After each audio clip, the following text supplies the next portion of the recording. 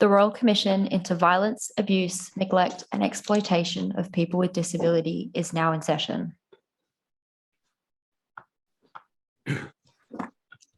Good morning, everyone.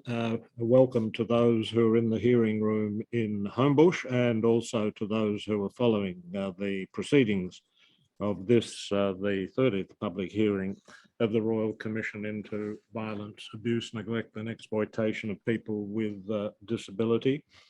We commence with the acknowledgement of country.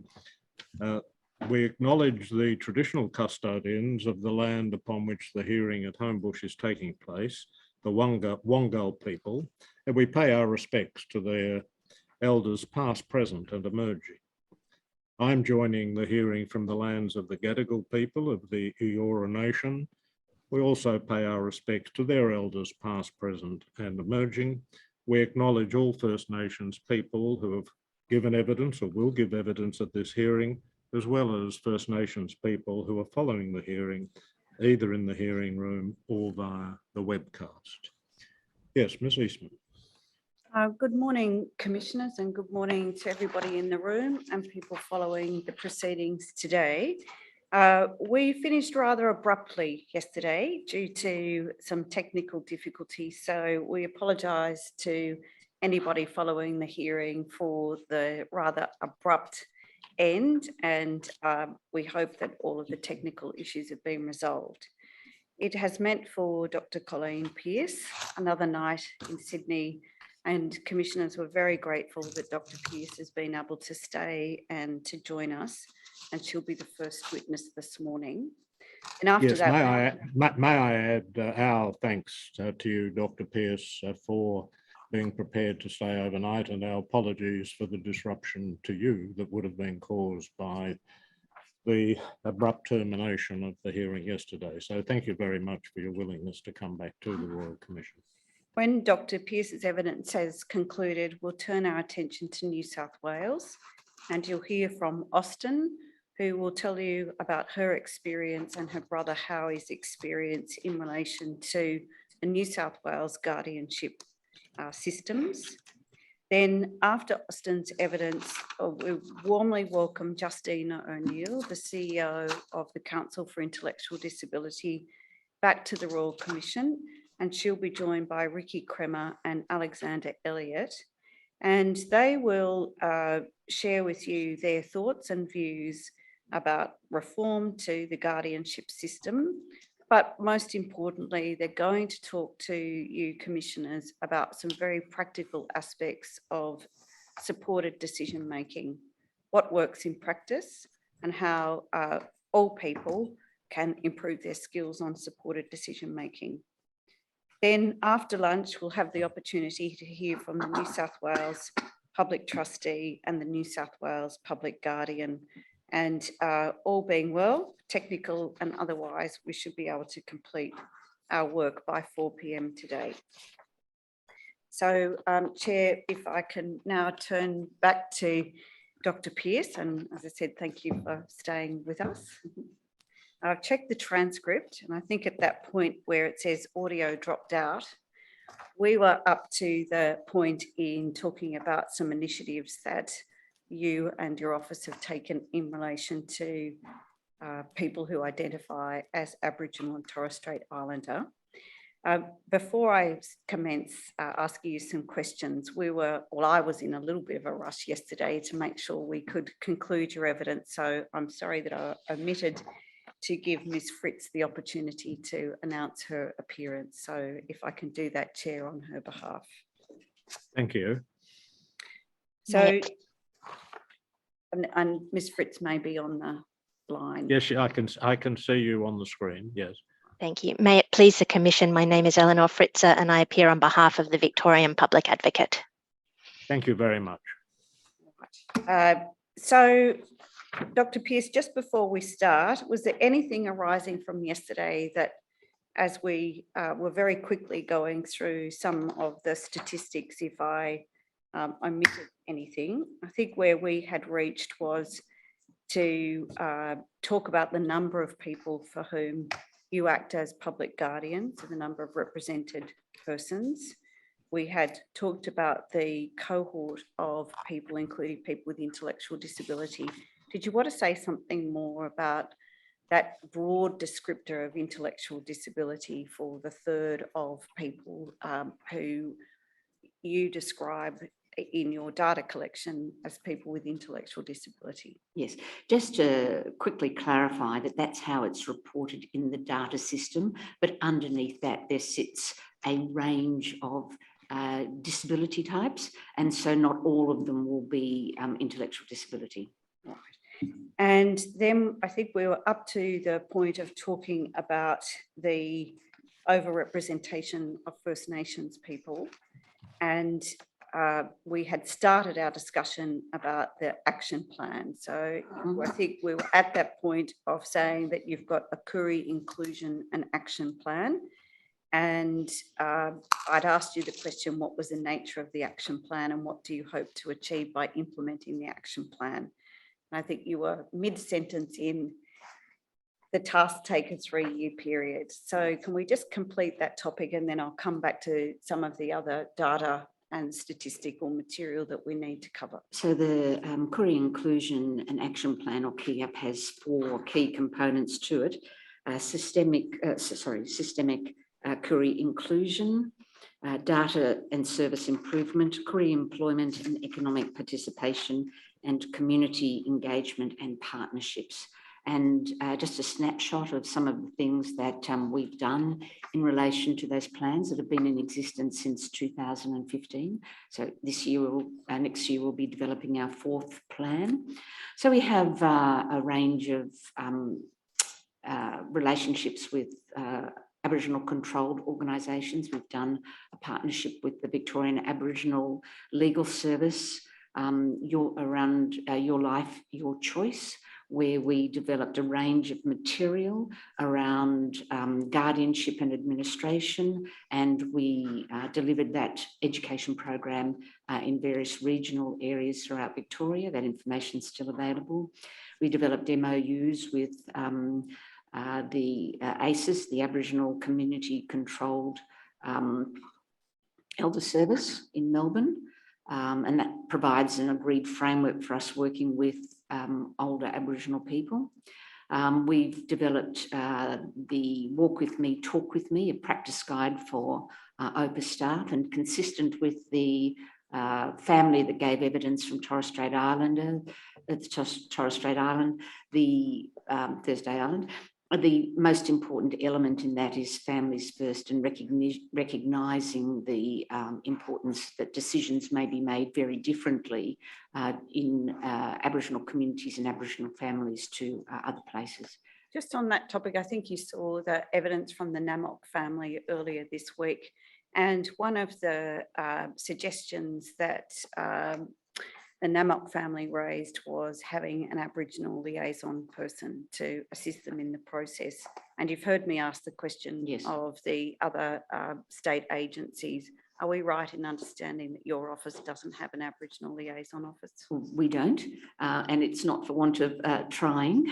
Our positions are advertised in Koori Mail, but for a variety of reasons, we haven't been successful. We do have 2 Aboriginal people, including one of whom is myself, employed in the office, and we have now moved to a much more formal process of dedicated positions rather than trying to encourage Aboriginal people to apply in the mainstream. I should point out that VCAT does have 3 Koori liaison officers as part of their engagement team. Well, we're going to ask you some questions shortly after we do the statistical material about the particular provisions in the Victorian law around will and preference. But just while we're on the First Nations issue, does the approach to determining somebody's will and preferences, how does that take into account cultural considerations for First Nations people? Is there a different approach that you use in the office? Or how do you bring all of these policies and initiatives into that work? Look, the practice tips that are set out in Walk With Me, Talk With Me put family at the centre. And I think you have to start with the family. And that's certainly the practice when we work with families, Aboriginal families. So you start with the family, and the family is at the centre. And the next point is working with Aboriginal community controlled organisations and elders. So there would be, depending on the circumstances of the individual, families first, Aboriginal community controlled organisations and elders second where relevant. I also want to ask you about the extent to which your office collects data to be able to identify people who are represented, who come from cultural and linguistically diverse backgrounds. Are we right in understanding that your office does not systematically collect that data? That's correct. Why is that?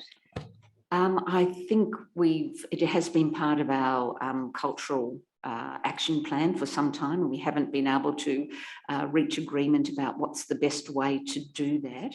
It remains on one of the tasks to do that, but I think it's around capturing country of birth, language spoken at home, and understanding what's the best way to capture that.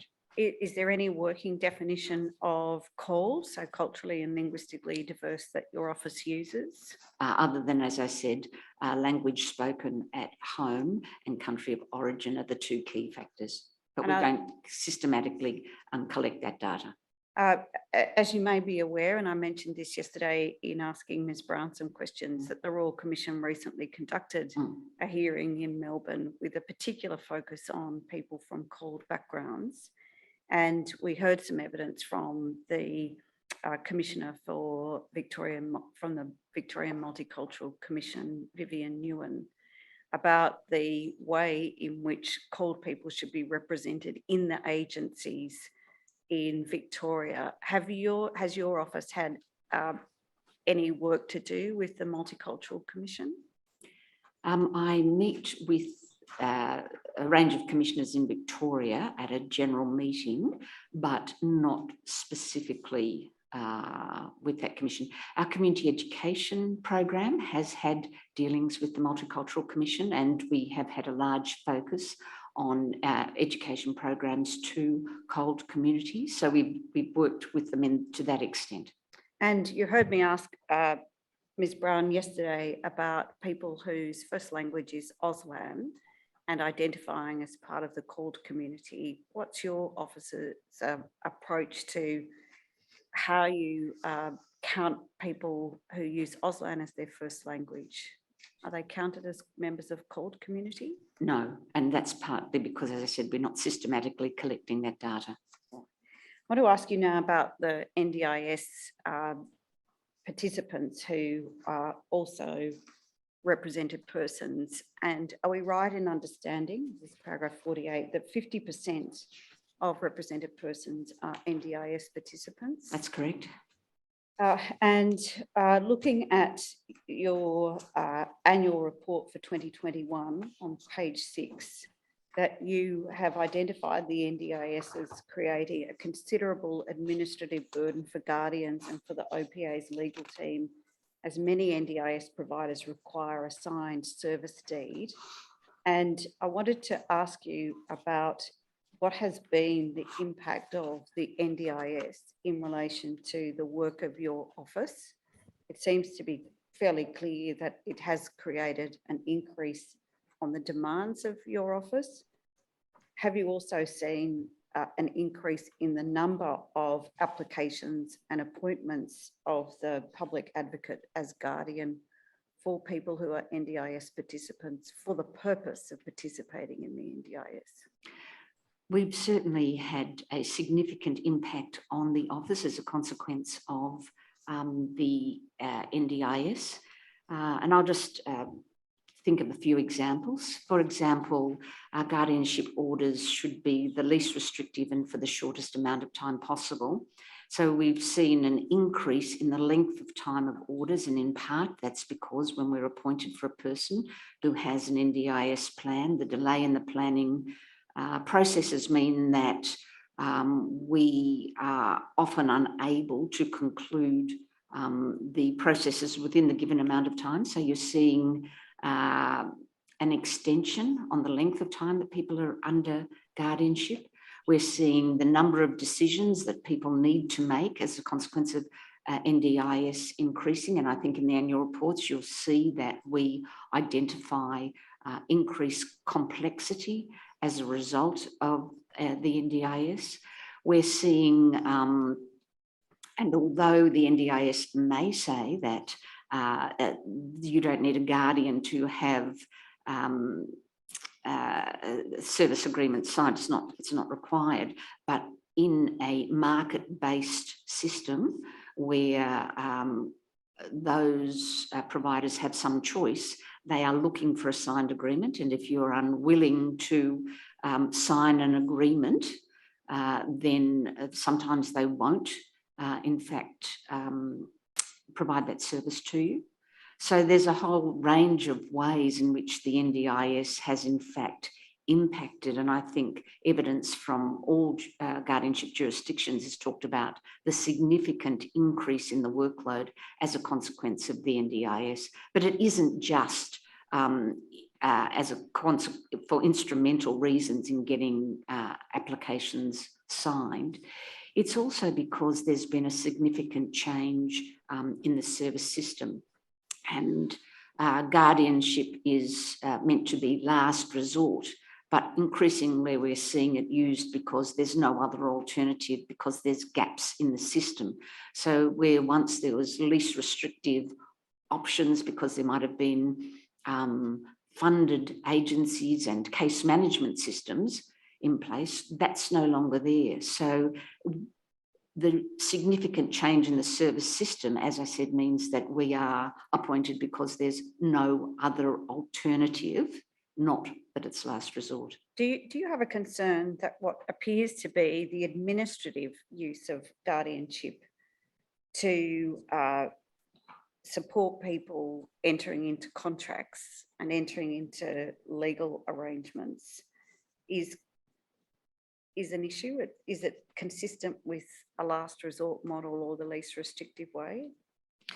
As I said, I think it in part, if the NDIS is saying it's not required, then it then falls back to a market-driven system where service providers have a requirement for a signed agreement because it is a contract. So there is a gap there, and I believe that the NDIS needs to do more work in educating service providers if in fact NDIS is saying that's not required. Well, is the root of the problem the need for a formal legal contract? Would there be alternatives available that might avoid the need for a guardian to be appointed? Well, I think that requires a really big rethinking of the whole NDIS system itself. And it is based, as I keep saying, on a market system that is a contract driven. And many of those contracts are very complex for people to understand. And sometimes we see in those contracts clauses that, in my view, are unreasonable, particularly for a person with a disability. So we create a scheme that becomes more complex and adds an extra layer of complexity for people with disability and families. And the answer to it is to then appoint guardians to navigate this complex system. That doesn't sound right, does it? Absolutely not. And you know what we're seeing here is a scheme that was predicated on choice and control. And yet we see this enormously complex system involving complex contractual arrangements, and each guardianship jurisdiction would attest to increased complexity in the level of decisions that are required, and that is in part contributing to a significant increase in guardianship at a time when we want to move away from guardianship models altogether. Does it also mean that it requires additional funding and also additional skills in the personnel who serve as guardians to have a very detailed working knowledge of how the NDIS operates and the way in which service providers deliver services, how services are priced, et cetera, et cetera? Well, it does, but I have to say this, it doesn't have to be that way.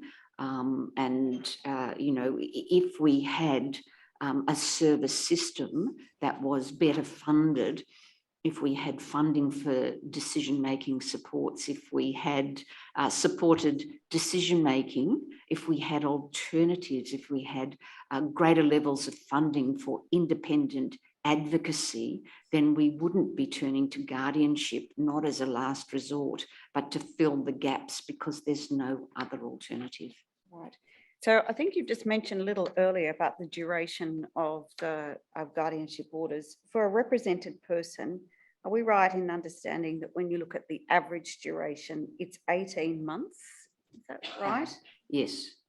That seems to be quite a lower period over which a representative person would have a guardian compared to some of the other jurisdictions. Is there any particular reason why that's the case? Look, I think it comes from the model in Victoria that predates the new legislation, and really guardianship orders need to be for the shortest amount of time possible. So we would try to be very clear about our role as decision maker and to get in, make a decision, and then try and get an order revoked or not have an order continued.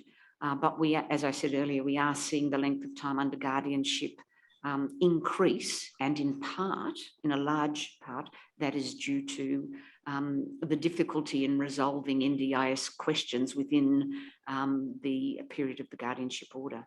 Do you think that the fact that when orders are made, that there seems to be in Victoria a system of periodic review? We've heard some evidence in relation to the financial administration orders that there's a review after 3 years. Does the review process contribute to the length of orders and the continuation of orders? And look, I think there's a number of excuse me. There's a number of factors. And a small number of orders are what we call self-revoking orders. So they finish at a particular point in time. And we'd certainly like to see more of those orders. We do take matters back for early revocation where possible. So we are very conscious of this issue of being guardianship orders being for the shortest amount of time possible. When you say you take orders back for revocation, is that a process where your office initiates a return to the tribunal? Yes. To seek orders to have the guardianship revoked? Yes. On what basis would you make applications of that kind?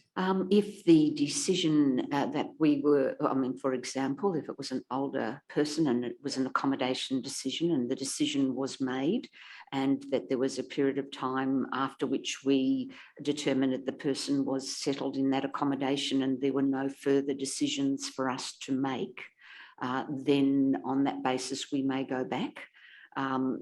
Going back to get orders revoked does take additional time and resources, and if the review period is for a short amount of time, then it may be that we don't take it back because we know there is a reassessment in, for example, 12 months' time.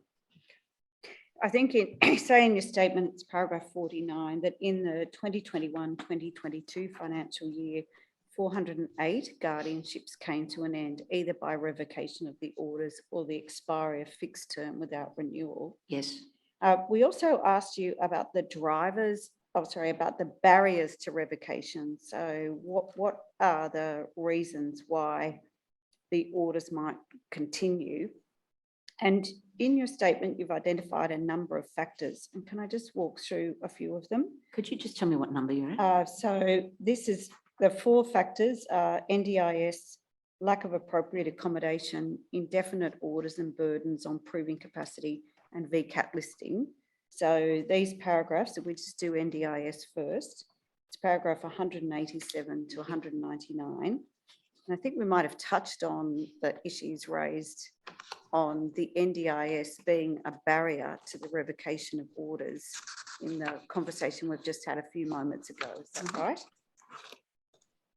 I can ask you about the second issue, which is a barrier to orders being revoked, which is the lack of appropriate accommodation. This is paragraph 200 and 201. Mhm. Are these sort of some of the issues that we discussed with you a few weeks ago at public hearing 26 in relation to people who struggle to find accommodation or are at risk of homelessness or struggle with the pathways out of homelessness? And that might arise because of having to leave hospital following an illness or an injury, or just the lack of accommodation? Are those the Yes, barriers? that's correct.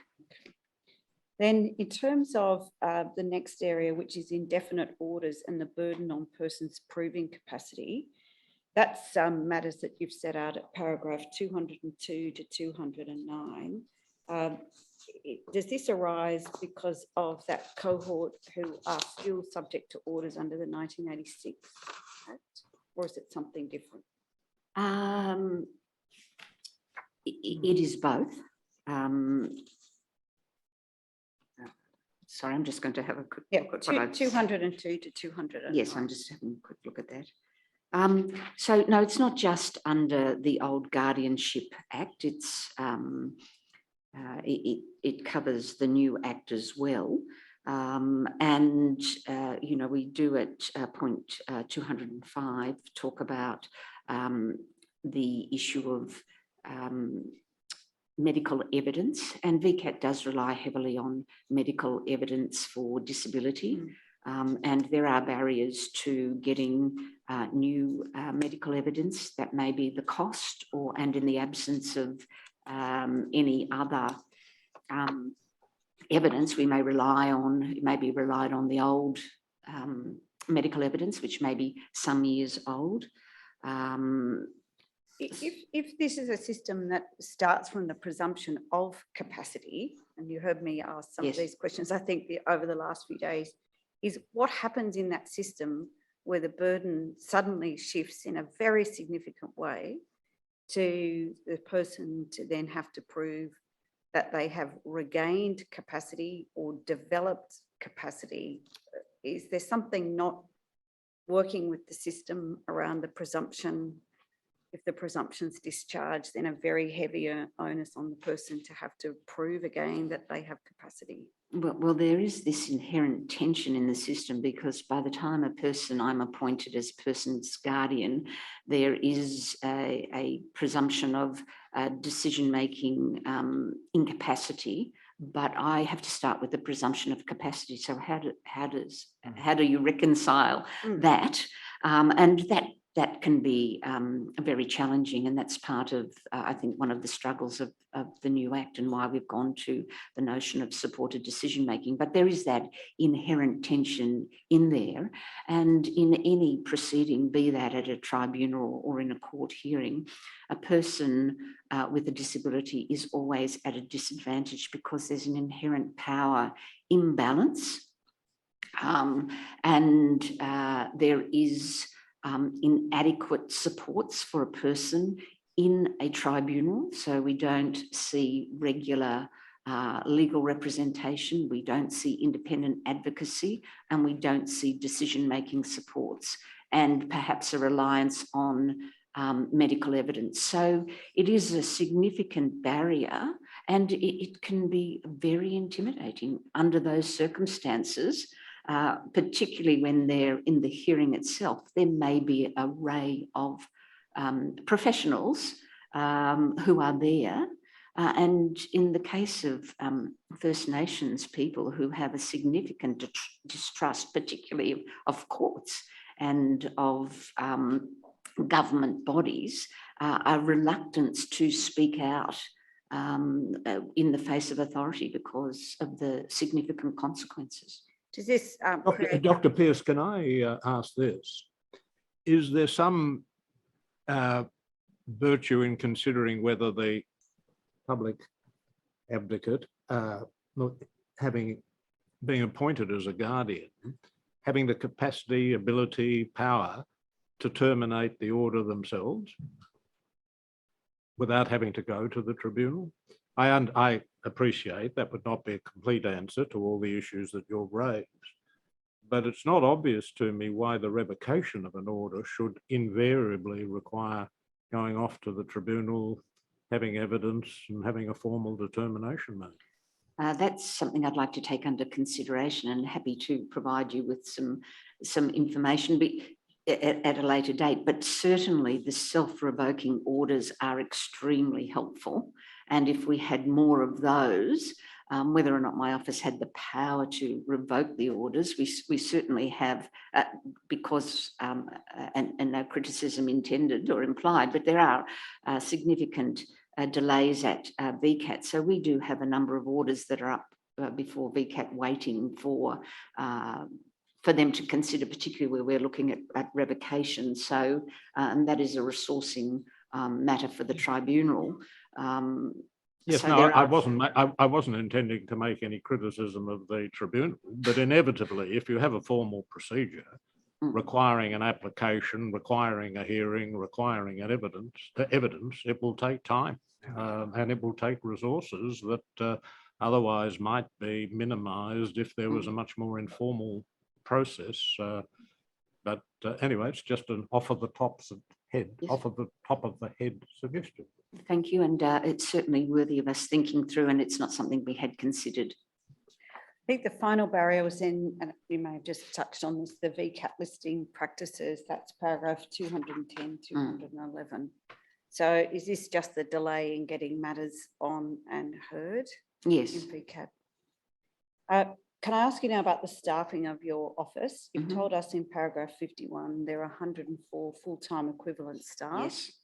And do you have offices located throughout Victoria? No, only located in Carlton.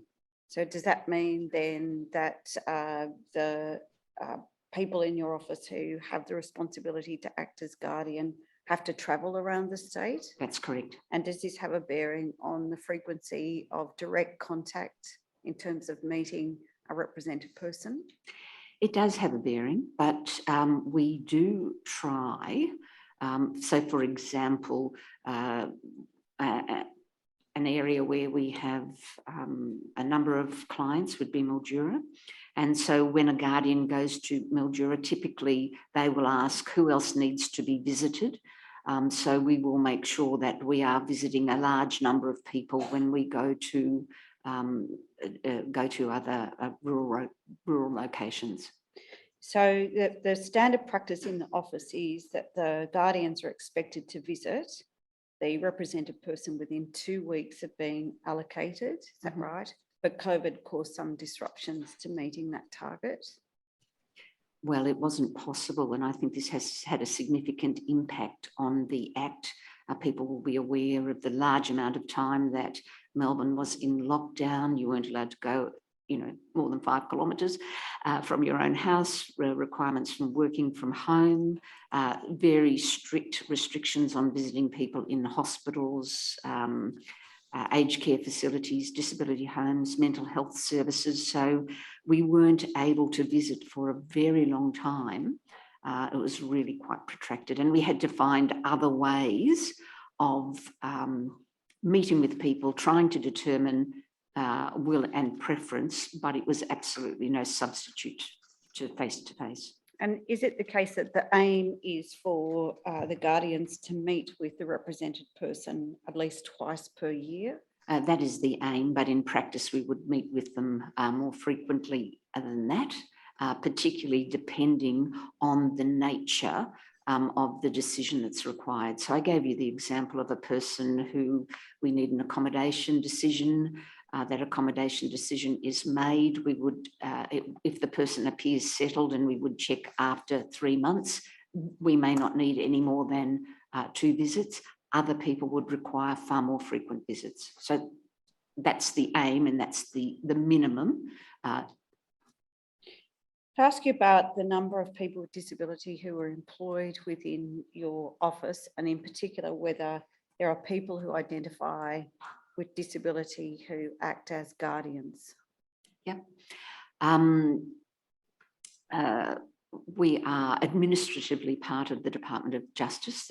doesn't routinely collect that information, but we do our own internal surveys. And our last survey, 23% of people identified as having a disability, and a small percentage identified as not wanting to identify. So left the question open. So 23%, I think 75% of all staff completed that survey. We asked you about staff training, and that's set out in some detail in the statement from paragraph 68 to 104.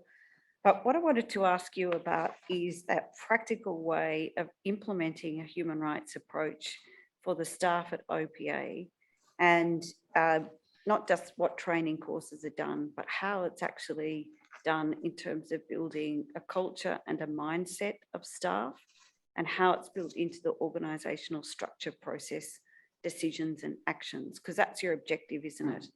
Is to look at the way the whole of the office operates and to see how a human rights approach is relevant to the service that you deliver. How do you do that in practice?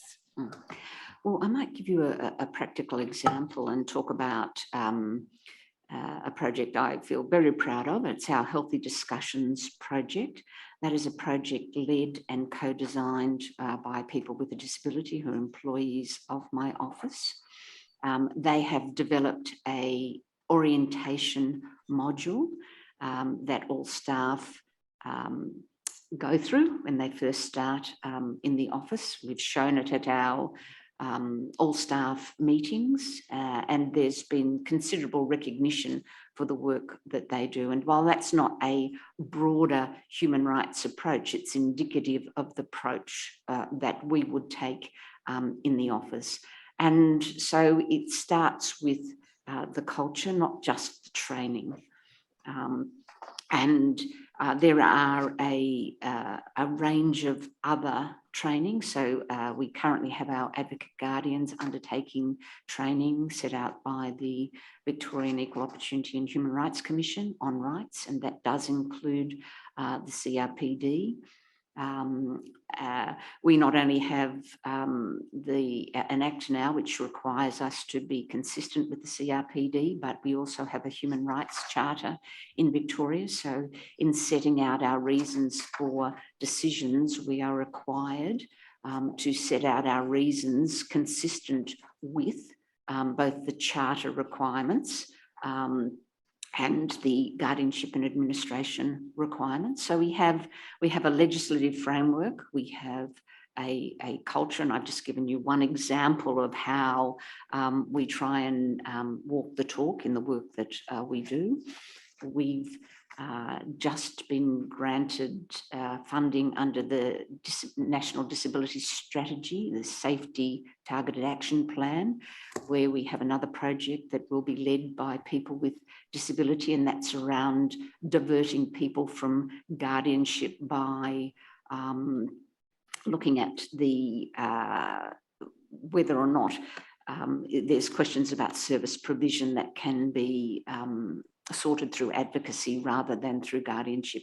So it's in the project, it's in the way we approach our work, it's embedded into the culture, but it's making sure our decision-making models are consistent with both the Charter and the guardianship and administration legislation.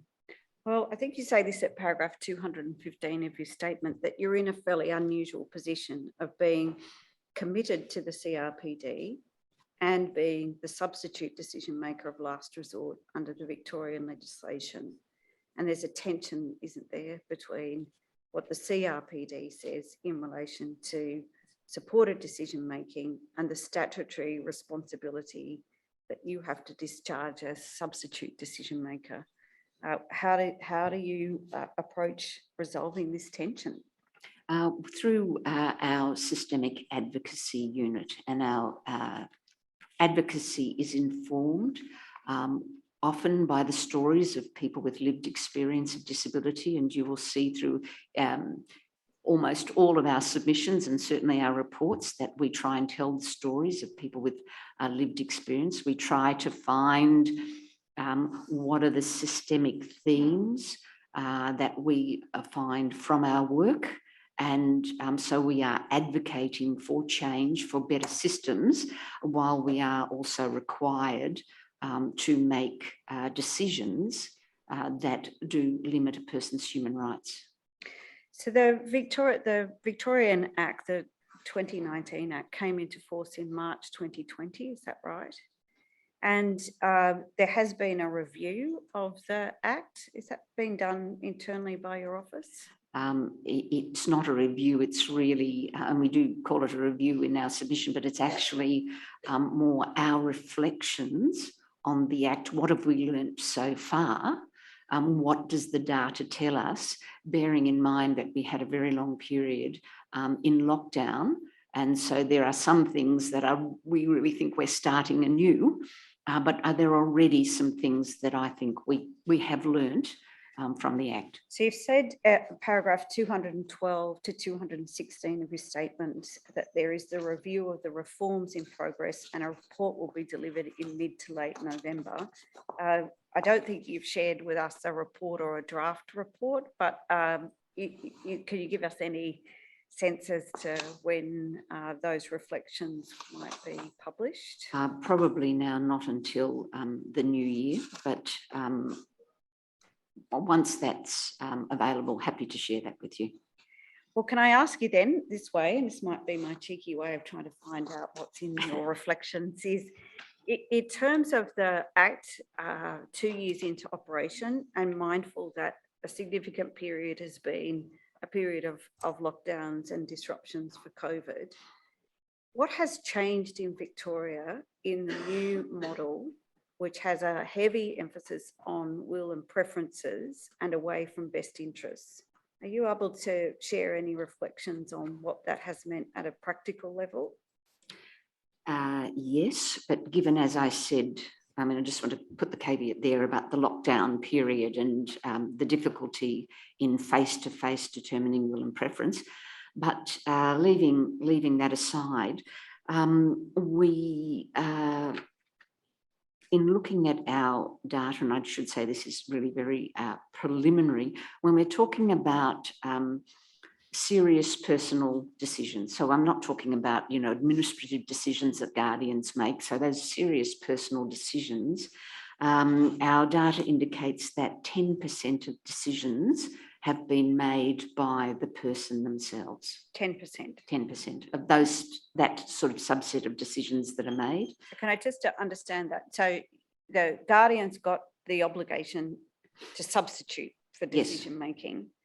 Is it the case that in discharging that obligation, the guardian will seek as far as possible, or in all cases, to ascertain the will and preferences of the person with respect to serious decisions? Yes, in all cases, we are obliged to understand the person's will and preference and to give effect to will and preference as a first principle. So will and preference sits still in the model of substitute decision making, but yes, it's got some elements of what we might say as key aspects of supported decision making. Is that right? Indeed. Is it the case that, notwithstanding your function is substitute decision making, that the way in which you approach that is to, as far as possible, use a supported decision making model? This is the tension you talked about earlier. It is a tension, and I'll just give you an example why that's very difficult. Our colleagues at the Queensland Advocacy Service talked about the length of time it takes for supported decision making to get to know the person, and the Queensland Public Trustee talked about getting to know the person being at the heart of supported decision making. And yet the tension is that we want the limitation on a person's human rights to be for the shortest amount of time possible. So how well can you get to know a person when you want to actually get a person off an order?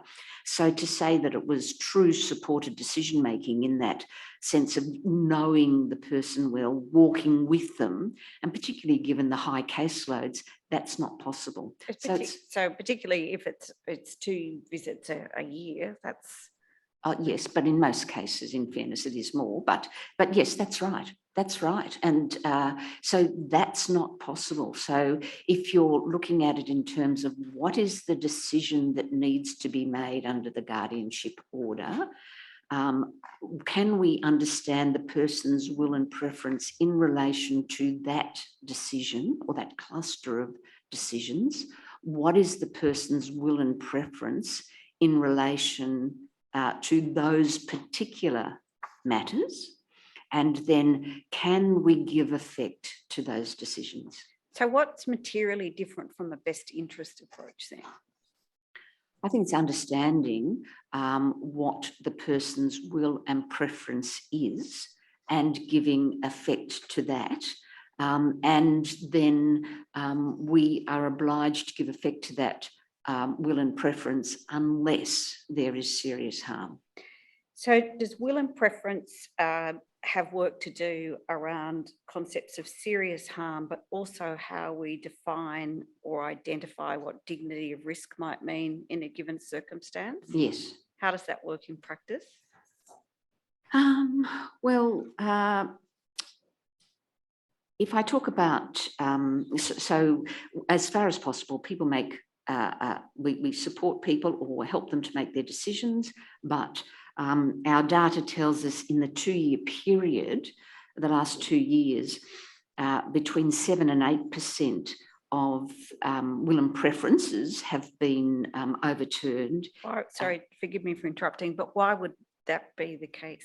What would be the circumstances where will and preference would be overturned? Okay, so that's where we've determined that there are serious harm, and perhaps if I could give you examples. An accommodation, a person who's homeless, sleeping rough, Melbourne gets very cold, inadequate clothing, concerns about the person's well-being and safety. A decision might be made for them to go to a shelter and they don't want to do that. And in the particular case I'm thinking about, the person did not want to go to the shelter. Or the accommodation, designated accommodation, they went there, they actually settled there, and later on we were able to assist them to get better accommodation at a later date. Another example will be around safety, but this is really about violence and abuse, where a person may be in a family violence situation where they wish to remain in that situation, but there are serious risks to their health and well-being, and where we might agree with the police that an intervention order is necessary, and they may not wish that because they wish to remain in a relationship where there's significant abuse. Does that require the judgment of the guardian as to the degree of risk and the management of risk? It does, but the overturning of will and preference needs to be done in consultation with the manager. So a guardian may come to that position, but they are required under our internal processes to in fact talk that through with their immediate supervisor. So there is a check and balance in that. In that process, the role of the guardian is to make the decision.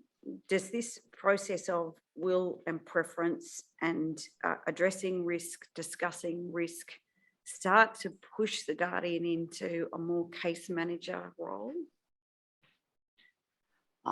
I think the whole, with the advent of NDIS, guardians have been pushed into a case management role. It's not just around will and preference and risk. But I think that's probably another conversation. So that's part of it.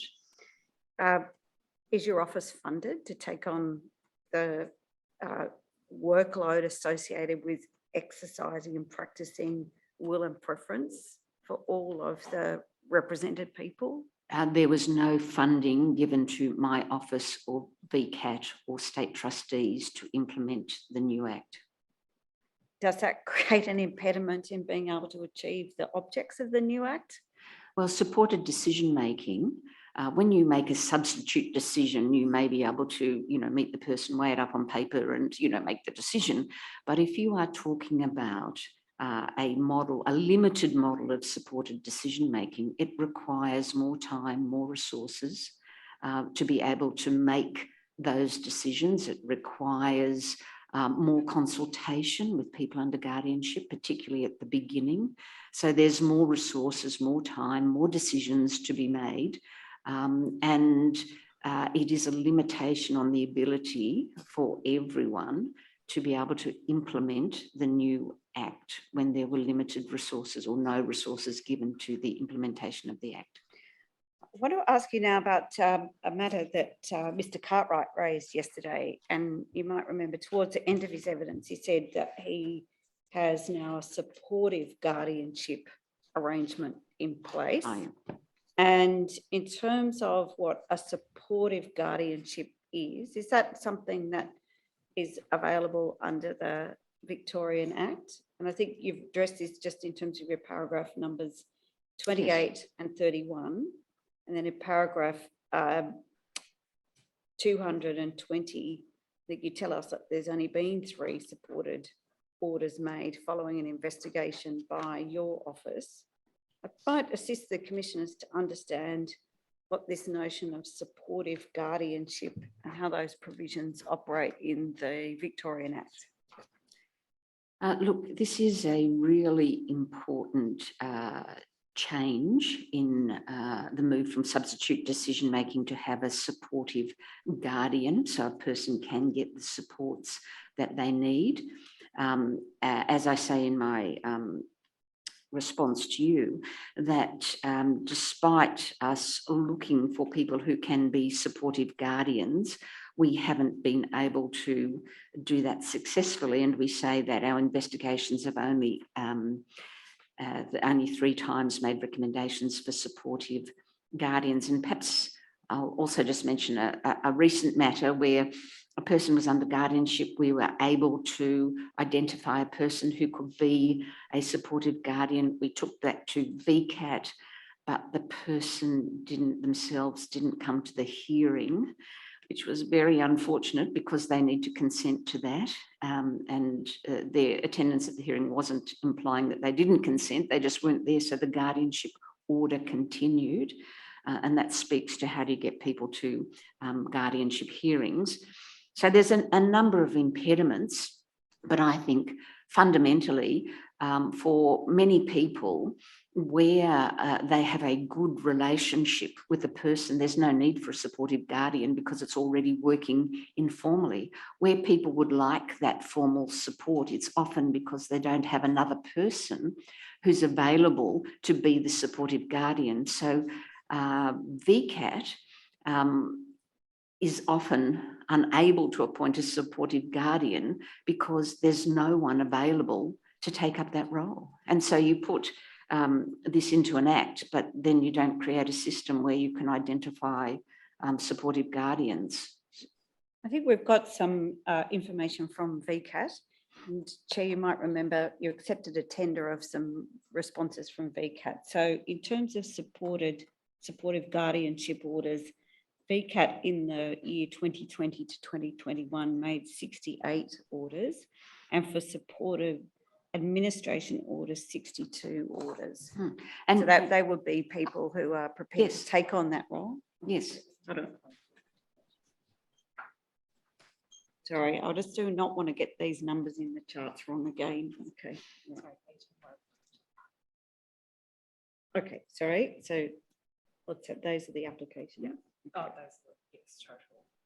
All right, so 68 applications and 62 applications and 18 appointed and 30, okay, 18 guardians, supportive guardians appointed and 30 supportive administration. Okay.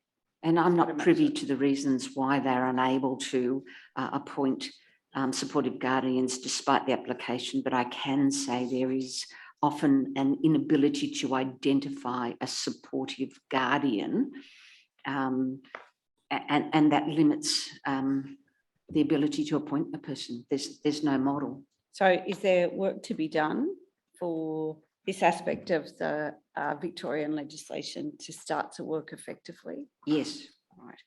Just mindful of the time, and I know the commissioners will have some questions.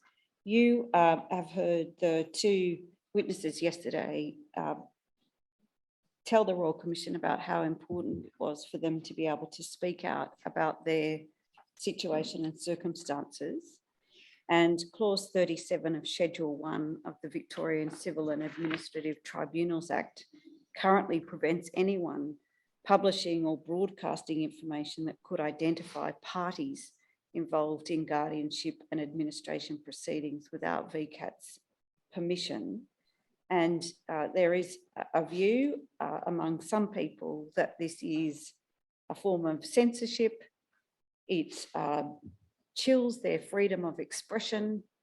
It denies their human rights, and that they would like to be able to speak out about their experiences. The others say this is a protective jurisdiction and we're protecting people's privacy. So do you have a view on whether there is a balance to be struck between non-publication and the strict prohibition on broadcasting information and an individual's right to freedom of expression? I do, and I support individuals' right to freedom of expression, and I think the prohibition comes from a protectionist model, but we have moved on. So while I support a person's right to tell their story and be supported to tell their story, it is a matter that I've raised both with the Department of Justice and with the Attorney General. And I do understand, subject to an election this weekend, there is a willingness to consider this issue. But I have advised the attorney of my view that there needs to be careful consultation with people with a disability and their families around this issue, and not so much about a person being able to tell their stories and be supported to tell it, but who has the right to tell that story. And I am aware from discussions with people with disability and disability organisations that there are different views about who can tell the story. Should it only be the person who has been the subject to the order, or can anyone tell anyone's story? Who owns that story and what version should they tell? So that's the area that I don't have a view on, and I think it needs to be discussed very broadly as part of a consultative process around the change, and that's been my advice to the Attorney General. Dr. Pearce, thank you very much for your evidence. The commissioners have got a very detailed statement and some accompanying material, but they may have some questions for you. Thank you, Dr. Pearce. If it's all right with you, I'll ask my colleagues if they have any questions, commencing with Commissioner McEwen. Thank you, Chair. Thank you, Dr. Pearce, for your evidence. I have two things I'd like to ask you. The first one relates to paragraph 208 of your statement, where you describe that OPA have experienced family members advocating for guardianship orders to continue despite OPA staff having different views. What needs to change there to try and get that human rights approach that you talked about for the person? Look, I think it's not sufficient just to reform guardianship laws. We are talking about a much broader change that's required in society as a whole. And I think there is a lack of understanding quite broadly around the importance of supported decision-making on the rights of people with a disability and attitudinal barriers and ableism. And I think those are the things, and we need to see reforms in those areas. And in my view, too much emphasis is placed on just the simple reform of guardianship laws, when in fact there is a much broader issue here. And it also needs to be seen in the context of reform of other decision-making laws, such as mental health laws. And in Victoria, we have the Medical Treatment Planning and Decision Act. So we need to see a range of acts change, and sitting alongside of that, we need reforms in the service system, so supported decision-making models, and we need to see much broader inclusion and definitely changes in the ableism attitudes. Thank you. My second question relates to paragraph 271 of your statement, where you say that there are a wide range, well, there are divergent of views about what a supported decision-making model should look like. And then you say it is impossible to establish a safeguarding framework that ensures appropriate oversight of decision-making supported without an agreed model. What are the barriers in your view? Look, I think supported decision-making is new to Australia. Models of it are new. And I've been to so many meetings around supported decision-making where there may be arguments around the edges about what a supported decision-making model might look like. They're all relatively similar, but we need to have an agreed model so funders can say, this is the model and this is how we're going to fund to it. So it's absolutely fundamental that as the first step, we get an agreed national model and we fund to that model. But without that, we're still spending our time arguing around what it might look like. Let's establish the model and say, what do we need to fund supported decision-making in Australia? So you mean, for example, to incorporate, say, the principles of the CRPD into that model as a starting point? Yes, as a starting point, yes, indeed. But also to be able to fund both supported decision-making, but decision-making supports. And if you have an agreed model, I think that is the starting point for that. Thank you. Commissioner McEwen. I'm sorry, Commissioner Ryan. Thank you, Mr. Chair. I just wanted to check a detail first before I asked a question. Is it true that you have 1,400, was it 1,046 people under guardianship in Victoria? Yes. In the ordinary understanding of it. The reason I'm checking that is that we've looked at 4 systems over the last number of days: Western Australia, Victoria, New South Wales and Queensland. The other states have between 3 and 4 times the number of people under guardianship that you do. Is that a reason? That obviously, they all have roughly the same number of staff, plus or minus a few, around 100. That seems to enable you to give a much more intense level of service to a lesser number of people, notwithstanding what you said about resources. But that has that number been recently declined, or has that always been the case that Victoria has had less? I think generally it's always been the case that we have had less people under guardianship, more applications. So if you look at, again, at the AGAC data, you'll see that there are a large number of applications, but less people appointed. But it's also, we turn the orders over as quickly as possible. So for some of those orders, you'll see that our figures show that people are under guardianship for shorter amounts of time. So that's in part. And I think different systems and different tribunals will make decisions about whether or not an order needs to continue for a length of time. Given that this seems to be a habit of Victoria right throughout, and you've only recently changed your laws, and that's been disrupted by COVID and so on, is it law or culture that's making the difference? I mean, my observation is your office seems to have that slightly different culture towards more supporting decision-making than others and keeping everything short. Is that a cultural thing or is that a legal thing? It is both, but my office has been very engaged in changing guardianship laws, and it comes from this systemic advocacy approach of trying to understand what are the issues that arise as a consequence of our work. We also have a broader remit with our community visitors functions, our independent third person. So we see the lives of people with disabilities. We're able to take their stories And so there is a very strong advocacy approach to the work that we do, and that informs us. There's a very strong culture of human rights embedded in the office and in the work that we do. And then it is supported by law, and both the underpinnings of the Charter, the changes to the Guardianship and Administration Act, but I do have to point out too the Medical Treatment Planning and Decisions Act of 2016 reduced the number of people coming to VCAT for guardianship as a consequence of decisions being able to be made in a less restrictive way. So that's why I said you can't just focus on guardianship laws. It's the range of laws, it's the culture.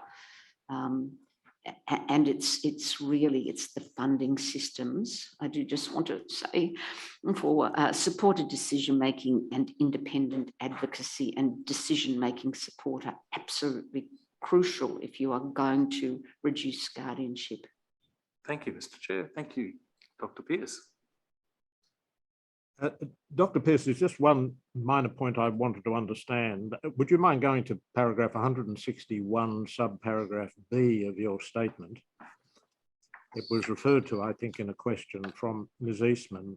You there say there's been an increase in the number of guardianship orders that include a power to make decisions in relation to services required for people under 65 from 66 to 70%.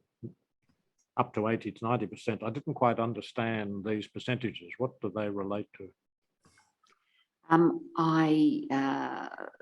I believe they relate to the number of orders where that include decisions related to service provision. And examples of decisions that relate to service provision would include what, the NDIS? Yes. Yes.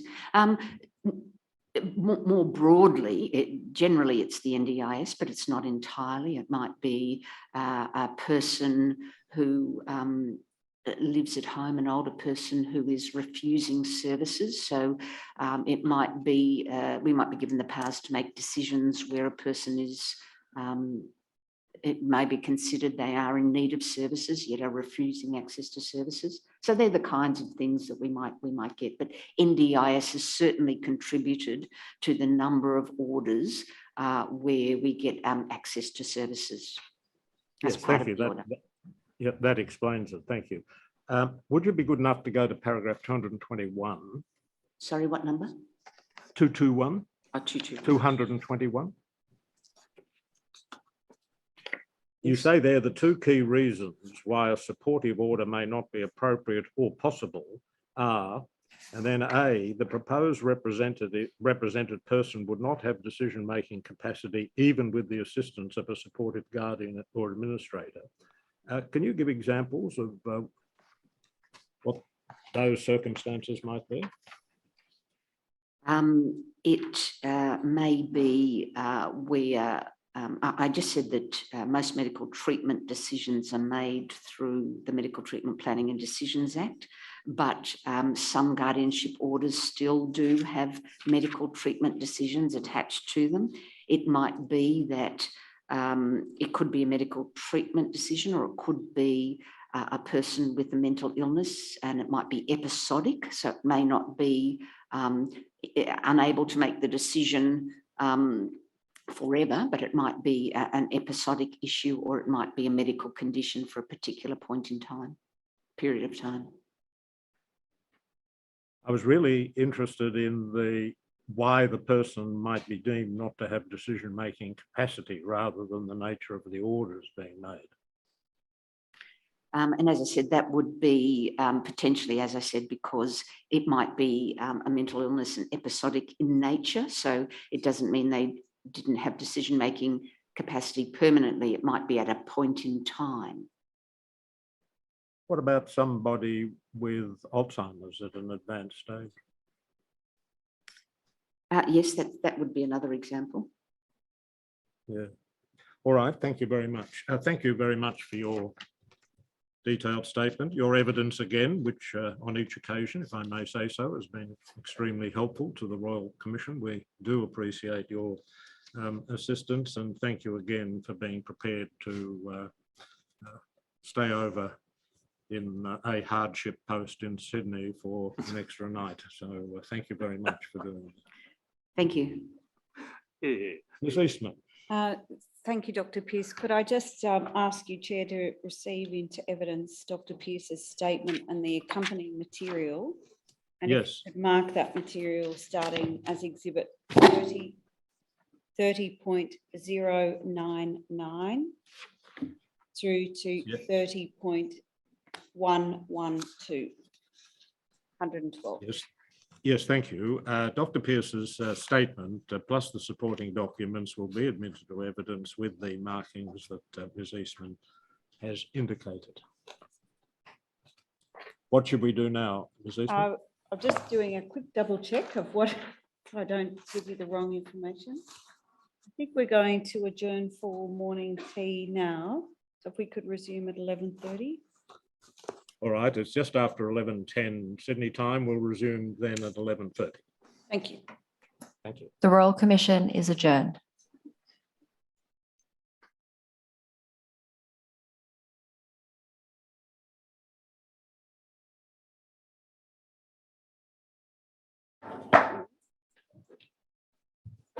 I'm assuming so. Yeah. The Royal Commission is now in session.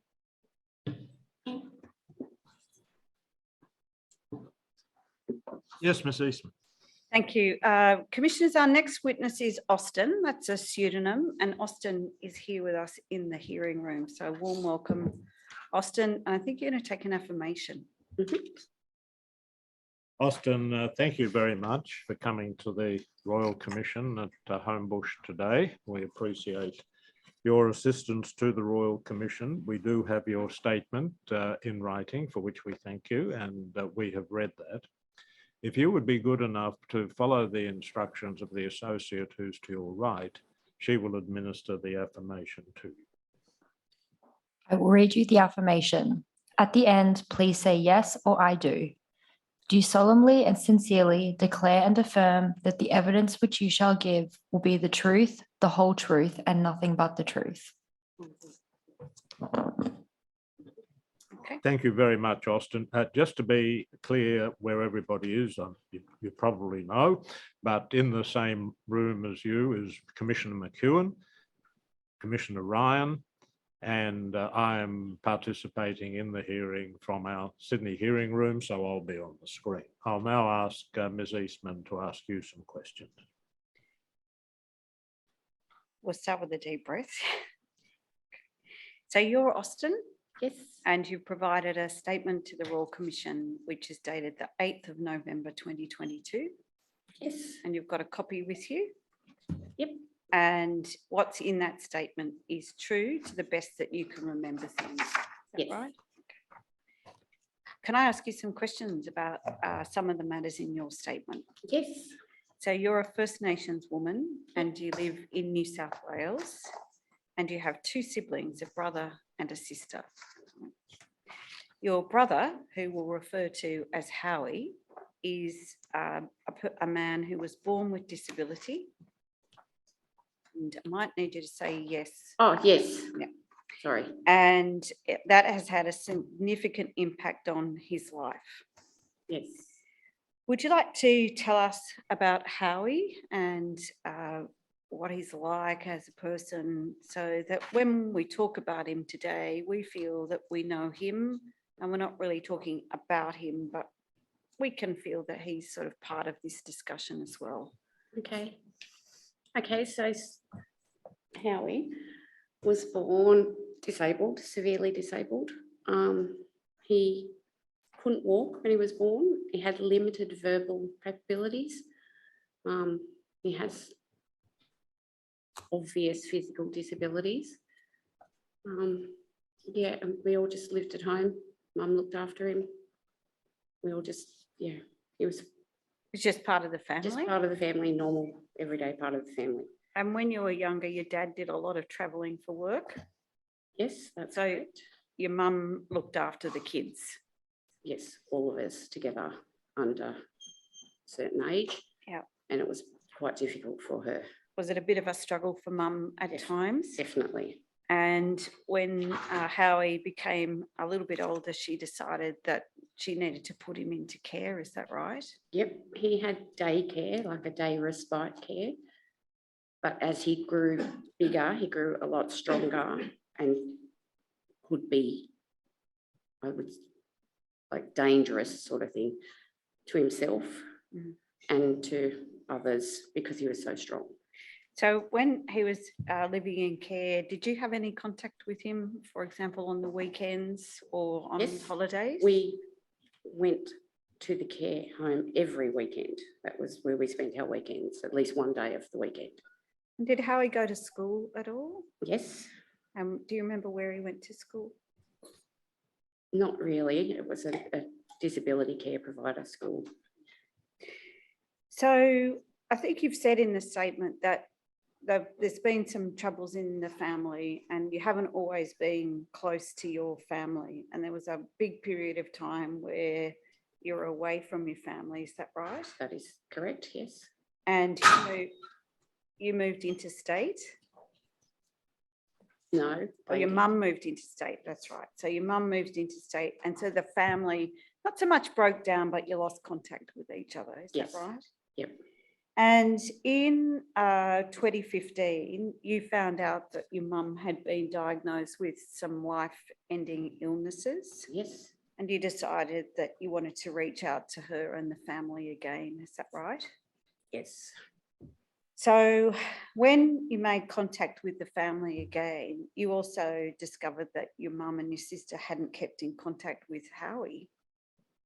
That's correct. And so you had to take some steps in reconnecting with your family to also then find out where Howie was.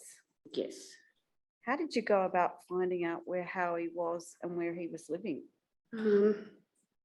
Well, I asked them, Mum and my sister, and they weren't sure. The last time they'd seen him was in the late 90s. So I started making phone calls to various care providers. I called, at the time it was called the Department of Community Services. I called lots and lots and lots of people and I accidentally found him. Okay, so it was a long and frustrating process to find him. Yes. And when you say you accidentally found him, how did you find him? As I was hanging up on a phone call with someone from a care provider, he said to me, you might want to try this place. Right, so somebody had given you, in a sense, a tip off to Mhm. say this is where And he is. that's exactly where he was. So you located the care provider, but it wasn't a simple matter of ringing the care provider or knocking on the door and saying, I'm Howie's sister, I'd like to connect with him. Is that No. right? It was pretty difficult to get through the barrier of that care provider to have contact with Howie, is that right? Very, very difficult. So what can you tell us about how you went about this? Because you're quite persistent, were you? You weren't going to give up. No, So how did you go about it? Did you have to do anything to be able to get into contact and Okay, so re-establish that contact with Howie? first I called them and he was with the same care provider he'd been with the entire time. He hadn't changed. They wouldn't tell me if they still cared for him. They wouldn't even tell me at first if he was still alive because he's not, he's quite disabled and anything could have happened to him. Eventually they told me, yes, he is alive, but they would not give me any more information. I had to provide a police check, all identifying documents, photos of us together as siblings, at family gatherings and things like that. Yeah, lots of information. Like I had to pay for my own police check, provide his birth certificate, which, I had, all sorts of things. even after you took all those steps, you told the care provider that your mum was unwell and she had a terminal illness. And that really seemed to be the point at which the care provider agreed to let you visit your brother, but under their supervision. Yes, at the head office. So Howie, you didn't get to see Howie at his own home. No, You had to have a supervised visit. yes. How did that make you feel? I was just happy to see him, to be honest. Yeah. Yeah, they let me, Mum travelled from another state to come here, and she only had, I think, 1 day left before she went home, and they allowed us to see him on that last day. And for you, it wasn't just a matter of seeing him once. When you reconnected with him, you really wanted to re-establish the relationship with Howie, is that right? That is correct, yes. And you wanted to be able to visit him for occasions like Christmas. Were you allowed to do that? Not that year, no. And did you understand why the care provider was restricting you or stopping you coming to visit him even for Christmas? No, You kept persisting. yes, And in March 2019, a representative of the care provider invited you to the office. Is that the same visit, that first visit? no. Or is this a that's- different that's opportunity? A second visit. Howie was not at that meeting, the second visit. I had been allowed to see him once or twice between, but it was out in the community. I wasn't allowed to see him at his home. Okay, so we get to March 2019 and you were invited to the head office and you were told the purpose of the meeting was to discuss Howie's birthday party. That is correct. But when you got there, the meeting was a little different. And the care provider said that it was going to apply for guardianship of Howie. Yes. And at that time, did you know what guardianship was? No, and I believed that my mother or them had guardianship already. I had no idea that we had no guardian. So you didn't know what it was. Did you know where you go to do guardianship? No, You now know about a place called NCAT, the New South Wales Civil and Administrative Tribunal. Is that yes, right? that is But you correct. didn't know about that at the No. time. Okay, so you had heard this in March. You actually were able to go to Howie's birthday party, and that was around April 2019. Yep, And at that party, somebody had a quiet word to you, didn't they? yes, she wasn't exactly quiet, but she did have a word, yes, Okay, what did she say to you? that I must seek to become Howie's guardian. And she was very, very insistent, frighteningly so, That conversation rattled you. yes. And did that make you say, I think I need to find out a little bit more about what this guardianship business is? Is that right? Yes, she stated that she believed it would be a conflict of interest for them to have guardianship. So I looked into it on basically the next day. How did you go about finding information about what guardianship would be or how guardianship orders would be made? How did you go about that? I didn't even understand about orders at the time. I went onto the NCAT website and read what I could, and there's lots of pages of information that aren't necessarily informative, and just read everything I could. And on did you ring NCAT? I and did Want to speak on- to somebody? On the Monday. And when you rang, so this is sort of, you went to the birthday party on the weekend, On the Saturday, yes. got onto the website and read all of the things. On the Sunday, yes. And then on the Monday, you decided that, well, we're just going to ring someone at NCAT and ask them what's going on and Yes. what has happened. How does it work? When you rang the person at NCAT, what do you remember about that conversation? She asked me the name of the person I wanted to talk to about guardianship, and she told me that the hearing had actually been that day and that he had a guardian, and it was not me or a family member. And I, at the time, believed it was the care provider, but it was not. Okay.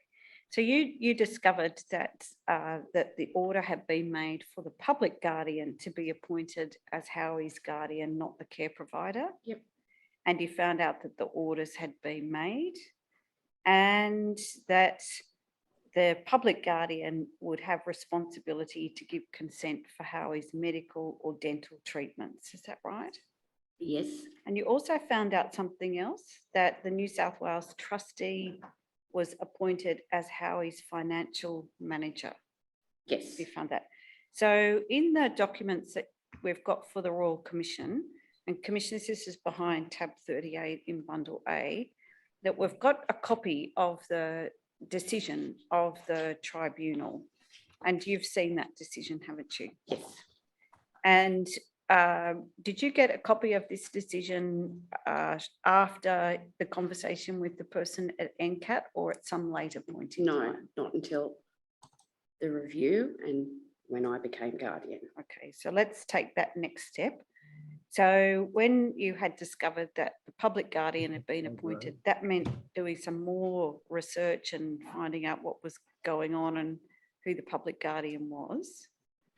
And you decided, though, that you thought that you should be Howie's guardian.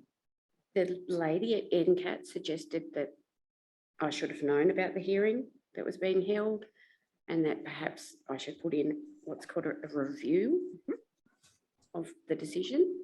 And I did that. So you pretty much made the review application on the day that you spoke to the person Monday. at NCAT. Yes, And to do the review application, am I right in understanding that you just did that yourself? You didn't go and try to find a lawyer or anybody to help you do that? no, there's just a form that I printed off and I filled it out and uploaded it, sent it back to them. And part of filling out the form meant that you had to think about why you might be the right person to be the guardian. And by this stage, you had done some nursing studies, so you're Yep, partway I was through your nursing In the studies. middle of them, yep. And you felt that you would have good knowledge about your brother to be able to support the decisions around his health and his medical needs. Is that right? That's correct, yes. And part of what caused you to say you wanted the review was that you didn't think that the care provider was doing enough. I think you tell the Royal Commission that you had observed that the care provider was doing the bare minimum for Howie, and you felt you could better ensure that he was getting good care and act in his best interests. Yes, Okay, I'm going to ask you when we go through the NCAP process about some of the concerns you had around Howie's health yep, and his physical state. But let's just do the NCAP process first. Is that okay? yep. So you made the application. Now, were you still having contact with the care provider after you made the application? Yes, Did their attitude towards you changed? very much so. What happened in terms of the change? They became adversarial, so to speak. They not stopped allowing me to visit, but would give me a date to visit and then ring me and say, where are you? And the date would be different from the one I had noted down as I kept a diary. I wasn't getting invited to family functions, which I'd previously been told I would be invited to. I would ring for a visit and they would say, no, sorry, he's out, but would not tell me where he was. It was like I had no rights to know where he was. And they told me it was due to the Privacy Act. Did you know anything about the Privacy Act? No, Do you know anything about the Privacy Act? not really. I know a little bit now, but not much. So as the hearing for the review application approached, you decided that you needed to be really prepared for this. Because am I right in understanding, like going to courts and tribunals is not the sort of usual thing you're doing? No, it's not my regular day out. So you wanted to be informed, and you had some neighbours who had had experience with the guardianship process. Well, Is that right? Or something I like didn't that? know they had experience with the guardianship process. I just had a conversation with them about what I was doing that week. Yeah. Mentioned that I was going to that, and they started having a conversation next to me. And that it turns out that they both work in disability services. I had no idea what they did for a job. And so that helped you think about how do you prepare. So they were able to give you some information. Yes, So but you thought, oh, I think I might need a lawyer now. So did you ring NCAT and ask about whether you can bring a lawyer? yeah, I already had by that stage asked if I could bring a solicitor or, you know, a lawyer, because I was willing pretty much to do anything to get regular contact. Yeah. And they told me no. And so did you think you could have anyone there to No, support you or speak for you at the hearing? no, So did you sit down with your neighbour and who became the family advocate, I think, that person came with you as a support person in the Yes. end? Okay. And that person, the neighbours helped you to prepare a submission to help you know when to speak at the hearing and what to expect at the hearing? yes. Looking back on it, do you think you could have done that without the help of the neighbour and to support you to understand the process? No, what not do you really. think would have happened? Because I didn't understand the process at all. Okay. So you remember going to the NCAT for the hearing? Yes, And did you have to speak at that hearing? yes, I did. And the end result was that NCAT made orders appointing you as Howie's limited guardian for healthcare, medical services, and certain restrictive practices decisions. Yes. Okay. I think there's 4 different categories I'm guardian for. Okay. And you became the guardian for a period of 2 years from Yes, April initially. 2019 initially. And did you get a copy of the reasons for NCAT agreeing to appoint you as a guardian? I did. And they're the documents that you've given to us in the hearing bundle. Yes, So since that time, you had to take on the responsibility of being a guardian. And I assume you hadn't done anything like this before, of having to be a guardian, perhaps other than just with your kids or something. not to this Yeah. extent, no. So what did you have to do to learn about what did it mean to be a guardian, and how are you going to support Howie and make the decisions for him? Well, I had no idea what I was doing. No. Was there any information that you could get about There how are to fact be? sheets on the NCAT website, Were they helpful? limitedly speaking. They're probably helpful if you're a lawyer or a solicitor and you can interpret them, but not really to the layperson, no. Okay, so as a layperson, what did you do? I just dived in. Basically, I just tried to do what was best. At this stage, I thought the care provider was helping me, but they weren't necessarily helping me. I just followed their lead, so to speak, until I realised that it wasn't in Howie's best interest. It was more in the best interest of the care provider, the way it was all set up, if that makes sense. In terms of, just as you said, just diving in and starting, one thing was wanting to make sure that you got to know what Howie did, how he lived, what he liked doing, and to develop some communication with him. Is that right? Yep. And so part of this is reconnecting with him. And did you do that by visiting him as much as you could? I did, but I was still unable to visit his home at that. Oh no, I was allowed for his birthday to visit his home, but I do community visits to start with. He doesn't like to be fed by people he doesn't like. He doesn't like new people. He has various little intricacies. I passed them all, apparently. He liked me. He knew who I was. We grew up together. He was fine with me. All the things he liked when we were kids and when he was a younger person, he still liked. I just slotted in fine with his life. And since you started to see him more regularly and you're taking on this responsibility of being the guardian, you feel that you've discovered some confronting and disturbing realizations about his care at the time prior to being the guardian. And one was that you noticed that every time you saw him, he had the same pair of shoes on. Yes, What very ugly shoes. right? Well, and they were tattered, Yes, falling apart. yes, And did you ask about what was going on with Howie's shoes? yes, And you found out that he hadn't had a new pair of shoes for more than 5 years. Yes, that is correct. He had one pair of shoes and one pair of slippers. Yes. Was anybody able to tell you, why? No, not really. I was just alerted that that was all he had. And then he could really do with some new shoes, and knew he needs orthotics for the shoes, and they have to be specially fitted. You can't just take him anywhere and get them. They have to be done to his gait and his feet. Have you been able to support him to get new shoes and Yes. put those arrangements in place? He has lots of new shoes now. Okay. The other thing you noticed about him was his really poor dental health.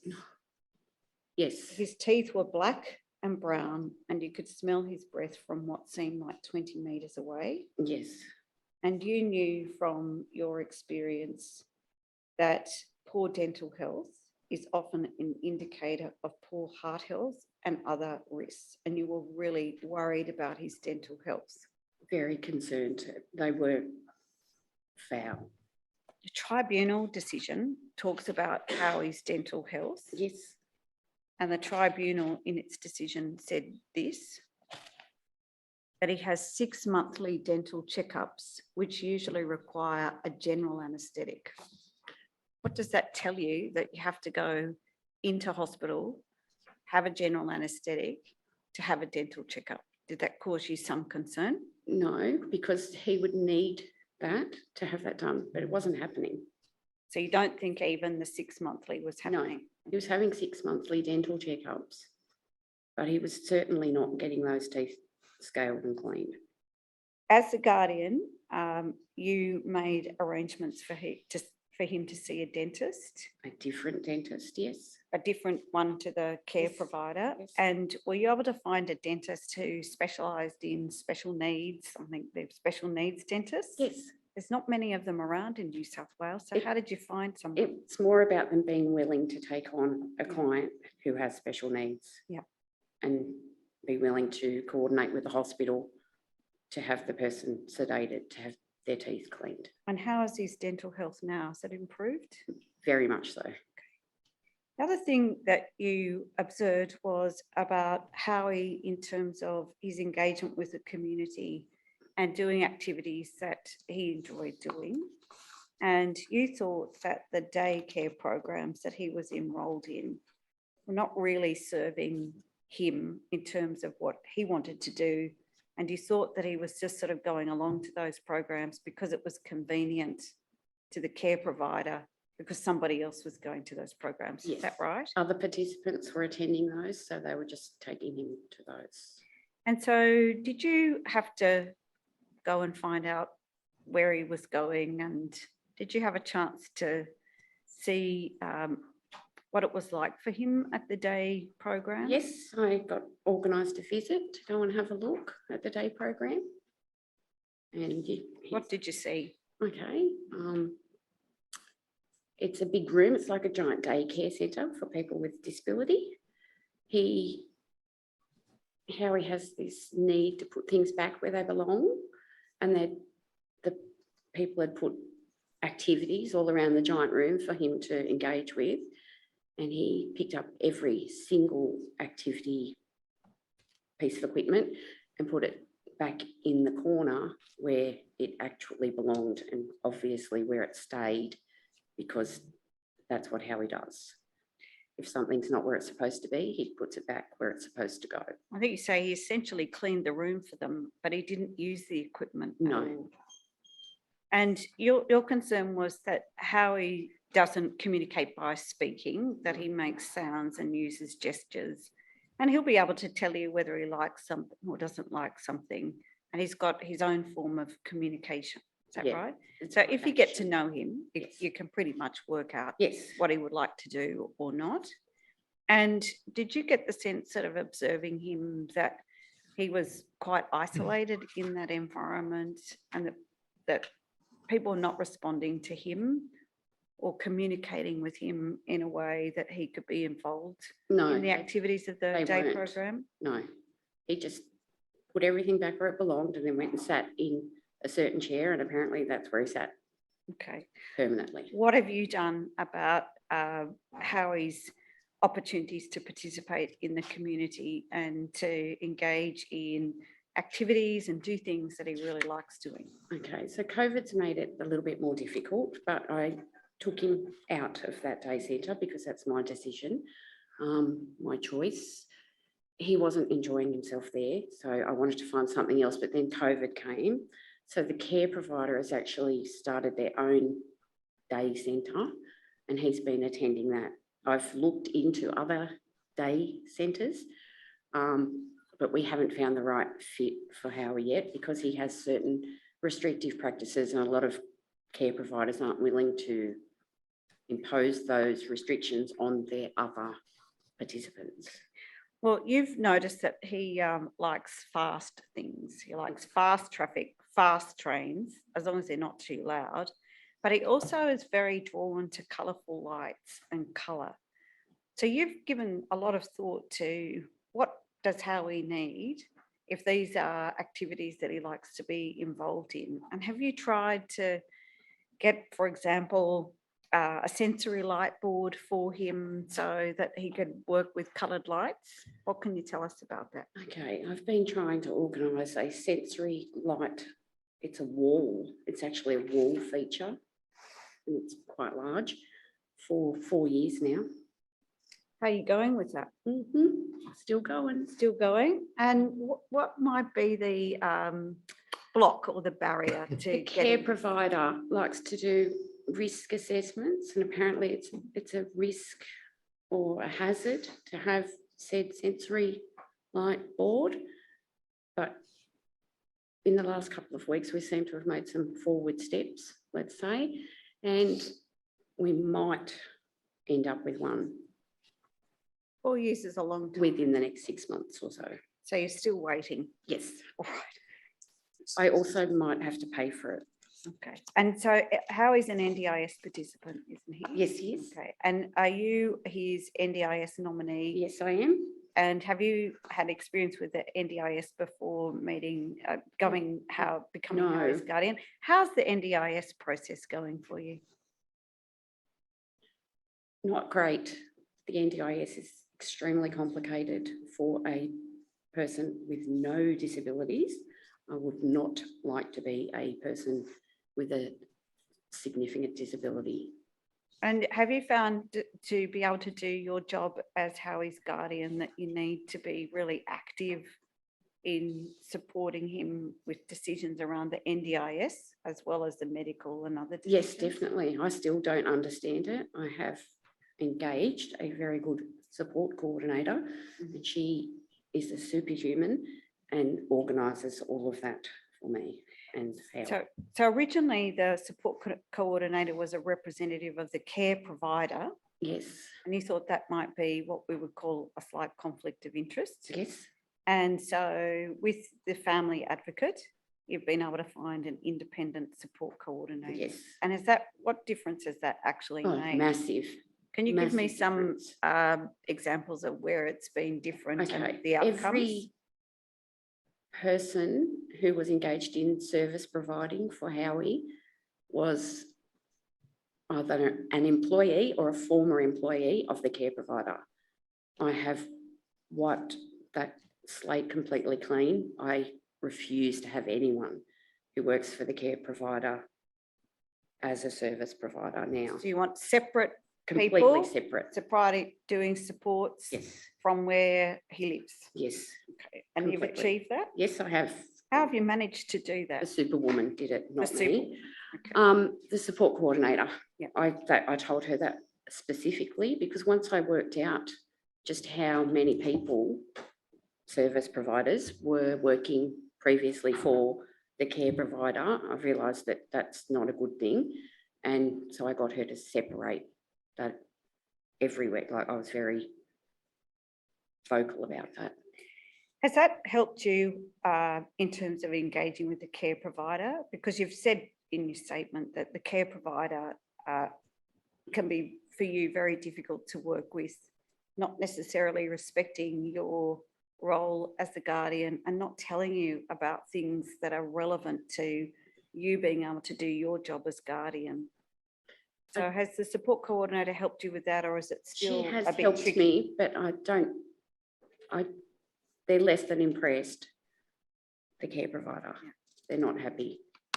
Are you thinking about whether there might be some alternative accommodation options for Howie? I that have you- many times, yeah. yes. And what have you had to do to explore looking for somewhere else for him to live?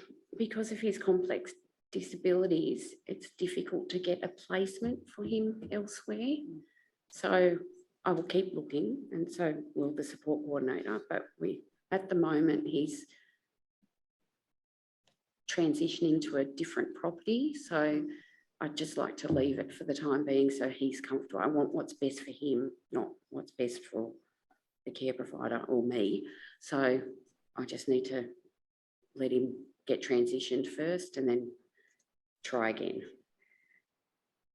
This experience of taking on the role as guardian and seeing Howie's circumstances up really close have made you think about what changes might need to happen. And when we spoke to you in preparing for the hearing, we asked you whether you wanted to say to the Royal Commissioners what your suggestions might be for change or fixing up some of these problems. Can I ask you about those things? Okay. What would you like to start with? So if you've got your statement, I'm up to about paragraph 49 on page 10, and you've got a few headings there. And I'm keen for you to tell the Royal Commissioners what you think you'd like to see change. Okay. I think that people who are making decisions for another person need to centre the decisions back to that person. They shouldn't be made easy for other people, like service providers. They should focus on what the person needs and wants in their life. It needs to be dumbed down. So you mean by that it's got to be person-centred? Yes. It's got to start not with what suits The care provider. the care provider, but start The with actual the person. person. Yep. Yes. And what would be the difference for Howie in his life if that approach was taken? It would be about him and not how much money the care provider can save by just sending him to the cheapest option. Yeah. The other point you've raised is about attitudes and the treatment of people with disability. And you've got a very strong view that people with disability should be treated humanely and respectfully.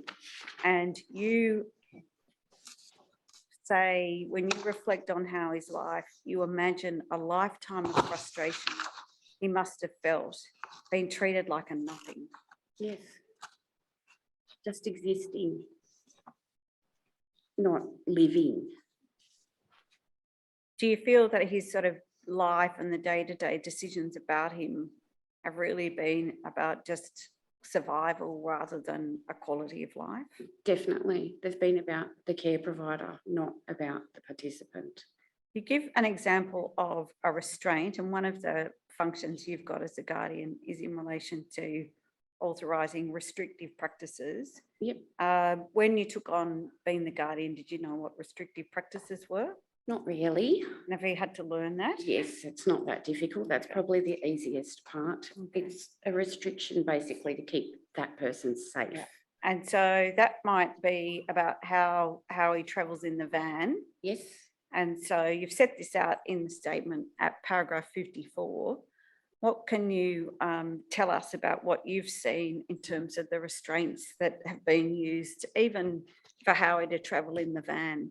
Okay, the restraint that Howie had when I first started seeing him was very restrictive, and it was awful.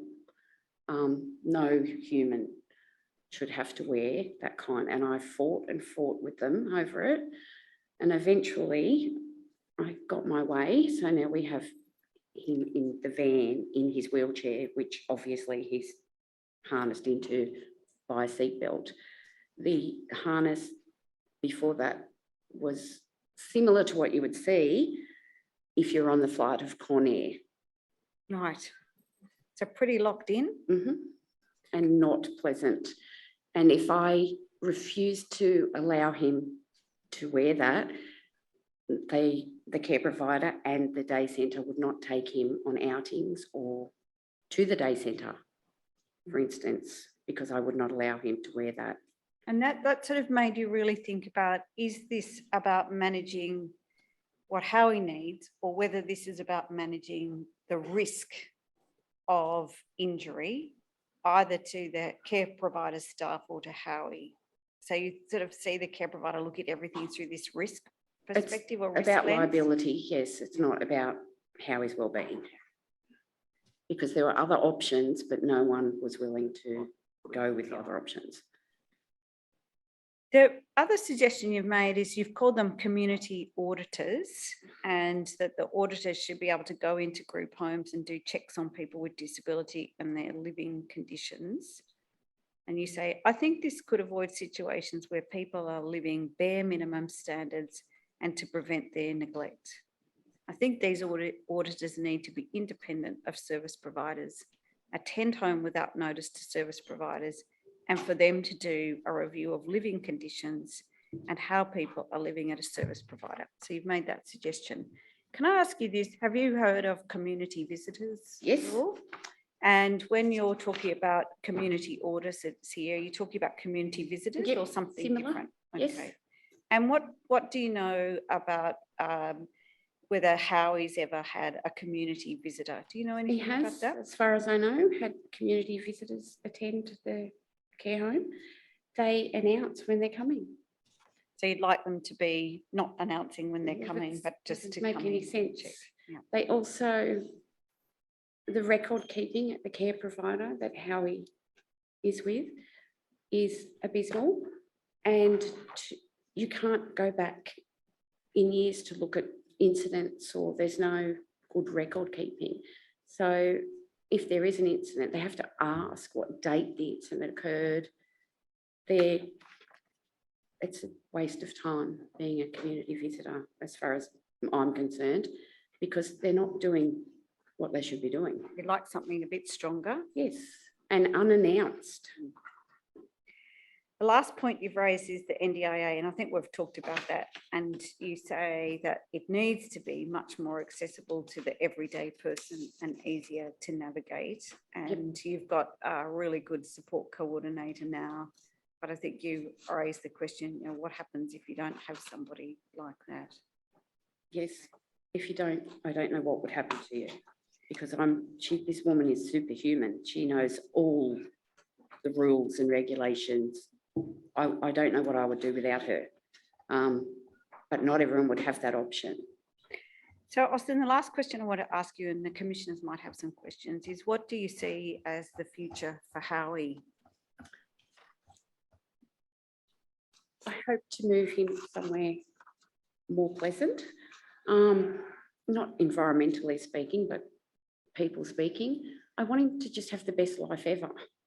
And he has the ability, funding wise, to have that best life ever. But it's just not happening. It's all about profit over people instead of people over profit. And yeah, I just want him to have a fantastic life. Because of his disabilities, he might not be here as long as the rest of us, and I just want him to enjoy what time he gets. That's all. Austin, thank you very much for sharing your experiences and Howie's story. And as I said, the commissioners might have some questions for you. Thank you, Chair. Yes, Austin, thank you very much. If it's okay with you, I'll ask my colleagues if they have any questions for you, and I'll start with Commissioner Ryan. Thank you for your evidence, Austin, but I don't have any questions for you because it's a very clear story. So thank you very much. Thank you, Mr. Chair. Thank you very much. Commissioner McEwen. Thank you. I have one question. It sounds like from when you were, and thank you for your evidence, Austin. It sounds like from your evidence that the day program was providing no benefit to Howie. Is that correct? that is correct. no benefit to him at all, just getting him out of his actual home for the day.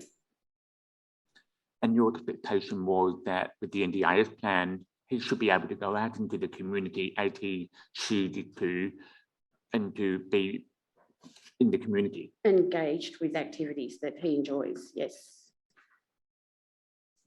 Thank you. You're welcome.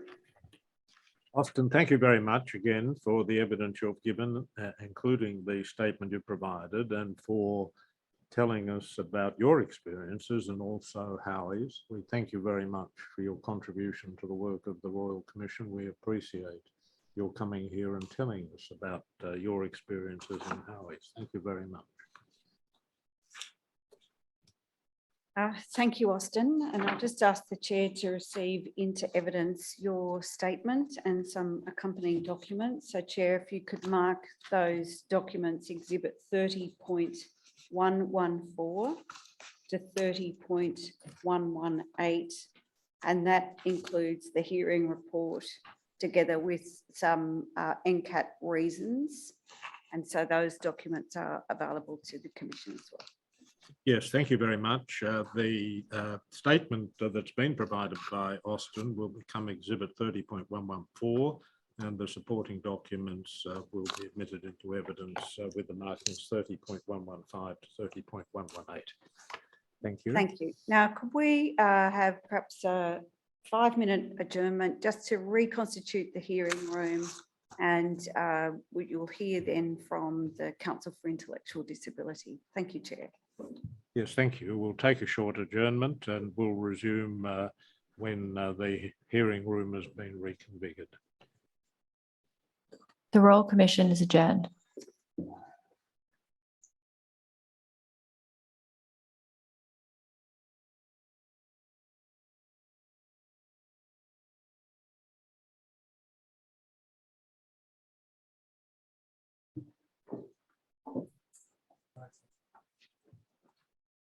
The Royal Commission is now in session. Yes, Ms. Eastman. Well, I'm very pleased to welcome back to the Royal Commission the representatives from the Council for Intellectual Disability, CID, and they have all taken their affirmations because I want to use as much time as possible for the discussion we're going to have today. So, Chair, what I propose to do, unless you want to make some opening remarks, just to introduce everybody to you, and then our panel have prepared a conversation that they are going to have, and they're giving me a break from asking lots of questions for a while. So that's what we're proposing to do this morning. Okay, well, first, if I can just thank, if I may use the first names, Justine, Ricky and Alexander for coming to the Royal Commission. Can I say at the outset that the Council has been of immense assistance to the Royal Commission, not only in coming to hearings, and we've heard from people from the Council, a number of people, but also in a number of other ways. And we're really very, very grateful for the work that the Council has done. It's enriched our work and given us all sorts of information and guidance that has helped us enormously. So thank you for that. Thank you for coming today to give evidence. And Justine, thank you for the statement that you've provided yet again for the Royal Commission. So can I introduce you, Alexander Elliott? Alexander, can I start with you? So Alexander works as a project worker at CID.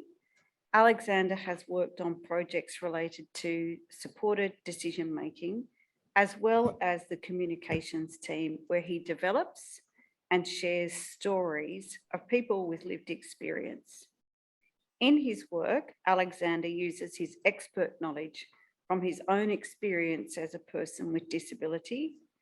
He mentors his peers and he uses his skills to make the resources and training that educate others in inclusive practices. So Alexander, welcome to the Royal Commission. Ricky, can I turn to you next? So can I introduce Ricky Kremer? Ricky works as a project officer at CID.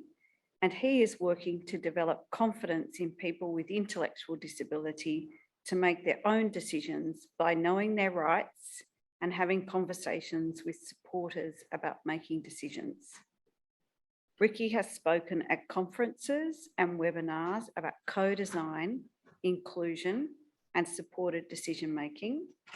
He has also appeared in a video about vaccination and worked as a peer advisor for Ability Links with St Vincent de Paul Society.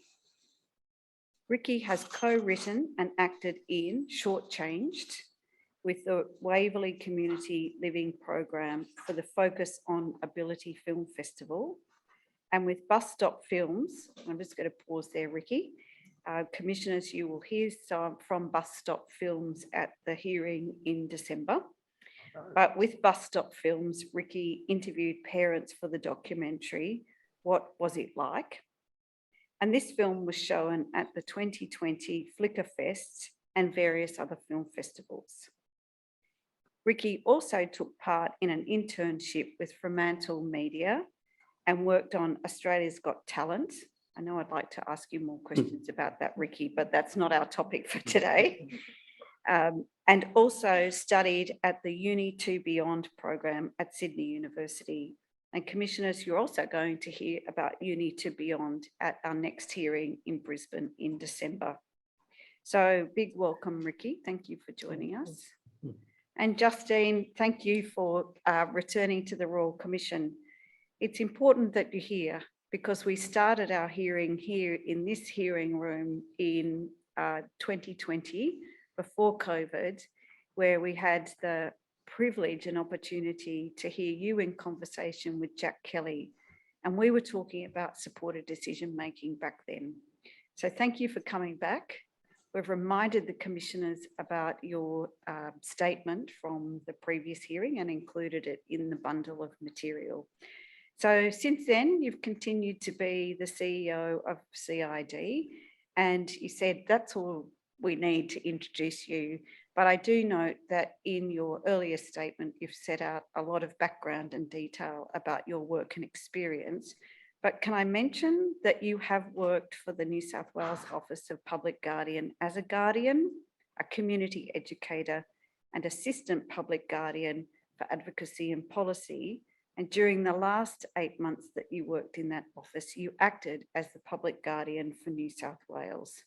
So you have a lot of experience in both substitute decision-making and also supported decision-making. Now, when we talked about this, the three of you together have done an enormous favour to me, and you've decided that you're going to run the conversation. You're going to talk about your work on supported decision-making. And at this point, I'm handing over to you. And I think, Alexander, you're going to start. So thank you. Council for Intellectual Disability, CID, is a systemic advocacy organisation in New South Wales. We raise issues that affect people with intellectual disability. We are led by people with intellectual disability who form more than half our board. In our evidence, we will use the term people with lived experience. What we mean by this is people with lived experience of intellectual disability or people with the lived experience of cognitive disability. CID recently had a conference called My Life, My Choices. That's what supported decision-making is about, our lives, our choices. And we think reform of guardianship and administration laws is necessary, but at the same time, skills in supported decision-making need to grow and be available in the community. There needs to be leadership to make this growth happen, and the leadership needs to involve people with cognitive disability. So over to you, Ricky. People need support, but also people with lived experience need to be leaders in supported decision-making. That means being a leader in talking about it, deciding what is good support, training. An example of leadership by people with lived experience is the peer mentor group I led. We talk about things like moving out, getting a pet, practicing making decisions. what makes it easier, and how it can be hard to speak up.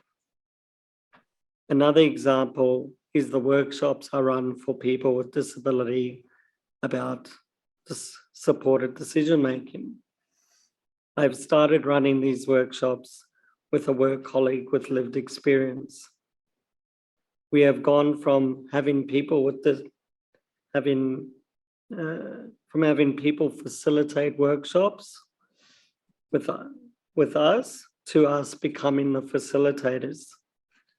I have gained the skills and confidence to do that and take a leading role.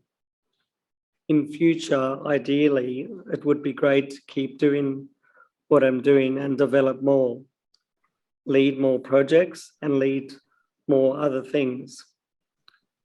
People with lived experience of intellectual disability can support each other too. It's not just being one part of the role. People ask you for advice and thoughts, and it goes both ways. Ricky, what do you talk about in the workshops? Well, we talk about decisions, we talk about what makes things easy and hard. We talk about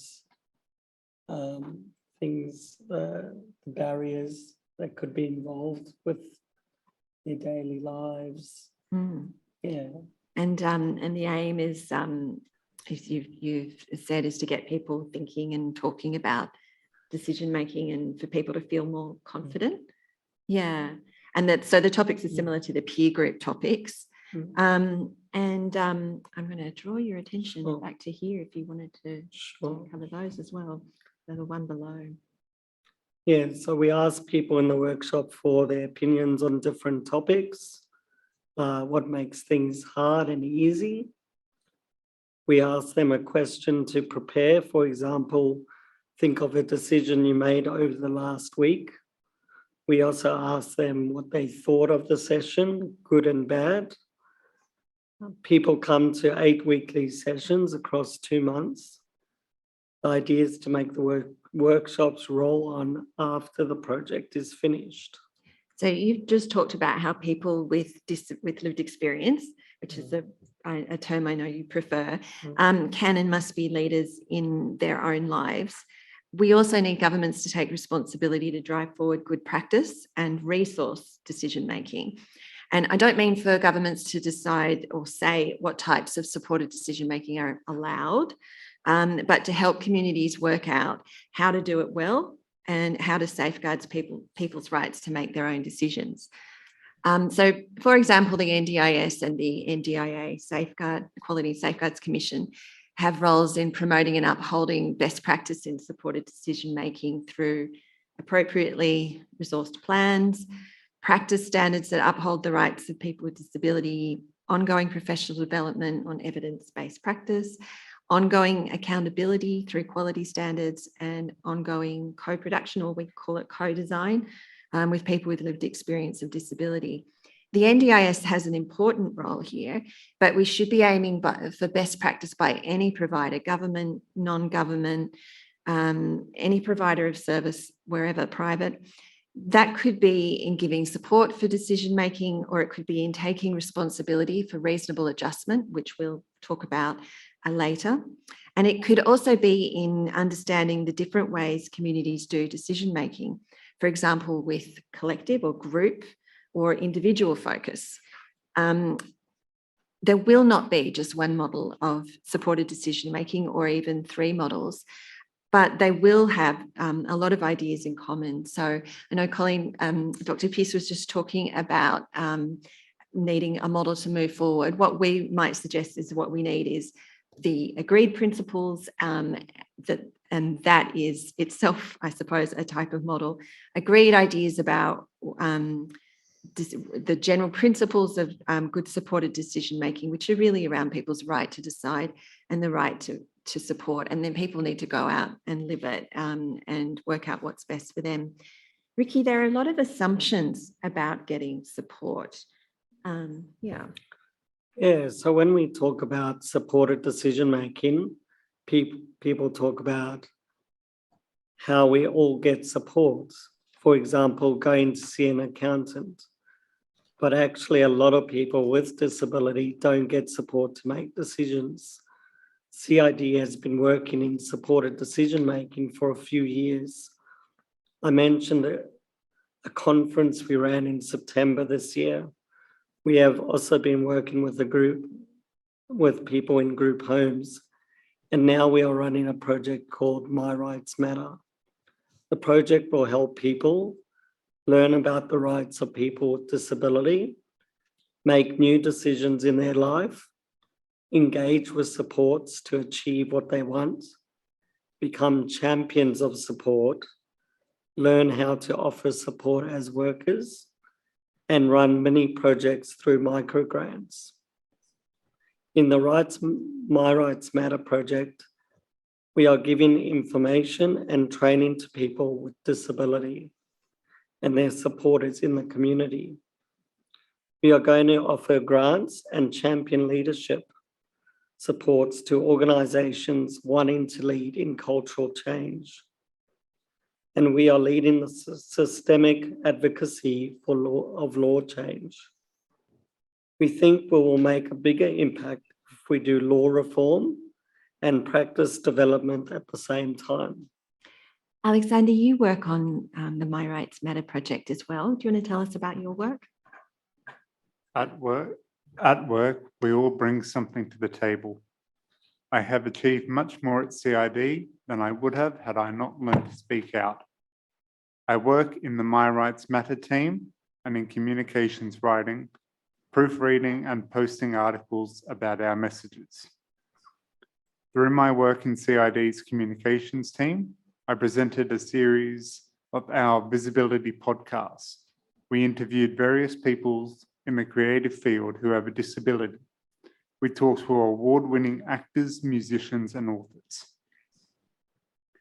What we have seen repeatedly is that encouraging decision-making from an early age has only beneficial results later on. In our interview with the children's author Naomi Lake, we saw how decision-making and encouragement assisted her in not just becoming an award-winning author, but going even further into becoming a health ambassador for Down Syndrome Australia. I like working on a real human rights issue, seeing and hearing about change. Decision-making doesn't sound like anything major, but it is. One unsupported decision and your entire world is challenged. Taking the information and stories to others in different places means we can make the change happen.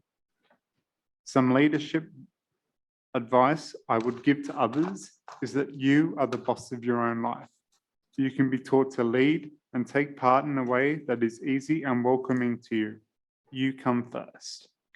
A question for both of you, and Ricky, you might like to go first. Why is it important for us to believe that everyone has decision-making capability?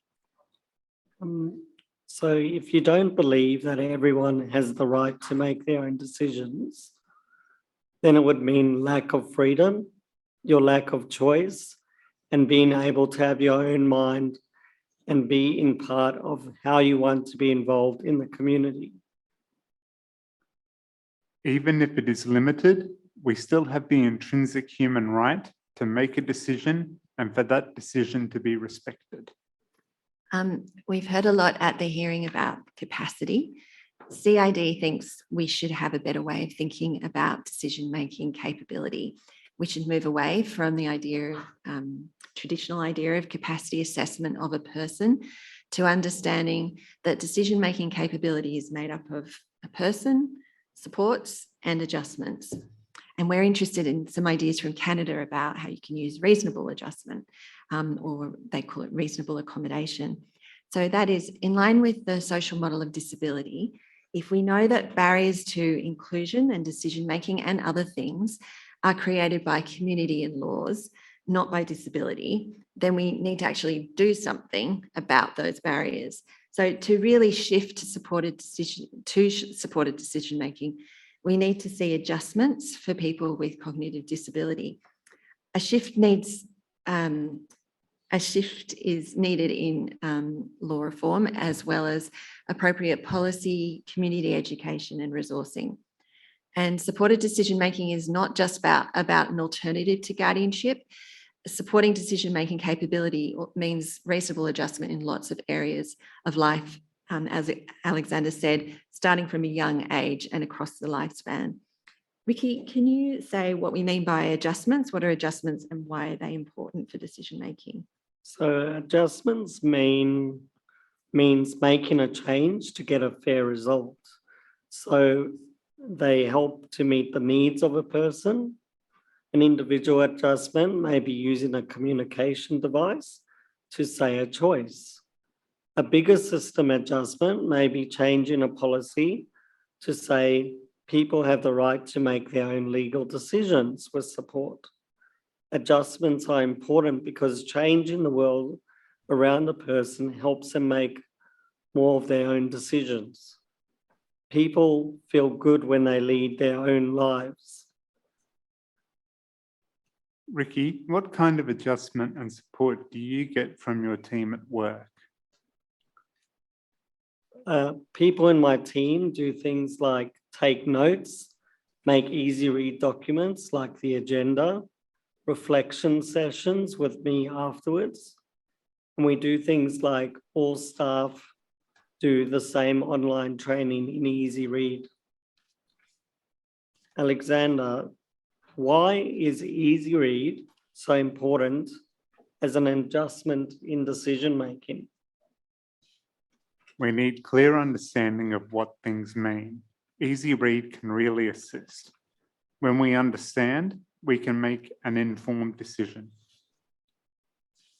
NDIS service provider contracts should be in easy read or other accessible formats, so people have a better chance of being able to sign.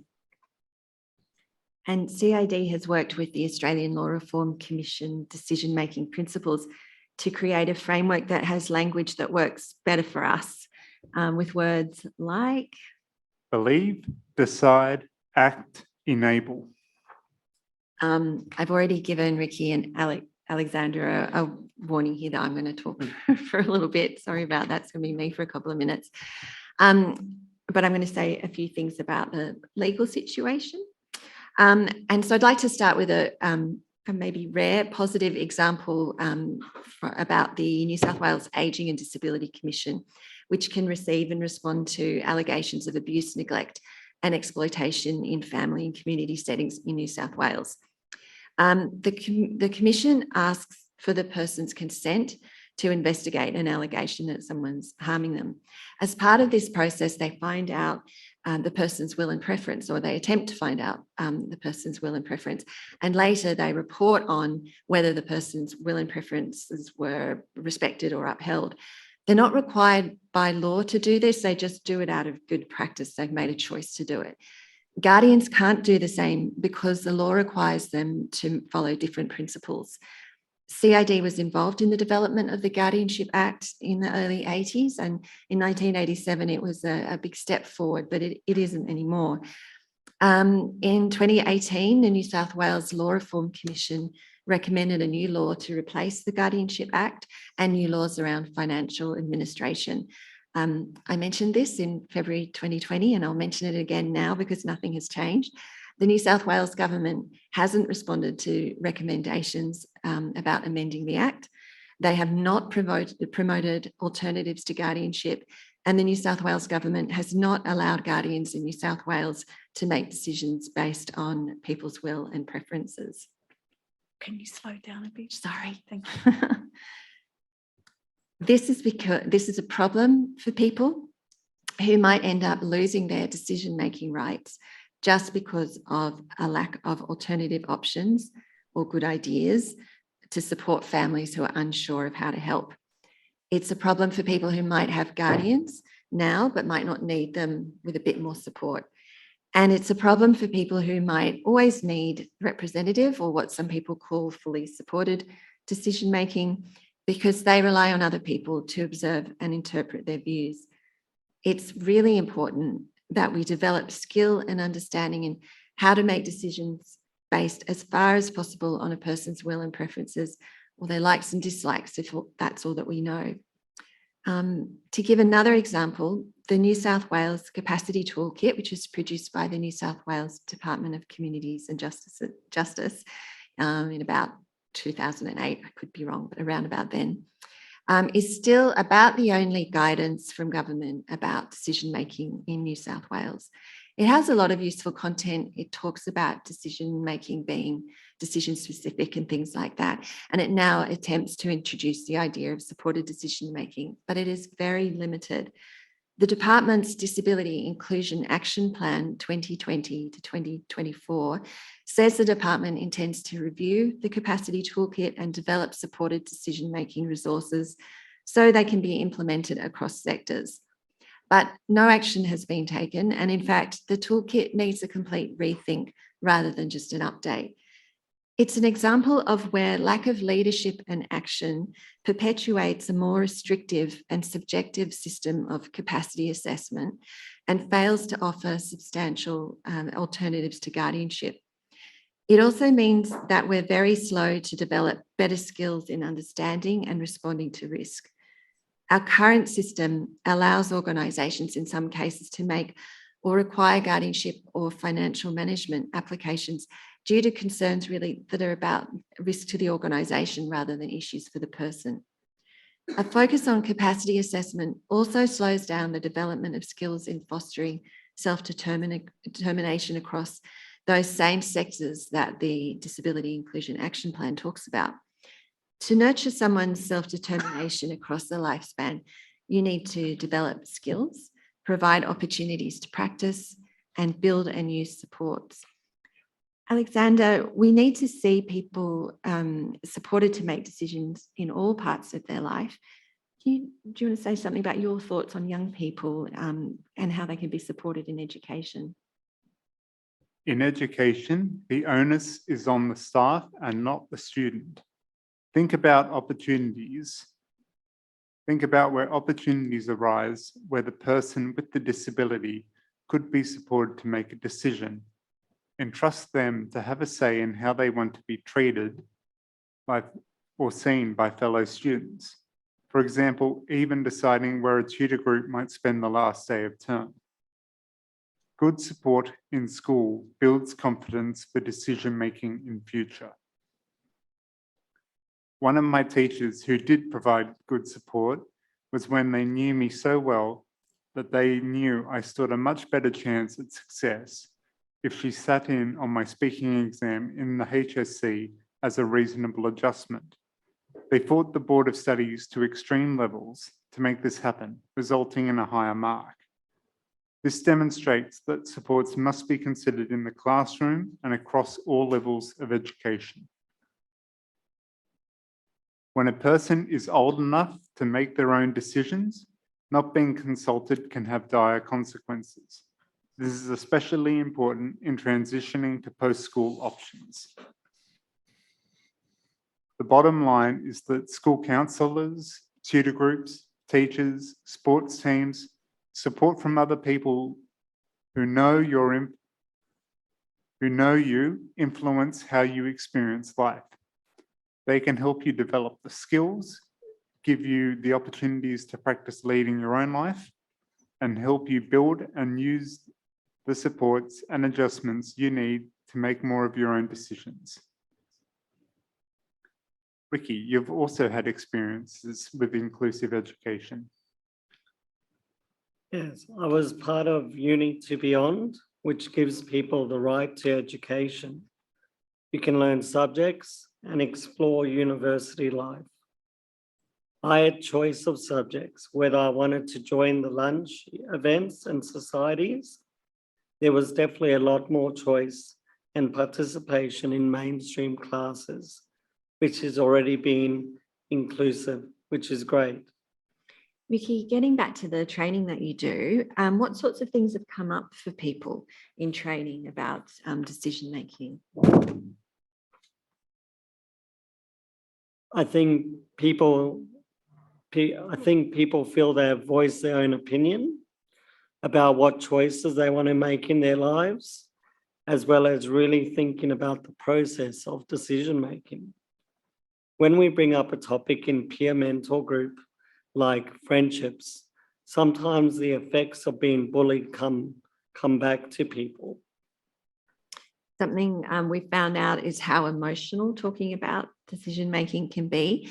We found that thinking and talking about decision-making can bring up painful memories about being left out or decisions that were made that maybe weren't so great. And we've needed to have a think about a trauma-informed approach to these conversations. So something we have done is create conversation cards. They're about starting conversations when you don't know how to. For example, an icebreaker or mystery cards. They talk about and help deal with feelings and emotions. That is a big part of decision making. The cards can help when people are worried about hurting feelings or when they can't find the words. For example, the family voice is important, but so is respect for the person as a decision maker.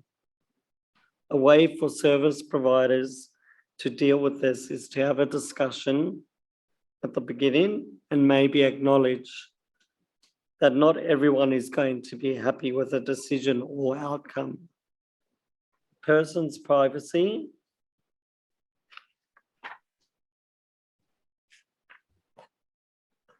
should be respected. The person should decide what the family should know. From the support worker's point of view, their main job is to support the person to do what they want to do. It helps when the support worker's relationship with the parents is really good. So final thoughts? Support people's ability. Believe their decision-making capability can be grown and developed over time. For example, letting them make small decisions and building it up. Letting them do small bits of work and be a part of decisions around the house. Helping them feel equal. Decision making is a human right. Human rights means that everyone in the world has value. They are rules about what a person can do or have or not. It means to have control over my own decisions with or without support and adjustments. We need investment within people with disability, less guardianship and more support. With the right support, there would be much less need for guardianship. People will gain confidence to do it themselves. And if they can't do it themselves, they should still get support with decisions. Well, Alexander, Ricky, Justine, thank you very much for talking to us about supported decision-making today, but also reminding us about linking that to human rights. As you've said, Ricky, human rights and the right to make decisions are very important in people's lives. I'm not going to ask you any questions, but the commissioners might have some questions. Would it be okay if the commissioners asked you some questions? Sure. Okay, and you tell them if you don't want to answer them. Right, Chair. Okay. I'll ask first Commissioner McEwen, who's in the room with you, whether he has any questions. Thank you, Chair. Thank you to the three of you. I'm very grateful for your information. It's very important. I have a question, perhaps I'll ask Ricky and Alexander, if that's okay. We've heard in this Royal Commission that some people in the community believe that people with disability, including people with intellectual disability, should not be allowed to make their own decision because they might make a bad decision. How does that make you feel when you hear that? I feel like, just like everyone else, people should learn. They should be able to learn from mistakes. So if they do make a bad decision, they'll be able to learn from those mistakes. But as long as they're getting the right support, then it should be fine. Alexander, do you want to respond? Yeah, so as Ricky said, yeah, so you make a mistake, but that's not an excuse to immediately say, oh, well, we'll never do that. We'll never do that again. With the right supports, we can learn and push towards something good. You wouldn't we're not pushing for like immediately throwing them the keys to the car and telling them to drive. We're talking about doing enough to allow them to have the right to a dignified normal life. Thank you. Justine, did you want to add anything from a systemic point of view? Said it all? Yeah. Well, thank you both. I'll ask Commissioner Ryan if he has any questions. Thanks, Mr. Chair. But look, I have thoroughly enjoyed the presentation both of you have made, and I've learned a lot from it. And I actually don't have a lot other things to ask you because you were so clear. And may I compliment all of you for saying things which are sometimes very difficult for us to express. You, both of you, seem to have expressed things even better than I've seen them in textbooks or research. And I really want to compliment you because I suspect I will be using your words in the future instead of those. So thank you. Can I say thank you for the compliment, but if I could also comment, the team has worked really hard on language because this area is quite complicated and the concepts are hard. And so Alexander and Ricky are obviously just all around fantastic people, but also have worked very hard with the team. And it's important that people are given space and opportunity to do that hard work and grapple with difficult ideas because there are so many benefits, as you commented on, from doing that hard work. Thank you. Thank you, Mr. Chair. What Justine has just said is absolutely right. These are not easy concepts, and you've obviously worked extremely hard in order to put together a presentation that makes the position from your point of view very clear and explains the concepts in ways that are extremely helpful and, if I might say so, extremely insightful. So in short, you've done a terrific job. So thank you very much in everything you've done to prepare for today and the way you've presented the material. It's of enormous importance for us. Thank you, all three of you. But thank you in particular for Ricky and Alexander for the work that you've done. And I suspect there's probably a bit of a team behind you. So if you don't mind, if you can pass on our thanks to the team behind you who might have contributed to your presentation today. So thank you again. Thank you.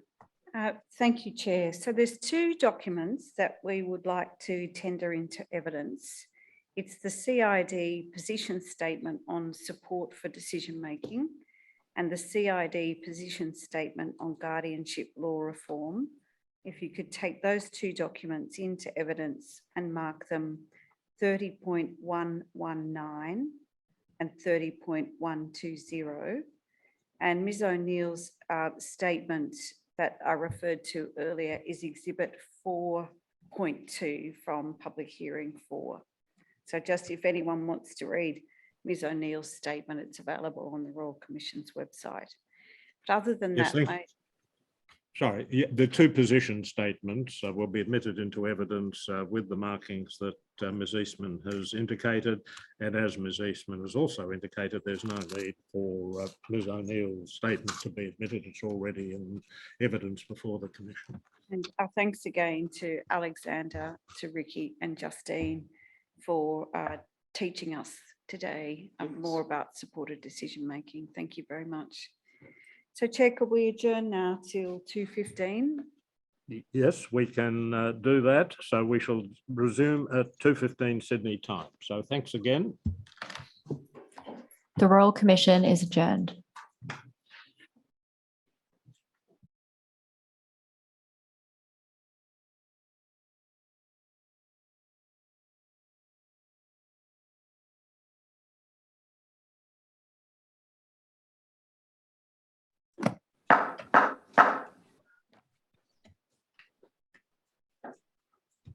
Yes, Ms Eastman.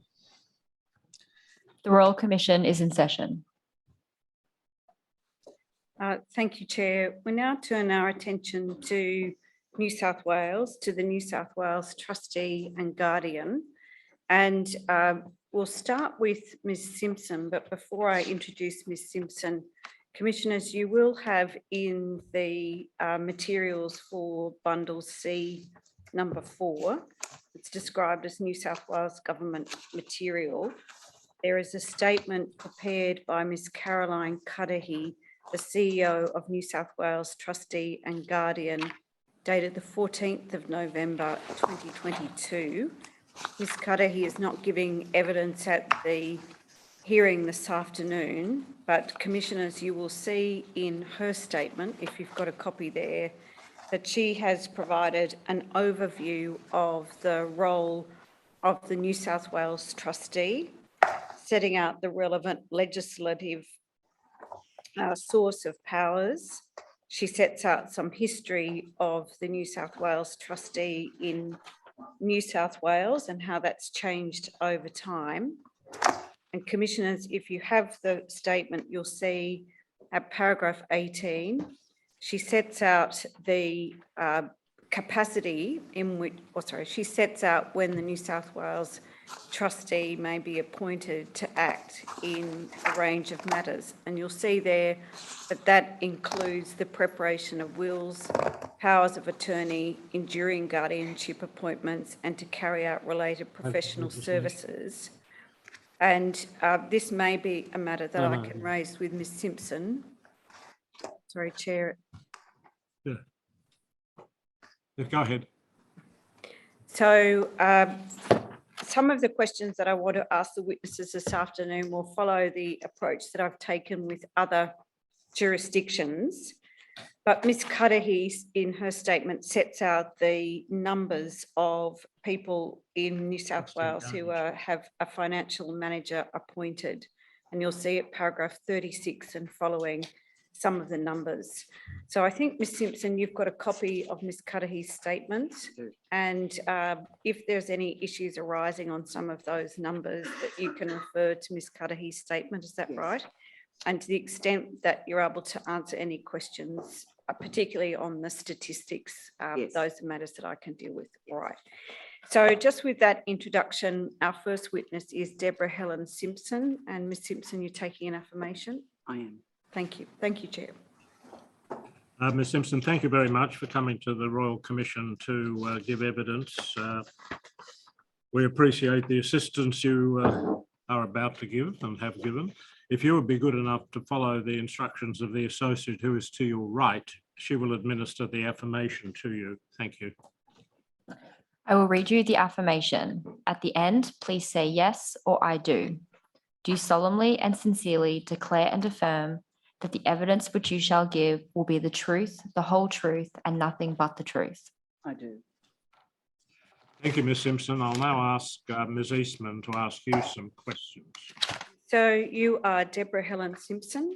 I am. And you are the Director, Estate Management for New South Wales Trustee, and you are responsible for leading and overseeing the delivery of services to people who are subject to financial management. Is that right? That's correct. You've prepared a statement dated the 14th of November this year. I have. And you've got a copy of the statement with you and some of the accompanying documents. Yes. Are there any changes that you wish to make to any part of the statement? No, there isn't. And are the contents otherwise true and correct? They are. Right, thank you. You haven't been present in the hearing room during the course of the hearing this week, No, I have not. but have you been able to follow any of the evidence? Yes, I have been. Have you been watching the whole of the proceeding or just parts of it? No, I've watched the whole All proceeding. right, so you will have heard me over the past few days ask some questions of your counterparts in the other jurisdictions, in particular from Queensland and then yesterday from Victoria. Yes. So I want to start with some of the questions related to the statutory functions of the New South Wales trustee. In New South Wales, there is the New South Wales Trustee and Guardian Act 2009, is that right? Yes, it is. Then there's separate legislation, which is the Guardianship Act of 1987. That's correct. Some of the jurisdictions that we've examined so far have both the trustee's role and the guardian's role in one suite of one piece of legislation, but in New South Wales, they're separate, is that right? That's right. So to the extent that we look to the New South Wales trustees' powers, functions and responsibilities, we find them in the New South Wales Trustee and Guardian Act of 2009. Yes. Okay. Now, your role, as I said, is to lead and oversees the delivery of services. What does that actually mean in day-to-day practice? What do you do? So in day-to-day practice, we have a number of teams who support clients who are under a financial management order. So that's from the time we receive the order, the support that we provide during the time of the order, and then, of course, following through to finalisation, either due to the order being revoked or the person being deceased. And we also have the private management function. So we have statutory oversight of private financial managers. And we have recently established a customer independence and support team. I want to ask you some questions about that in a moment. In terms of the language used for the New South Wales trustee in relation to people for whom a financial manager is appointed, are they described as managed persons? Within our organisation, they're described as customers. Mm-hmm. And is managed persons, though, an expression used in the legislation? Yes. So you describe them as customers? We do. Is there any reason for that language, managed person versus customers? Prior to me joining New South Wales Trustee and Guardian, the New South Wales Trustee and Guardian established customer excellence principles. Can I ask you just to slow down a little bit so our interpreters can keep up with us? Of course. Thanks. Established customer excellence principles, and they are pillars that underpin our work, how we engage and how we support people under a financial management order. In New South Wales, what has to happen for a financial management order to be put in place for a managed person or a customer? So application is made to NCAT, New South Wales Civil and Administrative Tribunal. We are not involved in the application that goes to NCAT. And then, of course, we are notified that an order is made post the making of the order. So you have no role in making applications at all? On very, very rare occasions and under exceptional circumstances. And so in your experience, what are the circumstances in which the New South Wales trustee would be making applications of this kind?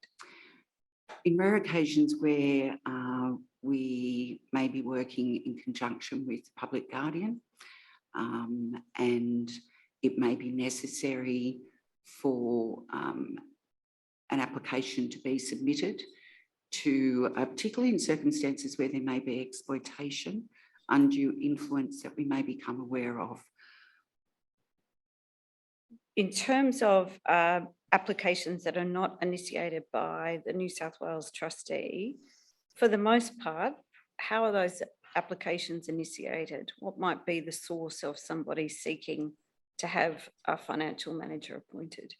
I can only surmise, given that we are not involved pre the order being made. However, orders that come through, there are a number who are, they're submitted by a social worker a support person of the individual, or where someone has no support network at all.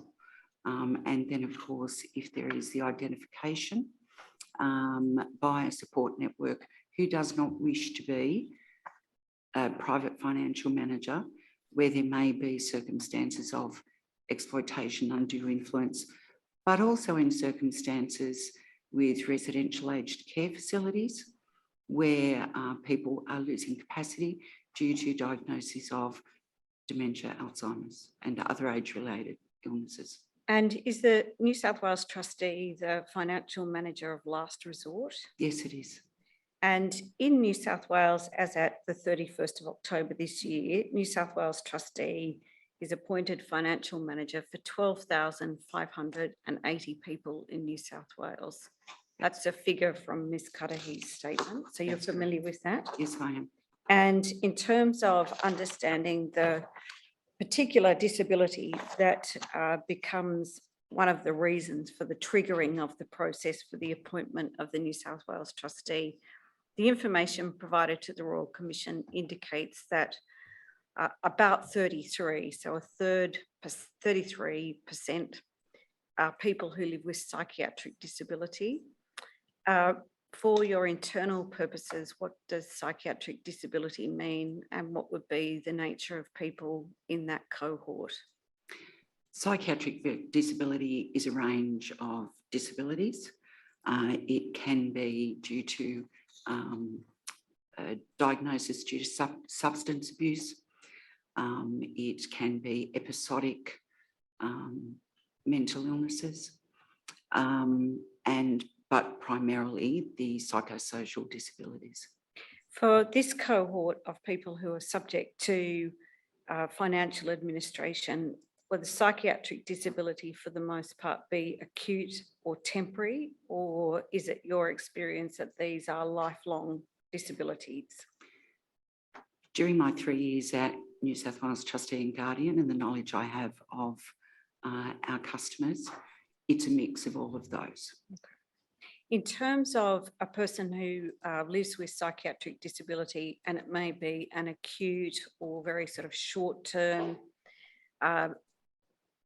disability, is there anything in the New South Wales Trustee and Guardian Act that allows for very short-term arrangements to be made for financial management of somebody who might be experiencing an acute situation or episodic psychiatric disability? All orders that are made are permanent unless otherwise stated when they're made. So if, for example, somebody's in an acute situation, it might be almost a crisis situation, is it possible for an order to be made in relation to that person that would be limited in time? Yes, it is. Would that require NCAT to make a decision to limit the scope or the duration of the order? Yes, it would. But if NCAT does not make any time frame in relation to the order, then it just continues. That's correct. Is there, for somebody with an acute psychiatric disability, any provision in the legislation for there to be a review of an order if it's not time specific?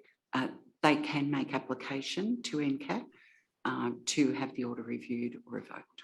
And in terms of the New South Wales trustee, do you have any function for the third of people for whom financial orders apply, described as psychiatric disability, to assess the ongoing capacity or incapacity of a person? No, we do not. So if the person is well treated and their psychosocial or psychiatric disability is managed, is it up to the person themselves or their supporter to initiate a review of any order in relation to financial management? Primarily, yes. However, in the engagement process with the onboarding, we start to build a customer story, get to know them, get to know their support network, actively engage. So in review processes that we have within our internal processes, it may be that we identify that someone's health has improved in that circumstance, And then we would, of course, provide information about how they can go about applying, making application to have the order revoked. That would entail, of course, having evidence that their condition had improved. Would the onus be on the person who wishes to have the orders revoked to produce that evidence to the tribunal? Yes. Does the New South Wales trustee have any role or responsibility in assisting that person to present evidence to demonstrate that they do have capacity to make decisions about their financial affairs? No, we don't. If somebody's with psychiatric condition wants to review, does the New South Wales trustee take a role as what we might call a contradictor? So, or do you play a neutral role if the application goes back to the tribunal for review? We play a neutral role. However, we do submit reports. That report will be in relation to the information we have as the financial manager. Right. So coming back to the other cohorts and groups, the next largest group is people who live with intellectual disability. Is that intended to be a description of people who live with forms of cognitive disability? Yes, it is. And for the most part, are these lifelong disabilities rather than fluctuating or acute disability? Yes, they are. Right. And then you've given us, I think Ms. Cudahy has provided to us some of the other categories. Yes. But if we take those two categories together, psychiatric disability and intellectual disability, that's pretty much 2/3 of the cohort. That's right? correct. Okay. We've asked you about the age of people, and again, 2/3 of clients age 65 years or under, and then 1/3 over 65 years. Are you able, within the cohort under the age of 65, to give us any sense as to whether there's one particular age group that might be overrepresented? No, I'm not. And we've also asked about the percentage of First Nations people who are managed persons, and you've told us it's 7.31%. So I assume this is for people who identify as First Nations in some way. That's correct. And in terms of the 7.3%, is that a disproportionate number to the population of First Nations people in New South Wales generally? Yes, it is. I understand in the general population, representation is approximately 3.3%. Has the New South Wales trustee examined why there's a disproportionate number of First Nations people who have a financial manager appointed to manage their affairs? No, we haven't examined that internally. Why not? I can't answer that. What I can, my experience is that generally there is an overrepresentation in many support functions, and financial management is one of those. In terms of, if I perhaps just deal with First Nations now, so we understand from the evidence provided that New South Wales trustees did not have any Aboriginal liaison officers employed in the office, is that No, right? it doesn't. Have you ever had any Aboriginal liaison officers employed at New South Not Wales during my Trustee? time there. Do you have a policy that sets out cultural safety and cultural responsive practices for First Nations people? What we have is in our corporate induction, an overview of cultural diversity, cultural safety.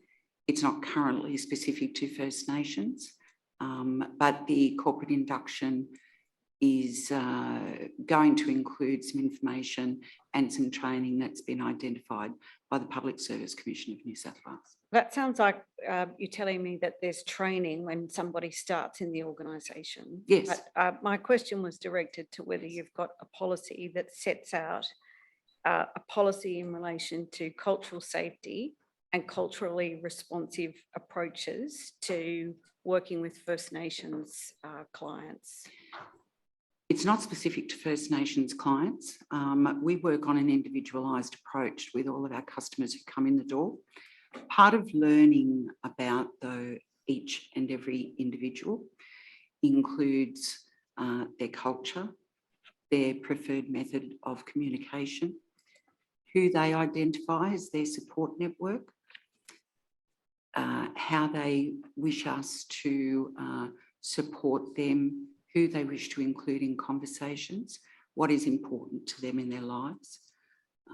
And that is what we do for all of our customers. Right, I'm going to ask you about that a little later on, but that Yes. seems to put the onus on the person who's the subject of financial management to advise the New South Wales trustee as to their preferred mode of communication.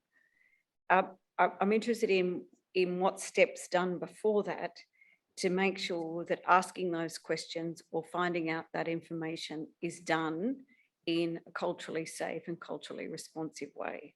Mm-hmm. So we have included, we have some First Nations staff. So they have been included in the development of we're moving to a new operating model, in the development of our review of all of our onboarding practices. So they haven't had input into that. That input will continue with the ongoing practice of management. So this is something that's starting, but not presently fully implemented or in place. Is That's that right? correct. Okay. We also asked about people who are within the cohort who identify as culturally and linguistically diverse people. Yes. And the New South Wales trustee doesn't capture any specific data reflecting culture or a person's preferred first language. Is that right? Excuse me, I'll just refer to Ms. Cuddy's statement. I think it's paragraph 40. Thank you.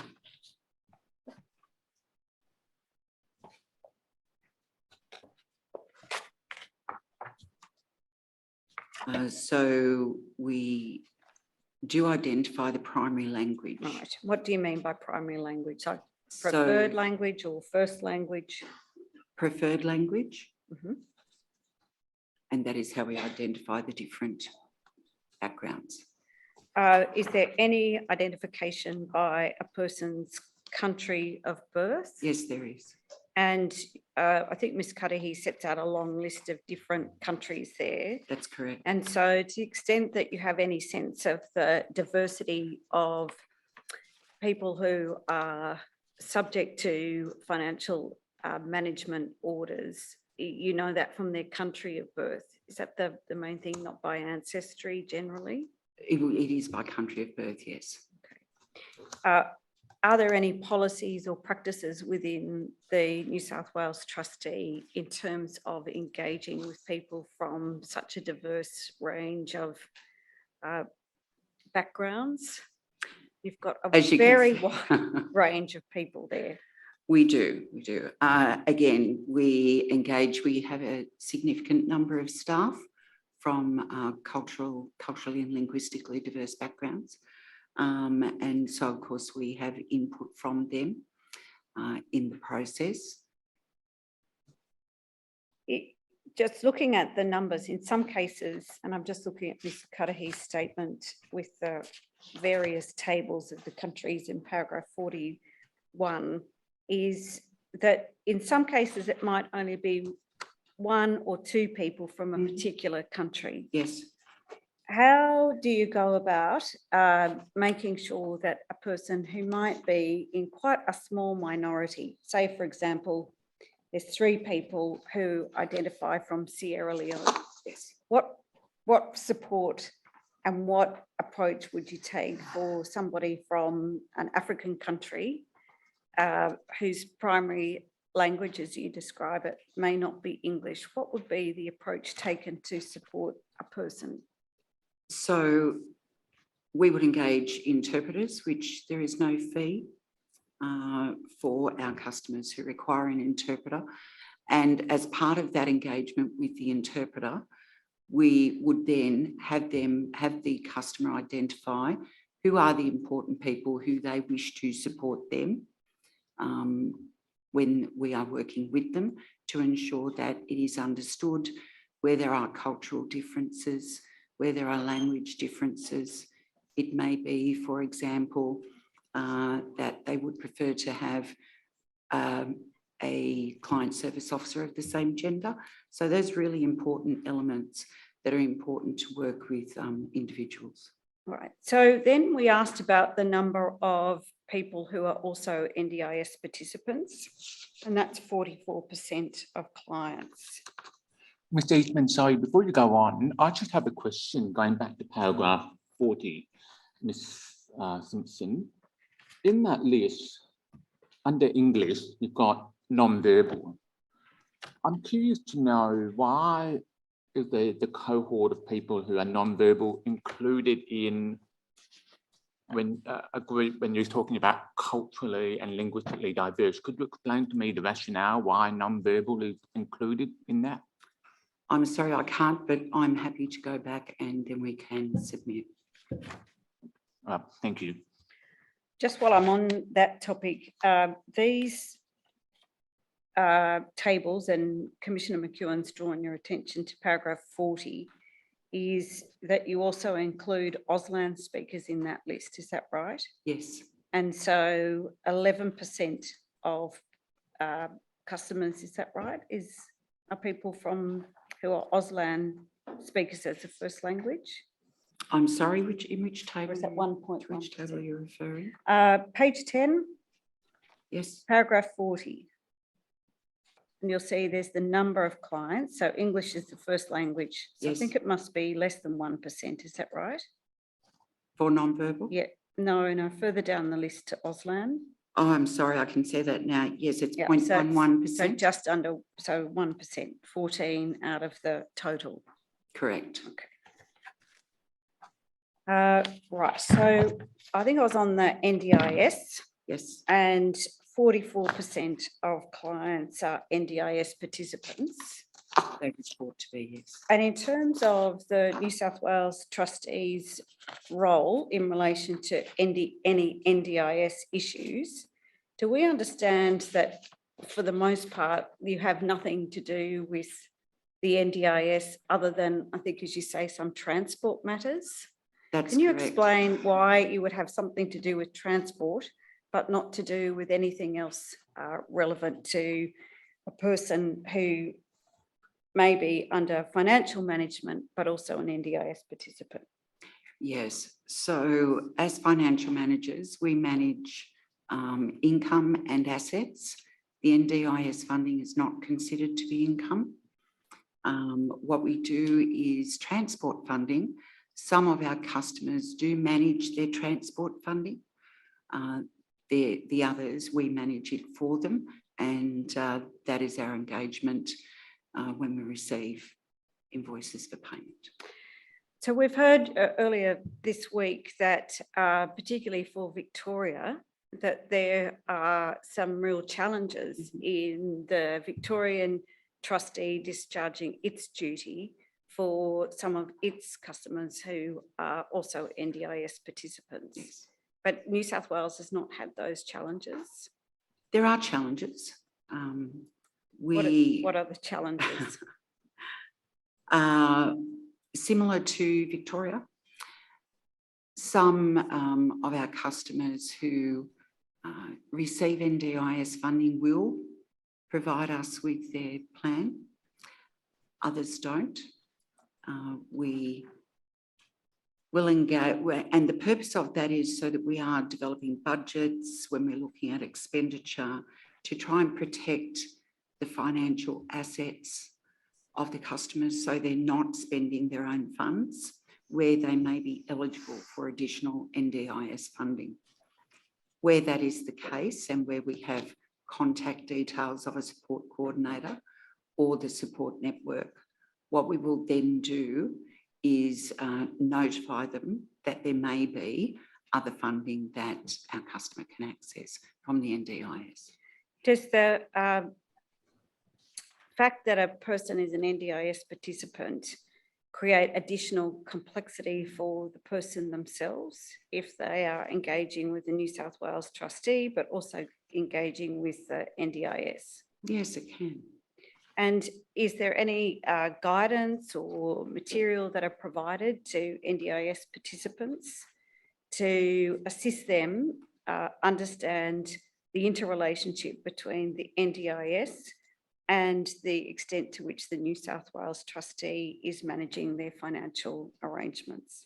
Yes, in the welcome pack that is sent to all customers, it does explain the difference between what New South Wales trustee manages and what is managed by the NDIS. Have you provided the welcome pack to us in the documents? Yes, we have. Okay, and well, I might just, in the interest of time, Chair, not go to those documents unless the commissioners would be assisted by it. I want to turn to when orders are revoked, and we've touched on that. And Ms Cudahy has said in her statement that for the relevant period, 830 financial management orders were revoked, but that included not only the New South Wales trustee, but also any private arrangements. And you have addressed in your statement at paragraph 73 and 74 some of the barriers for people to have their orders revoked. And I just wanted to ask you about that. And you've identified this in terms of the trends. So you see that's the last two paragraphs of your Yes. statement. So there's some of the key barriers are a lack of support for some individuals. Their disability contributes to social isolation and an inability to engage in normal daily activities. And you say that this group is at greater risk of abuse and exploitation from others in their life. So that's one. Can I just ask you to explain what you mean by that, both in terms of social isolation, in terms of inability to engage in what you describe as normal daily activities, and what is it about this group that creates the greater risk of abuse and exploitation? Yes. So the lack of support, we see many people under financial management who have no one else in their life. So they don't have a natural support network. They may be living with psychosocial disabilities that make it difficult for them to engage in community, be that agoraphobia, schizophrenia, numerous disabilities. And then normal daily activities become difficult for them to be able to go to a supermarket. They don't engage in a social circle. And because they tend to be isolated, then the greater risk of abuse and exploitation is because there is no one there to recognise that. Does that mean then that the New South Wales trustee plays a very prominent role in the lives of people who you've described? Yes, it depends on the individual needs, of course, of the person. We certainly identify where someone may be at risk of exploitation or undue influence, and then we take action on that. What's the action that you take? Is that a referral to the Ageing and Disability Commission? Yes, so it can be a referral to any number of agencies dependent upon what we identify. So yes, we do support those people as best we can as their financial manager. So do you have the same tension that we heard earlier this week, that as a substitute decision maker, you're there to make decisions about financial matters? You're not there as a case manager generally. To what extent may those lines blur, and how far, particularly for this cohort you describe in paragraph 73, that the New South Wales trustee may also be picking up case manager responsibilities?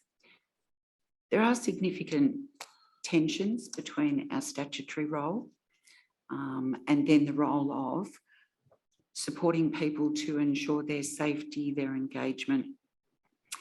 We do make referrals to other organisations. We do seek to understand what support might be available.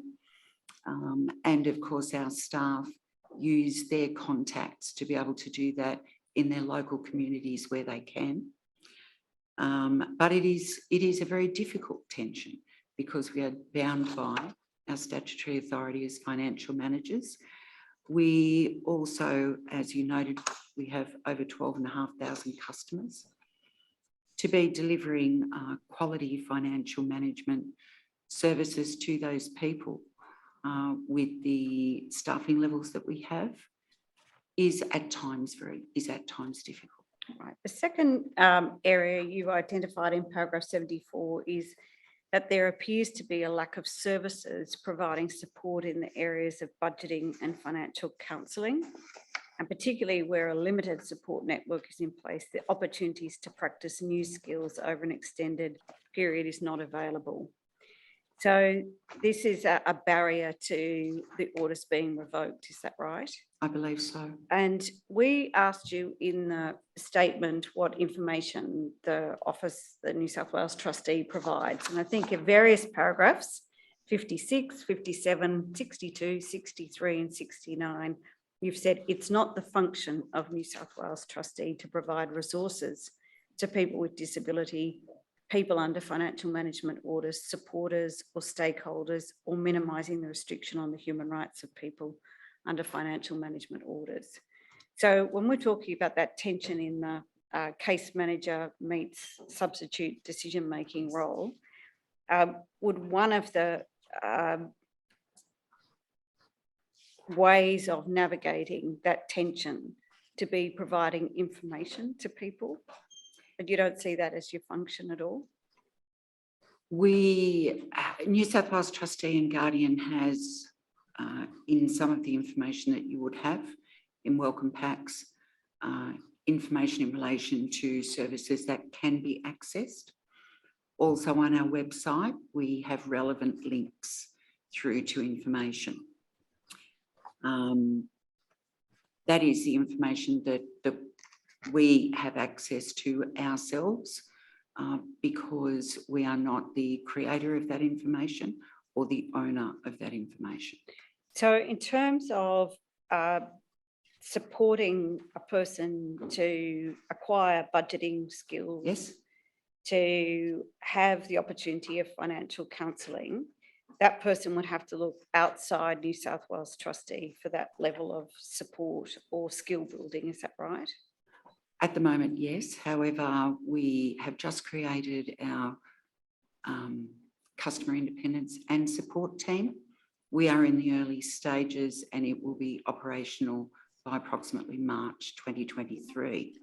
So just forgive me for interrupting, Oh, but when you say we've just started, yes, can you tell the commissioners when and what? And yes, of course. what was the reason for this being set up? Is it to address the issue I've identified? Yes, it is.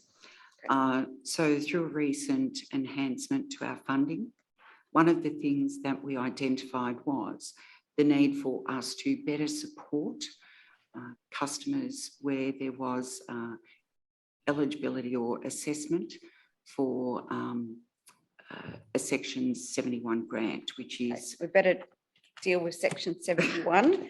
If people need to know about it, in the documents behind tab 5 on page 11, there's a bit of an explanation about what Section 71 of the New South Wales Trustee and Guardian Act is, but what can you tell us about Section 71, and then we'll go back to the rest of the answer. Of course, sorry.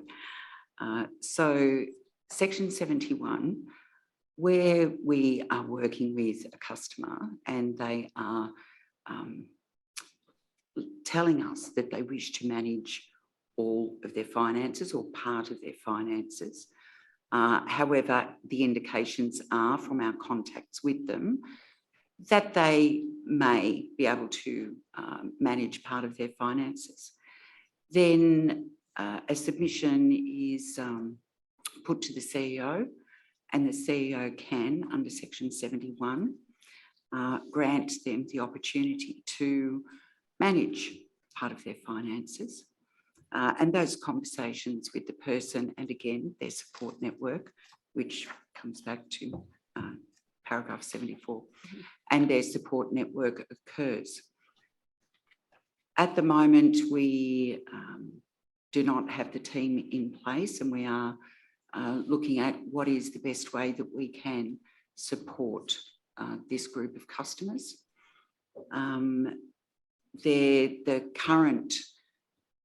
Currently, the access to financial counselling budgeting skills is limited. And so we are looking at what is the best way for us to do it. Is it an identification and referral process to the services? So that will mean we will need to engage with external services. So we will then, for 12 months, once the Section 71 grant is made, for 12 months, that customer has the opportunity to practice those skills. What is the support that they have to display that they can manage an increasing amount of their finances? But our intent of creating this team is to support our customers to regain financial independence. When you say support, do you mean supervise or do you mean hands-on support in terms of building skill and capacity? At this stage, it would be monitor and engage with external organisations because we don't have the internal capability, nor do we have the resources to do it in-house. So paragraph 53 is in your statement where you speak to the customer and independence and support team, and you talk about that in the future tense. What can you tell us about the nature of that team now? The nature of the team at the moment, we have a team leader and approximately 3 staff who are... So that's team leader and 3 staff, yes. And you've got 12,500 customers. We do. Okay. We do. I've got to ask you some questions about the staffing in a minute. Of course. But right, so tell me about the team now and what the team now is doing. So they're very keen, they're very dedicated, they're very focused on this piece of work. What they're currently doing is the background work on what do our internal processes look like. They're speaking with some of our current customers who are currently subject to a Section 71 grant to see what it is that they would need. I really liked Alexander's comment before, you don't throw someone a set of keys and say, here, drive a car. So how is it that we can incrementally support our customers to regain all or part of their financial independence? So at the moment, we're in that development phase of what does this look like? Does the development phase, so I take it by that there's no one currently supported by the team, but does the development phase include the application of supported decision-making principles? While we are substitute decision makers and it's a best interest model, you will also note that in a number of documents, we seek the views of our customers and their support network where appropriate, ensuring we don't breach any privacy legislation. So we do seek views, what is important to them. And it's the balance of being financial managers, yet enabling our customers to be able to live the life they wish to live, and then managing the risk that comes with some of that. So some might say just simply asking people what their views are is a form of consultation, and that might be a little different to actual supported decision making. Yes. So does the work that this new team is planning on doing, going beyond just asking somebody their views and actually practicing supported decision making? We would love to be able to do that for all of our customers, but again, with 12,500 customers, to be able to support all of them and engage actively in supported decision-making for every customer, we do not have the resources to do that. But if the resources were dedicated to a task like that, and assume based on listening to CID today, it's not going to be overnight, you could set targets and plans, say, over a 5 or 10 year period. And if that works successfully, the net outcome might be a significant reduction in the number of people who are subject to management orders. And that is a sort of net gain, isn't it, in terms of the state and the funding of an agency like the New South Wales Trustee? Yes, government funding can be complex, required savings and our community service obligation funding. So yes, it could. Will the customer independence and support team be setting targets in terms of the number of people that it will support on the program and on the journey to the Section 71 arrangements? Yes, we will have targets on that. What is a caseload that is manageable? And how do they best support those people? Yes. Will the New South Wales Trustee publish information to people to know that that option may be available to them and what may be required of them? Yes, we will. And you're hoping when this is all going to happen? It will commence in March 2023. So can I turn now to the office itself? And you've told us in the statement that there are 188 full-time equivalent employees, is that right? That's correct. And you've mentioned earlier that there are First Nations people who are employed in the office. Yes, there are. Do you have the sort of proportion? I don't want you to identify any one person individually, but what sort of proportion of the staff identify as First Nations people? So those that identify are at approximately 1.8%. Okay. And what about staff with people who identify as people with disability? Do you keep any records in relation to staffing of people with disability? Yes, we do. And in fact, we're over the benchmark. What is New the South mark? Wales government benchmark. I would need to refer to other notes. I'm sorry. What proportion of the staff are people with disability? You know? I don't have that exact number on me. I'm sorry. And do you know if the staff members who identify as people with disability have that frontline role in acting as financial managers? Yes. Does the New South Wales Trustee have any external liaison or advisory committee of people with disability to seek advice or consult in relation to your programs and policies and the discharge of the statutory functions? We don't currently. Why not? Have a formal advisory committee. Why not? I can't answer that.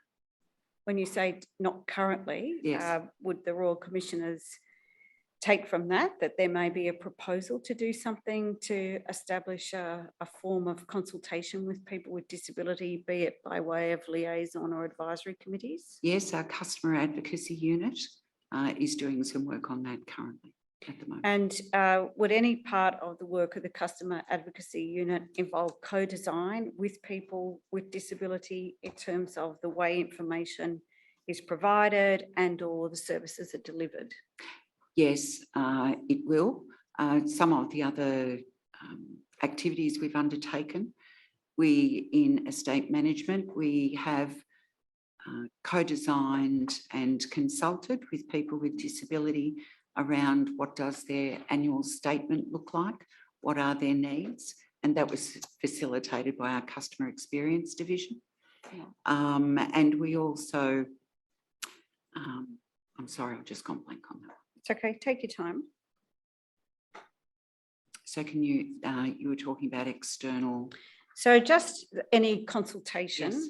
And then any co-design in working with people with disability in designing information policies or in the delivery of services. That's what I was going to say. We have, as part of our review of our customer foundation, which is our onboarding, we have in fact reviewed all of our customer communication. And so it meets easy read requirements and in fact has been measured against external standards to New South Wales Trustee and Guardian. I want to ask you now in relation to staff training, and you've set this out in some detail in paragraphs 13 through to 30, and you've described the onboarding training, and you've described in the statement the initial 4-week induction training program to assist financial managers to understand customers in relation to fiduciary duties, their legal obligations under the legislation, an overview of the Guardianship Act, and modules relating to their day-to-day role. So you've described those things. What, can I ask you this? Because what we couldn't see in the response to this was any training that has a very specific focus on the Convention on the Rights of Persons with Disabilities. Are we right in understanding that? Yes, it's not included in here. Why not? I've received information on that today. So our disability awareness training includes references to the CPRD, and it is rolled out as part of the corporate induction. Well, paragraph 26, you say you're currently developing training around dignity of risk for clients, as well as delivering disability awareness, NDIS, and authorised visitor training. So that's paragraph 26. So are you saying that as part of currently delivering disability awareness, or is it future delivery of disability awareness training? It's got to be clear before I ask you about the CRPD. Of course. So paragraph 26.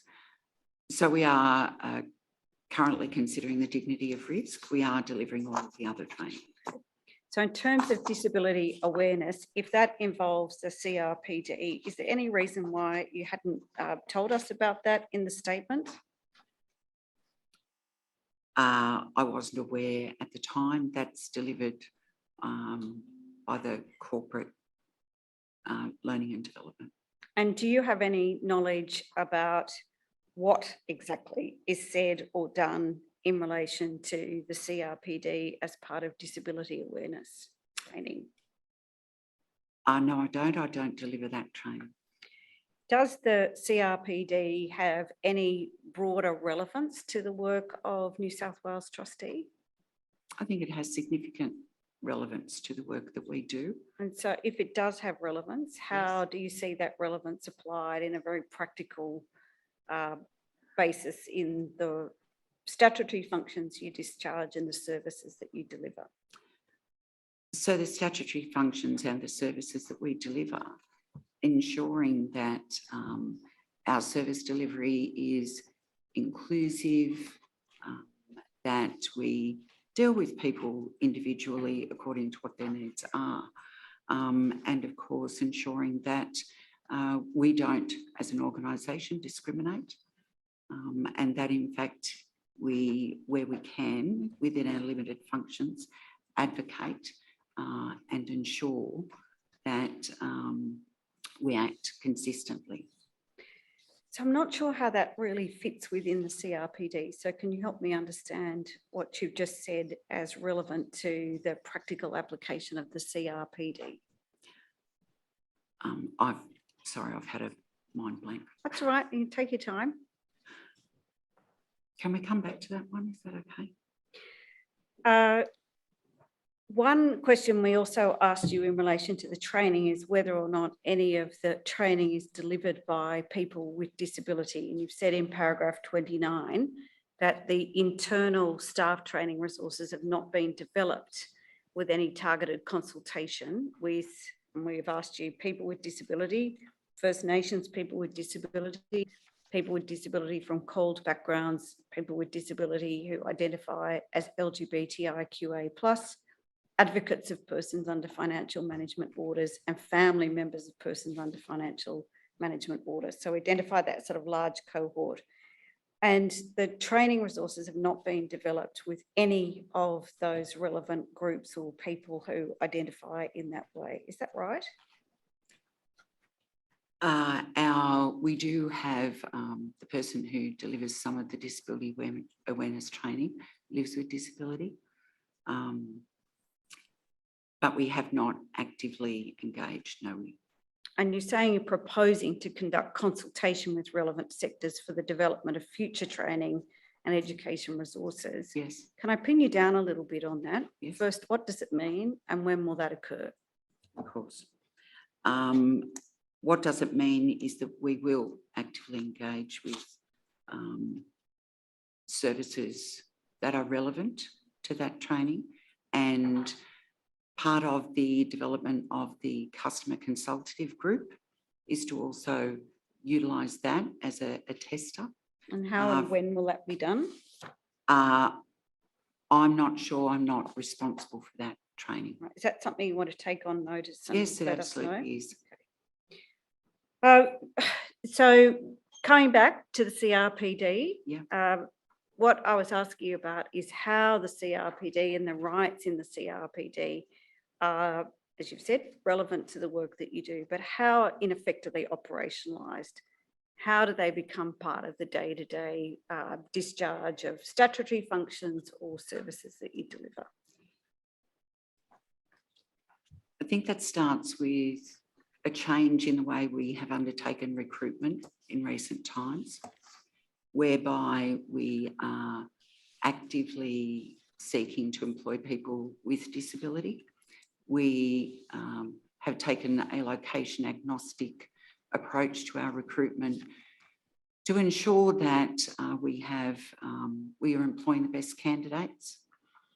And then, of course, bringing the skills that other people bring in, their knowledge, to ensure that what we are doing is not focusing on the technical aspects of what we work. So not working in a transactional way, but instead working in a manner which ensures that what we are doing is ensuring that people's rights are upheld within the processes that we have review processes informing people of what their rights are, ensuring that we engage, ensuring that we are trying to meet the individual disability of people, and that all of our interactions are appropriate.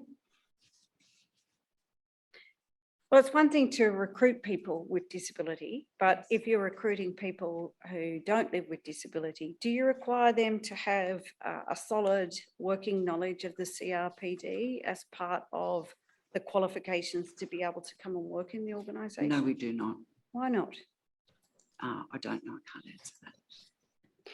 So I want to ask you about the level of engagement. So in terms of what, for the 12,500 people who are your customers, I couldn't get a clear sense of what the level of engagement might be. You've set out some matters at paragraph 38, 39 and 40, and you've said that it's subject to the individualised treatment, and you've referred to this expression intensive consultation at least once annually. So can we start at the beginning? Is there an obligation for New South Wales trustee, whoever is going to be the financial manager, to meet very quickly after an order is made, to meet with the customer? Not in person. Is there any obligation to meet with the customer in person at all? No, there isn't. To what extent would a meeting with the customer in person ever occur? We, under exceptional circumstances, will meet with a customer. What would exceptional circumstances be?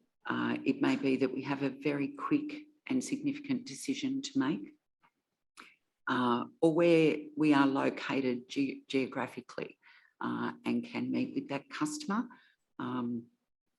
We also have the Customer Specialist Centre in the city, where those who are living rough and people who have no support network living in the city, they can come into that service and they will be able to meet with their client service officer, and we engage with services such as the NDIA, homelessness services, medical services, who come into the centre so that our customers can meet with them. And what proportion of the 12,500 people would that apply to?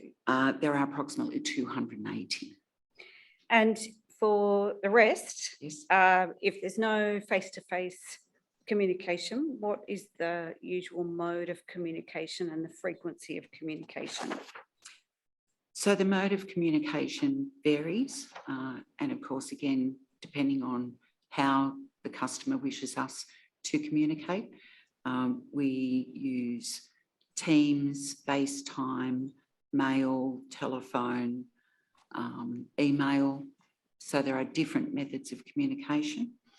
And of course, there are, dependent upon the complexity of the life of the person that we're supporting, those with more complex lives will have more frequent contact than those with less complex lives. How do you work that out?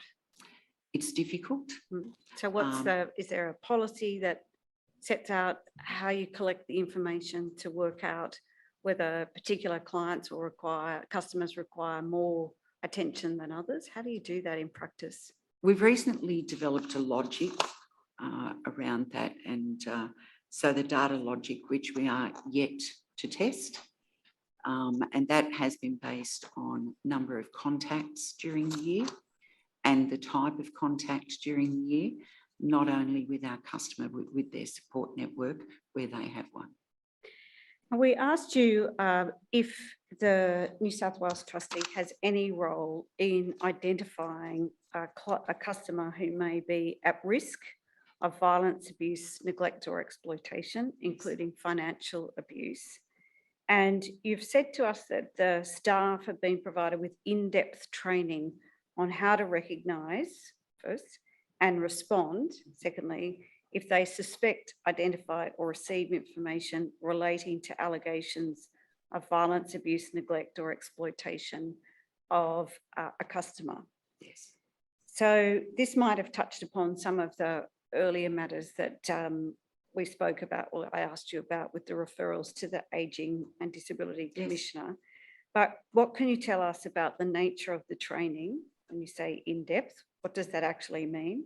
And what can you tell us about the training with respect to both recognising and responding to suspected violence, abuse, neglect or exploitation? So the training has been developed this year, and it was developed and delivered in conjunction with the ADC and with police.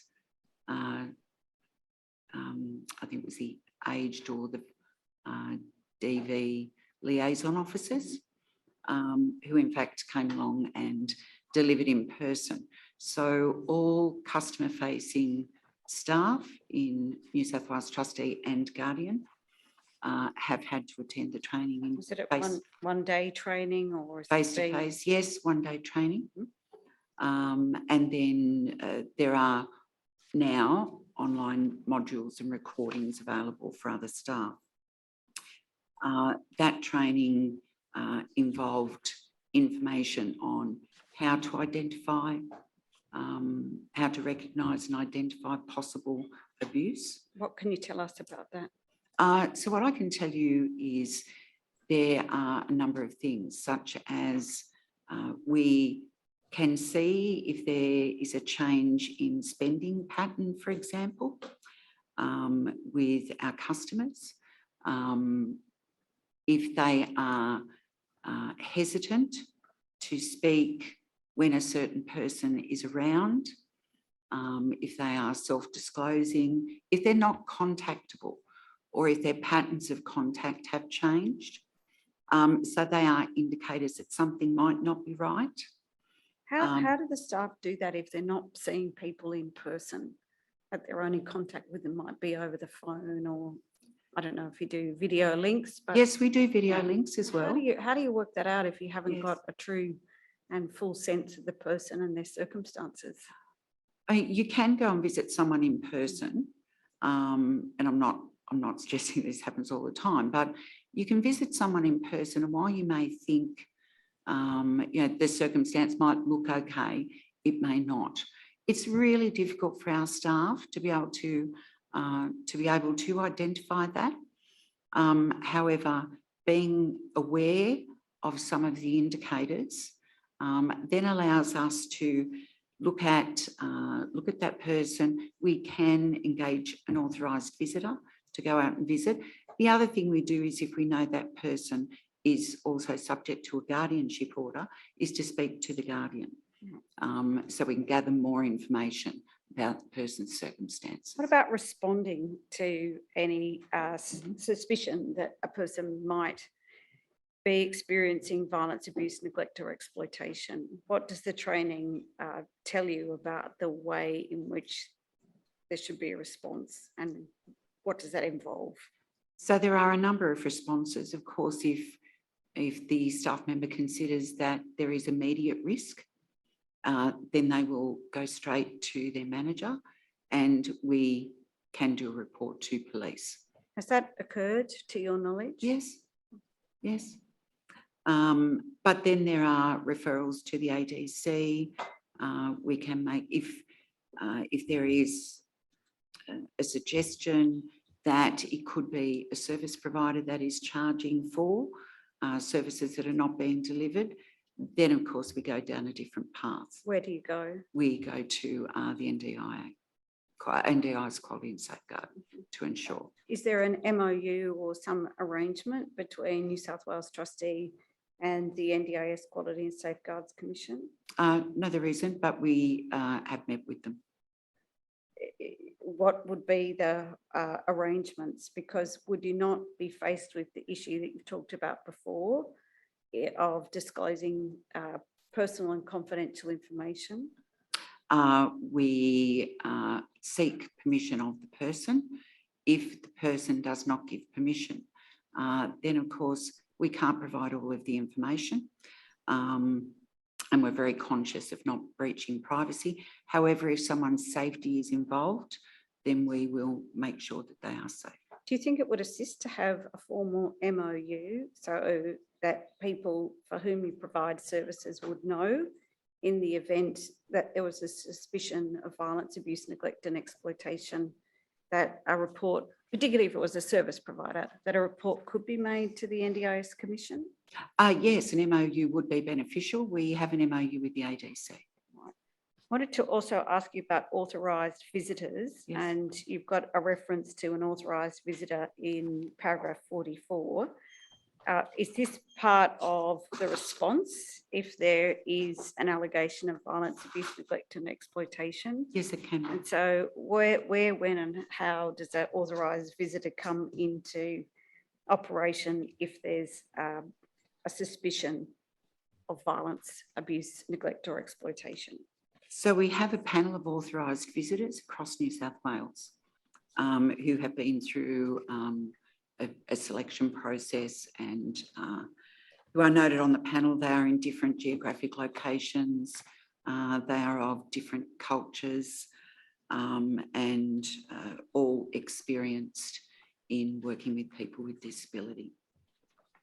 If we do see that, or if we do consider that someone is at risk, we can engage an authorised visitor to go out and visit that person in their home. And then, of course, they submit a detailed report to New South Wales Trustee around the circumstances. And we, of course, provide some information in relation to the person so that they can go out and be as informed as they need to be. Right. The last question I want to ask you, and the commissioners may have some questions, comes to how the trustee manages conflicts. And one of the functions of the New South Wales trustee is to prepare wills. Mm-hmm. Does the trustee also have a function in representing the managed person in relation to commencing proceedings like family provision proceedings? Do you have that function? Yes. How's that conflict managed? So it's managed. Sorry, I would do That's that. okay. Perception of the conflict Thank you. managed. So it is managed in a number of different ways. I'm the Director of Estate Management. So the people who are under financial management are within my division. We have a separate division, which is our Estates Planning and Administration division, and that has a separate director. They also have separate client information databases, and neither team has access to the other. The other thing that we do is where there is family provision, and the numbers are quite low, is we refer out to an external panel solicitor. So those solicitors are external to New South Wales Trustee and Guardian, however, have been through a process to be placed on the panel. This is, I accept, is not in your area, but is there any advice or warnings provided to a person whose will might be prepared by New South Wales Trustee that if they have a family member who is, or it may at some time in the future, be a person with disability who themselves becomes subject to financial management orders. But there is the possibility that action may be taken in relation to the will. And you may have heard Suzanne Nunn's recommendations to manage conflicts, and you've heard her circumstances in terms of navigating a protracted dispute with a trustee. Do you do that in New South Wales? I can't answer that, but I'm happy to take that question on notice. Right. Thank you, Commissioners. I'm conscious of the time and the Commissioners may have some questions. Thank you, Ms. Simpson. Yes, thank you very much. I'll ask my colleagues if they have any questions. I'll ask first Commissioner McEwen. Thank you. Thank you, Ms. Simpson, for your information. I just want to go back to my question that you said you would take on notice about the cohort of non-verbal people. I just want to add also my curiosity as to why that is being put in there, including, for example, have you presumed that they don't understand English, and are they always non-verbal? So please, if you could take all that on notice, I would appreciate that. Thank you. My next question is about, you were talking about providing support to the people you provide support to. Are you able to give me a breakdown of the settings they live in? Group homes, boarding houses, homelessness, etc. Are you able to give me a breakdown? Not a detailed breakdown, but what I would say is that they could have any circumstances on the spectrum of their living situation, from very comfortable,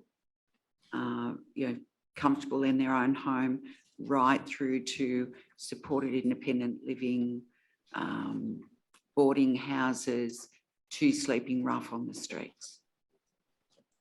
And how do you use that information to then make assessment about how isolated they are or whether they've got access to services? How do you use that? So in getting to know each of our customers and identifying their support network, that is one of the first indicators of isolation, where we can go through the list of people in their lives, and where there are very few, and sadly, some people have nobody, then that is the first indicator of isolation. Certainly geography can be another indicator of isolation, and their disability. It's complex. My final question is in relation to the disability awareness training. Yes. Have you completed that training? Yes. So you know for a fact that the CRPD is part of that training? Yes. Yep, thank you. Yes, thank you. Commissioner Ryan, do you have any questions? Just one detail about your charging of fees. I think I'm just checking that I read this correctly. The person, say, was living in a group home and had financial management applied to them. It looks like they would be subject to a single one-off fee, which looks to be quite modest, and then probably no other fee after that. Is that likely to be the case? Yes, our low asset customers pay very low fees. Because it seems to amount to not much more than a couple of $100 a year. Yes. Just earlier, you said that you'd be coming back to us about how the CRPD is like. Did that mean you were taking that on notice? Yes. Oh, right. Thank you. Yes, thank you.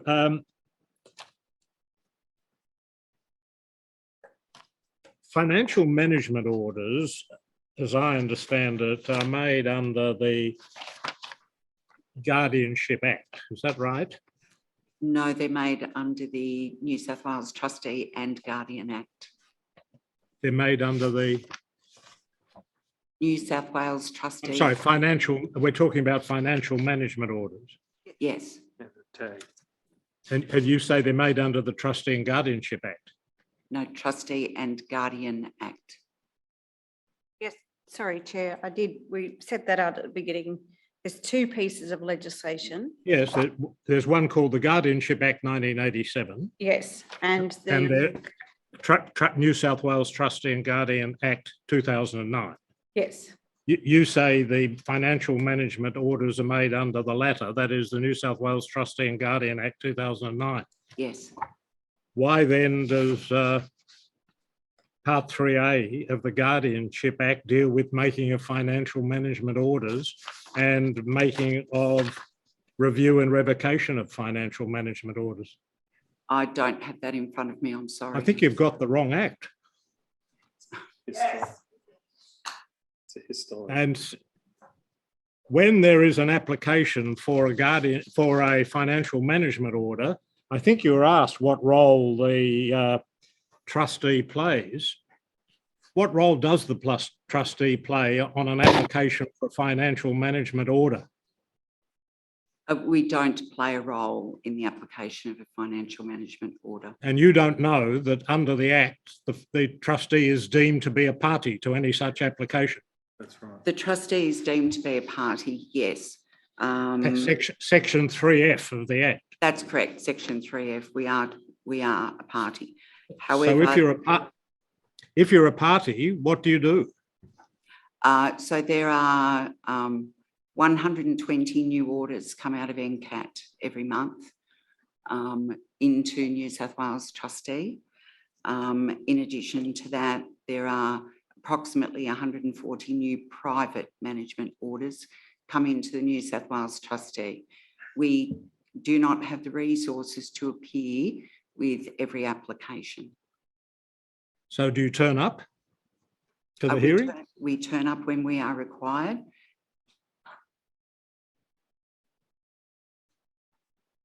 What does that mean? We turn up when we are asked to appear. However, we are not entitled to any information prior to the making of the order, and we cannot take any action prior to the making of the order.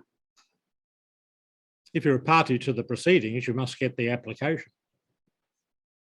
No, we don't receive the application. You're a party to the proceedings, but you don't get the application. That's correct. All right. Pretty good. Under the New South Wales Trustee and Guardian Act, the trustee is also responsible for the management of estates if an order is made by the Supreme Court. Is that right? That's correct. What difference, if any, is there between the management of an estate pursuant to an order of the Supreme Court and the financial management orders that are made under the Guardianship Act 1987? In the application of those orders, in practice, nil. We manage those orders in the same. Yes, in practice, yes.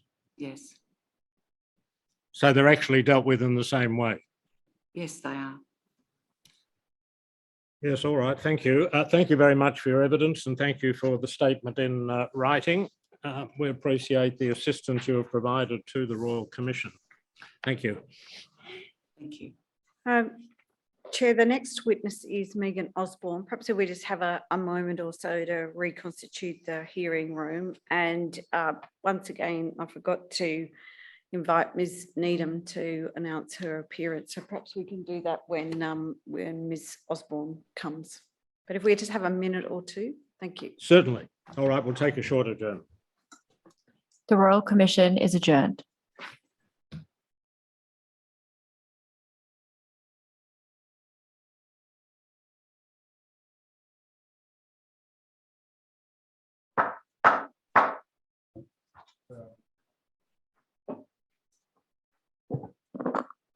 The Royal Commission is in session. Yes, thank you. I understand that during the evidence of the last witness, there was some audible discussion and other noises coming from those, or at least some people within the hearing room. We would be very grateful if any conversations or any comments could be kept below a level where it is audible to anyone giving evidence or to counsel. It's very important that witnesses be treated with appropriate respect and also be given the opportunity to give their evidence without interruption. So I'd be grateful if that could be borne in mind. Yes, Ms. Eastman. Thank you, Chair. I think Ms. Needham will make her appearance. Yes, may it please the Commission. My name is Needham. I appear for the New South Wales Trustee and Guardian. Thank you, Ms Needham. Our final witness today is Megan Osborne, and you're going to take an affirmation? Yes. Thank you.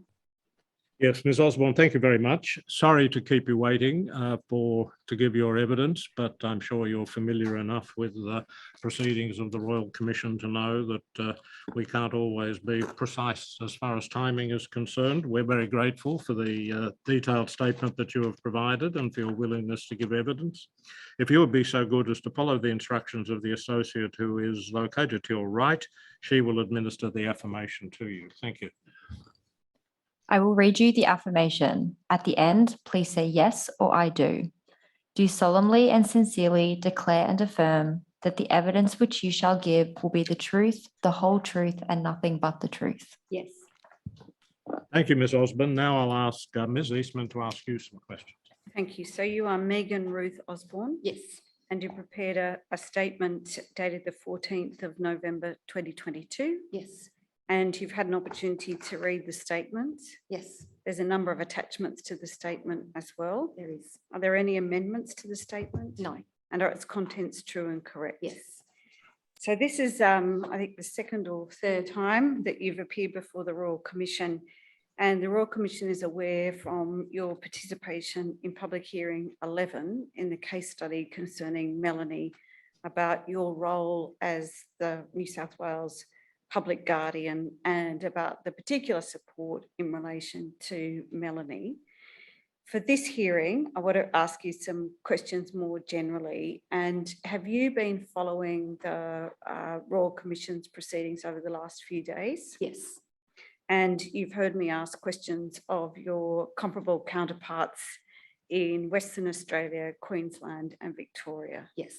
So some of those questions I need to ask you, but perhaps not all of them, because I know that you've given evidence before. But I think you have told us that from the 1st of August this year, you've returned to the role of New South Wales Public Guardian. Yes. You've also participated in the Royal Commission's roundtables on guardianship and supported decision making. Yes. And you're familiar with the Royal Commission's work and the outcomes of both those two roundtables, is that right? That's correct. So can I start by, just for those in following the proceedings who may not have heard your evidence earlier, about the functions of the public guardian in New South Wales. The law that regulates what you can do and how you can do it, so your powers, functions and responsibilities are set out in the Guardianship Act 1987. Yes.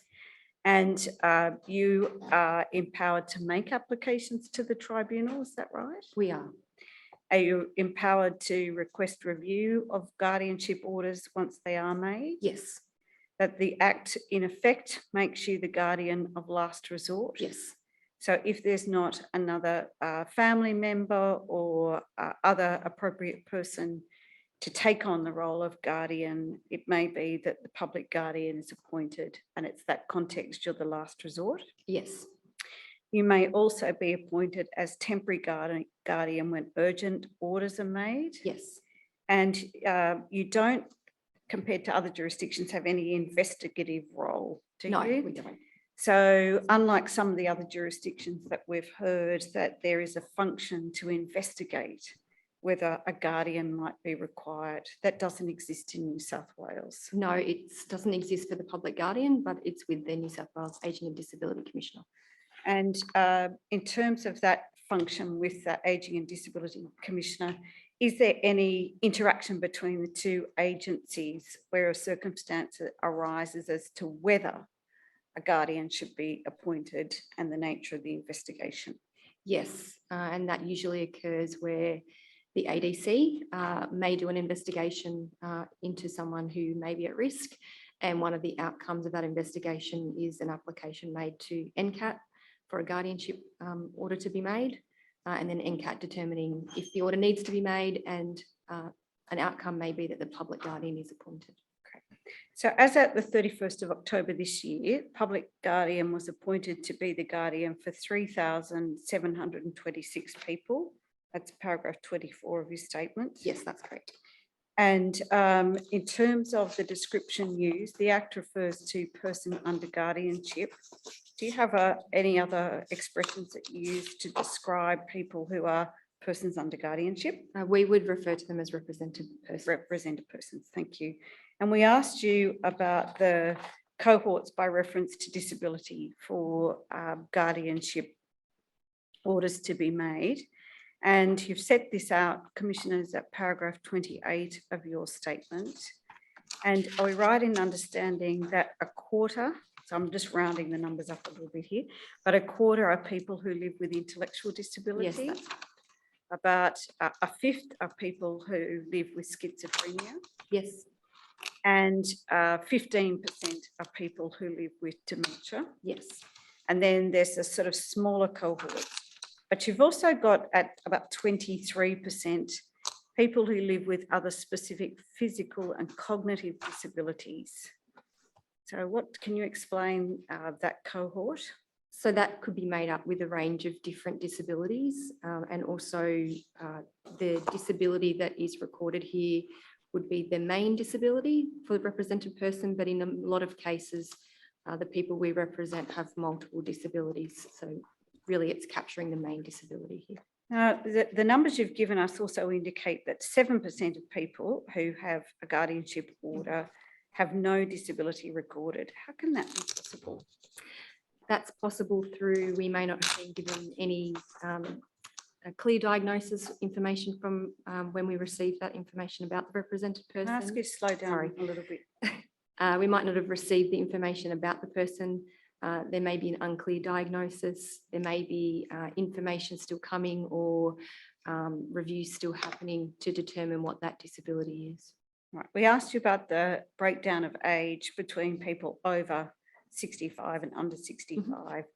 So it's about 65% of represented people are under the age of 65 and the balance over 65. In terms of the group under 65, are you able to give us any indication if there's a particular age group or category that are sort of disproportionately high in the under 65s? It would mostly be sort of in that 50 to 60 age group, basically, where people are starting to see deteriorations in health, particularly with a disability. That seems to be the area that is most prominent. We asked you about the percentage of First Nations represented people, and it's 8.8%. Now, if I take Ms. Simpson's evidence as an indication, you'd agree with me that that's disproportionately high compared to the general population of First Nations people in New South Wales. It is, yes. Why is that the case? I think colleagues around Australia have outlined some of those reasons, but I would also add from the New South Wales perspective is we also tend to see for First Nations people that they have a high representation, a high representation in other sectors such as criminal justice systems, mental health systems, and other systems that tend to have them highlighted for need for guardian and then an application flowing out of those. Has there been any research or evaluation of the way in which the guardianship processes operate for First Nations people that might explain, in addition to what you've said, this disproportionately high number of First Nations people? Not that I'm aware of. Now, I think you know what my next question is going to be, and the answer is going to be no. Is that right? That's correct. That there's no Aboriginal liaison officers employed by the public guardian? There isn't any employed, no. Have there ever been? Not that I'm aware of. Are there any First Nations staff members? Yes, I have both First Nations staff members who identify and Torres Strait Islander staff members who identify. And are those people serving as a role of guardian under Yes, your they are. delegated authority? So we also asked you about the number of people who identify from culturally and linguistically diverse backgrounds. And are you able to give any sort of indication of what those numbers might be? Sorry. Paragraph 33, I think you deal with some of this. So the breakdown we've provided I've given two breakdowns at paragraph 32 and 33. The first one is their primary language spoken, and then 33 is their country of birth, if we have that information. Are we right in understanding that if we're looking at a working definition of culturally and linguistically diverse people for the public guardian, that essentially you work on primary language or country of birth? Yes, we take both into account. But you don't take a broader view as to what might be a person identifying from a called community? No. Right. Now, we also asked you about the number of participants who are also, sorry, number of persons who are NDIS participants. And you've said at paragraph 34 that there are 2,009, and that's about 54%. So I wanted to ask you, and you might have heard me ask Dr. Pearce this morning, have you in the New South Wales Guardian noticed any trends or any issues with respect to the number of NDIS participants and the relationship to guardianship orders? It's definitely been a driver for guardianship orders since the inception of the NDIS, particularly in the areas of a person needing a guardian appointed or what we would call services decisions. And what I mean by that is where somebody needs a person to consent to the service providers that they might engage under their NDIS plan, or it also might mean in relation to where we make an accommodation decision so that somebody can go into supported independent living. And are there any formal relationships between the New South Wales Guardian and the NDIA?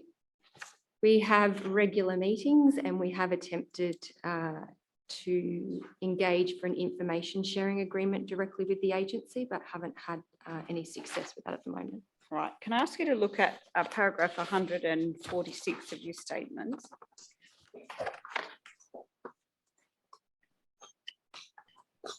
And in this part, we've asked you about the correlation between guardianship orders being made and the NDIS.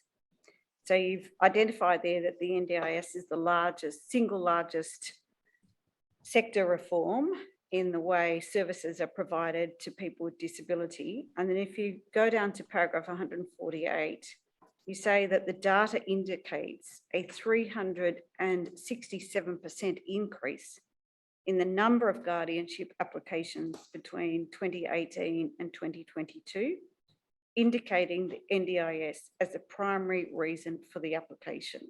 Yes, that's correct. That is a significant number, is it not? It is staggering. We have had a look at some of the early decisions of NCAT around 2016. Some of those decisions indicate that the need for an advocate to navigate the NDIS was itself a reason to appoint a guardian.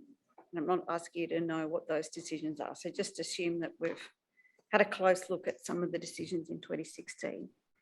In your experience, do you think that that assumption in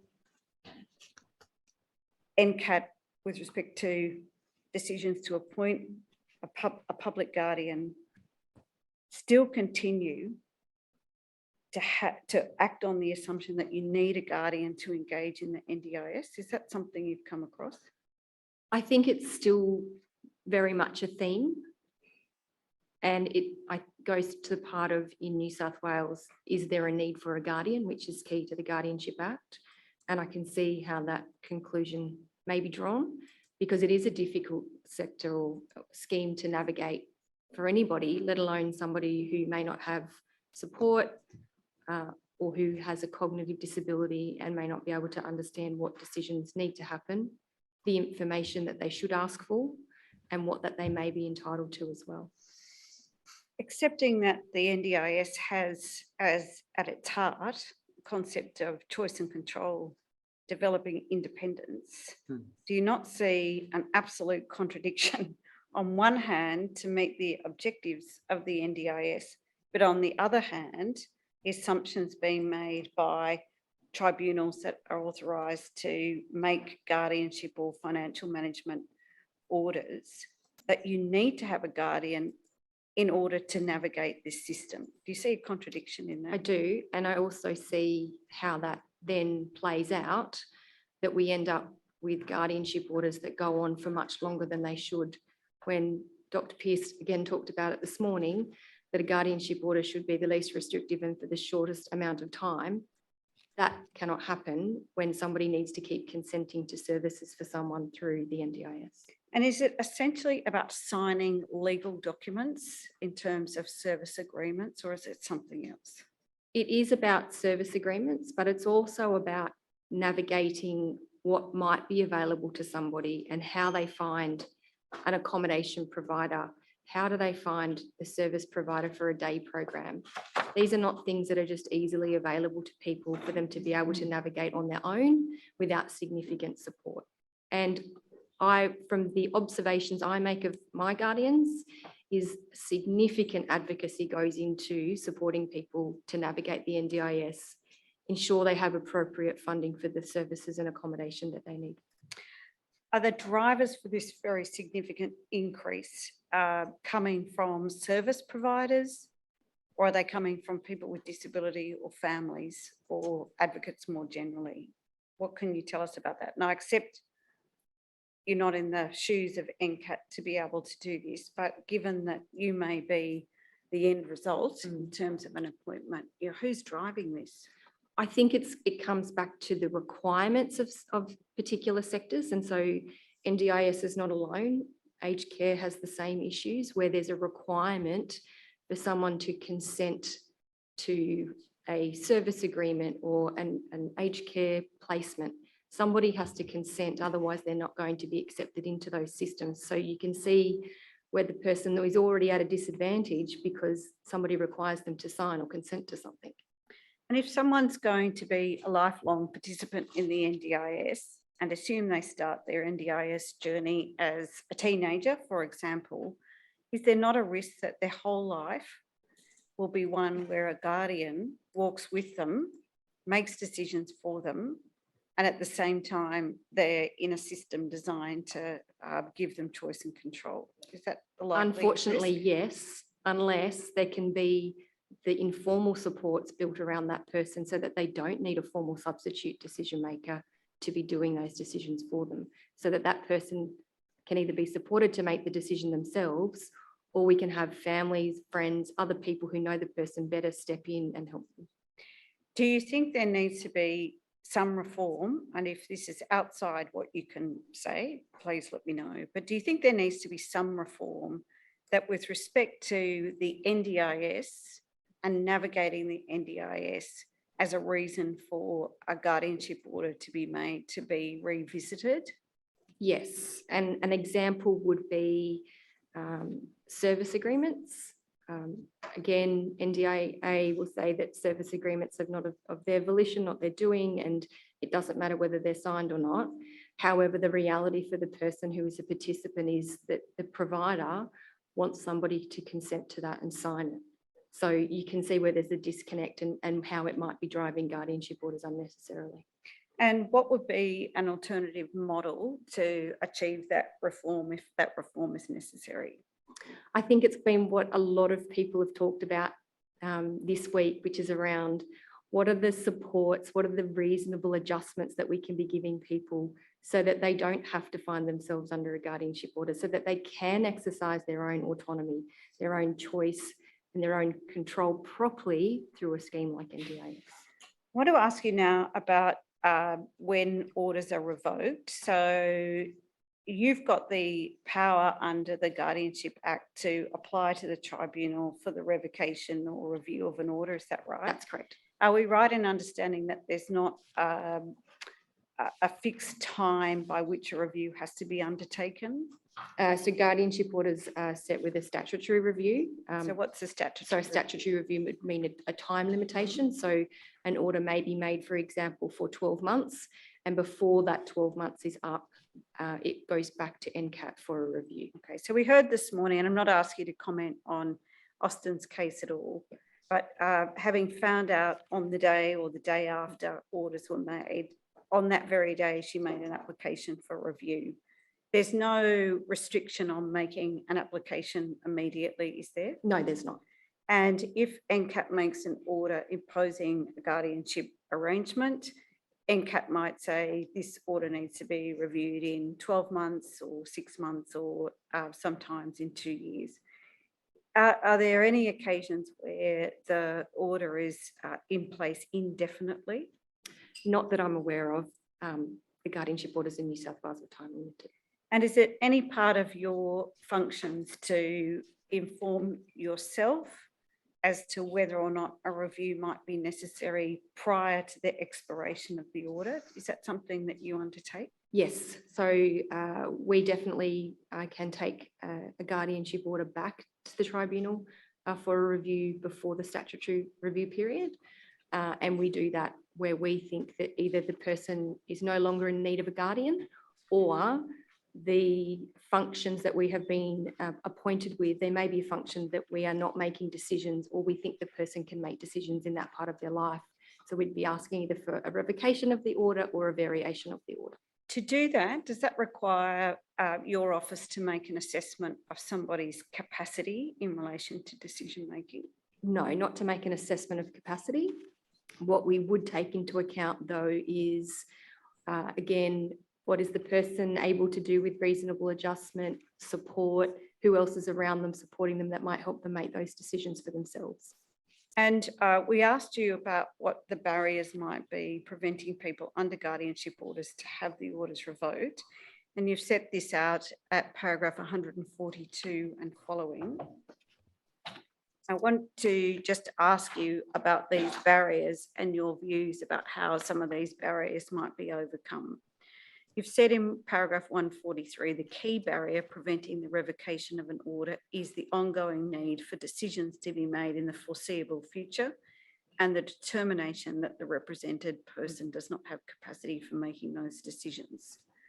So as you've identified, this might be with respect to ongoing restrictive practices, major medical treatment, regular changes of accommodation and things of that like. In those circumstances, that is an impenetrable barrier, isn't it? It is. And it sounds that in terms of people who might meet that description, that their life may be one where a guardian is part of their life forever. Is that right? That's correct.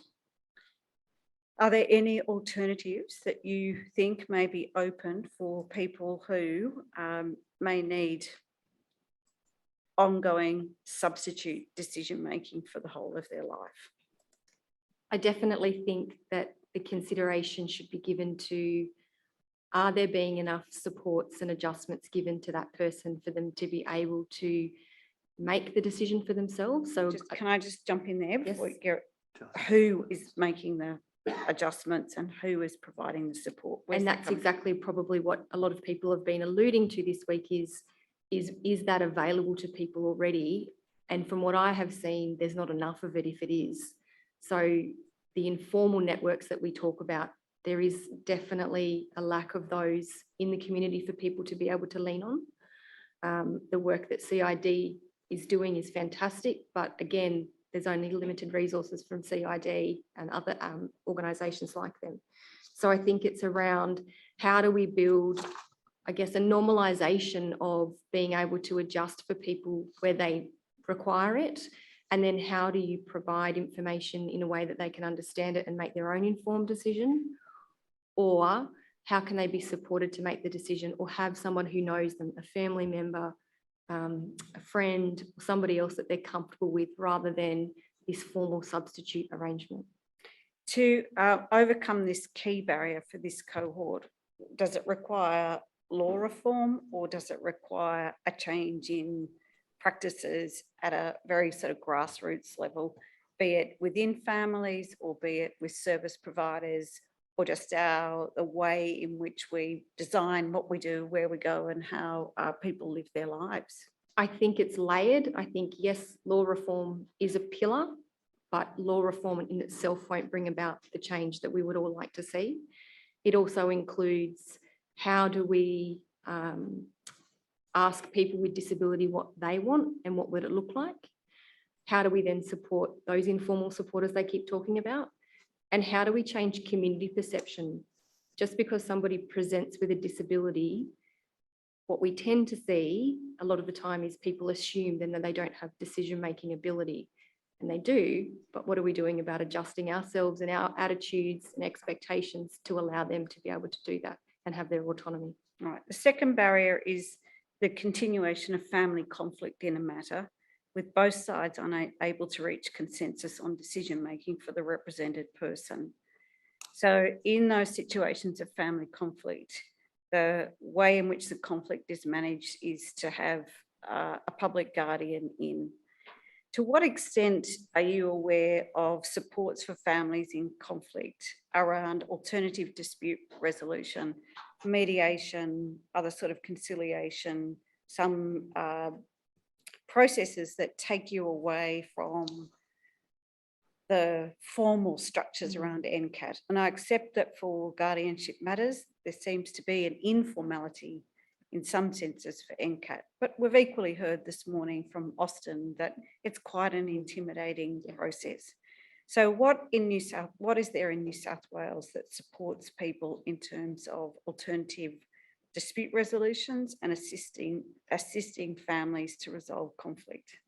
So there obviously are mediation services available to people, but I think when you come to having a guardian appointed and going through the tribunal process and the application process, the crisis is already here and now. And so it's really about the ability to be able to have some work done with the family prior to that crisis happening and getting to a point where there is such ingrained conflict. So what I think it's actually a gap at the moment in round is what is available to families, particularly people with lived experience this week have talked a lot about in the education system and in their younger years, being able to support them to build their decision-making ability rather than waiting until they become an adult and then we're lumped with all of these choices that need to be made. And what are we going to do about it? So being able to bring that support in an early part of their life. In that situation of conflict and the public guardian is appointed, is it often the case that the dispute that may exist within families also starts to focus on the role of the public guardian? And do you have any role in navigating, supporting and resolving these family conflicts? So to the first part of your question, yes, obviously, and I can understand from a family's point of view, it's a very emotional time, it's a very difficult time, and so we can be the focus of that. However, we don't have a role in being able to conciliate and fix family conflict. What our focus is for the person we've been represented for. What are the decisions they might need? What are the supports that they might need? And then how do we make those decisions taking into account what they want? And then how do we give effect to that? So it sounds for the person about whom the orders are made, where decision-making is taken away from them, that's the price they have to pay because of family conflict. Is that right? Yes, in some cases, yes. A third barrier is when a represented person is vulnerable to undue influence from others, which places them at ongoing risk of neglect, abuse and exploitation. And I've just asked Ms Simpson some questions about the work that the New South Wales trustee does, and she's told us there's been some training and that the trustees are looking at identifying risk. In this barrier, do you and your guardians have a role in being able to identify ongoing risk of neglect or abuse or exploitation for a person who's subject to orders? Yes, we do. And to what extent, if you identify that risk, are you able to respond to that risk, which in turn might reduce the barrier to ongoing guardianship arrangements being in place? There's a couple of different paths that we might take depending on the risk and depending on what it is that we find. But a good starting point is the guardian going out and visiting the person and having a look at what is actually happening for them, being able to talk to them by themselves and understand what they think the risk might be, or are they worried about anything. We've also got an MOU with the Ageing and Disability Commission where we can make referrals to them where we've got a concern, and we don't obviously have the investigation powers that they do. We also have quite detailed practice guides for our guardians around formulating an action plan if we think there's a concern, and how we might gather more information and what steps we then may take to try and reduce the risk and hopefully eliminate it. And of course, we would also engage things like New South Wales Police if it's appropriate to do a welfare check, or New South Wales Ambulance if that's also appropriate. Now, I asked Ms Simpson earlier about whether or not the New South Wales trustee provides information to people about the process of financial management orders being made. And she indicated in response to her statement that it's not their function. Is this a function for the public guardian to provide information? It is a function. It's a function under the Guardianship Act that the public guardian provides information and referrals for people who've been appointed privately as a guardian or an enduring guardian, or any member of the public who would like to know about guardianship or alternatives to guardianship. And you saw Austin give her evidence earlier today, and she indicated that she was able to use the internet to find information or to ring NCAT.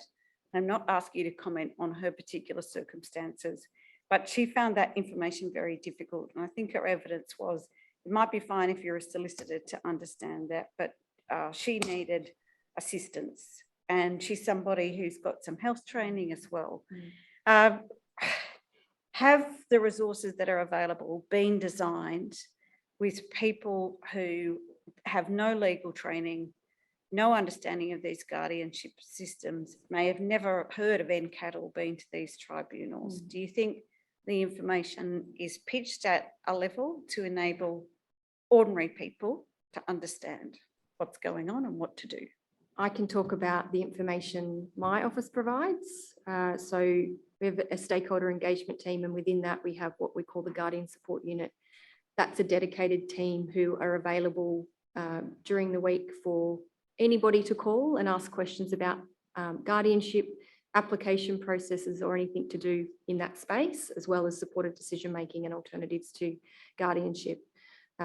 They've taken nearly 6,000 inquiries last financial year, and we're also very proactive in the information we then share with private and enduring guardians as well as medical professionals, etc.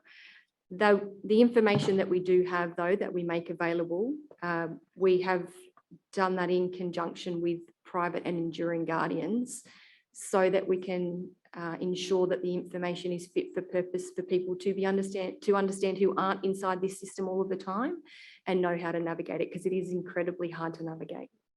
And you heard perhaps Ms O'Neill earlier today talk about the New South Wales Capacity Toolkit. Yes. I think she indicated that it was probably a good document for its time, but it may be a bit dated.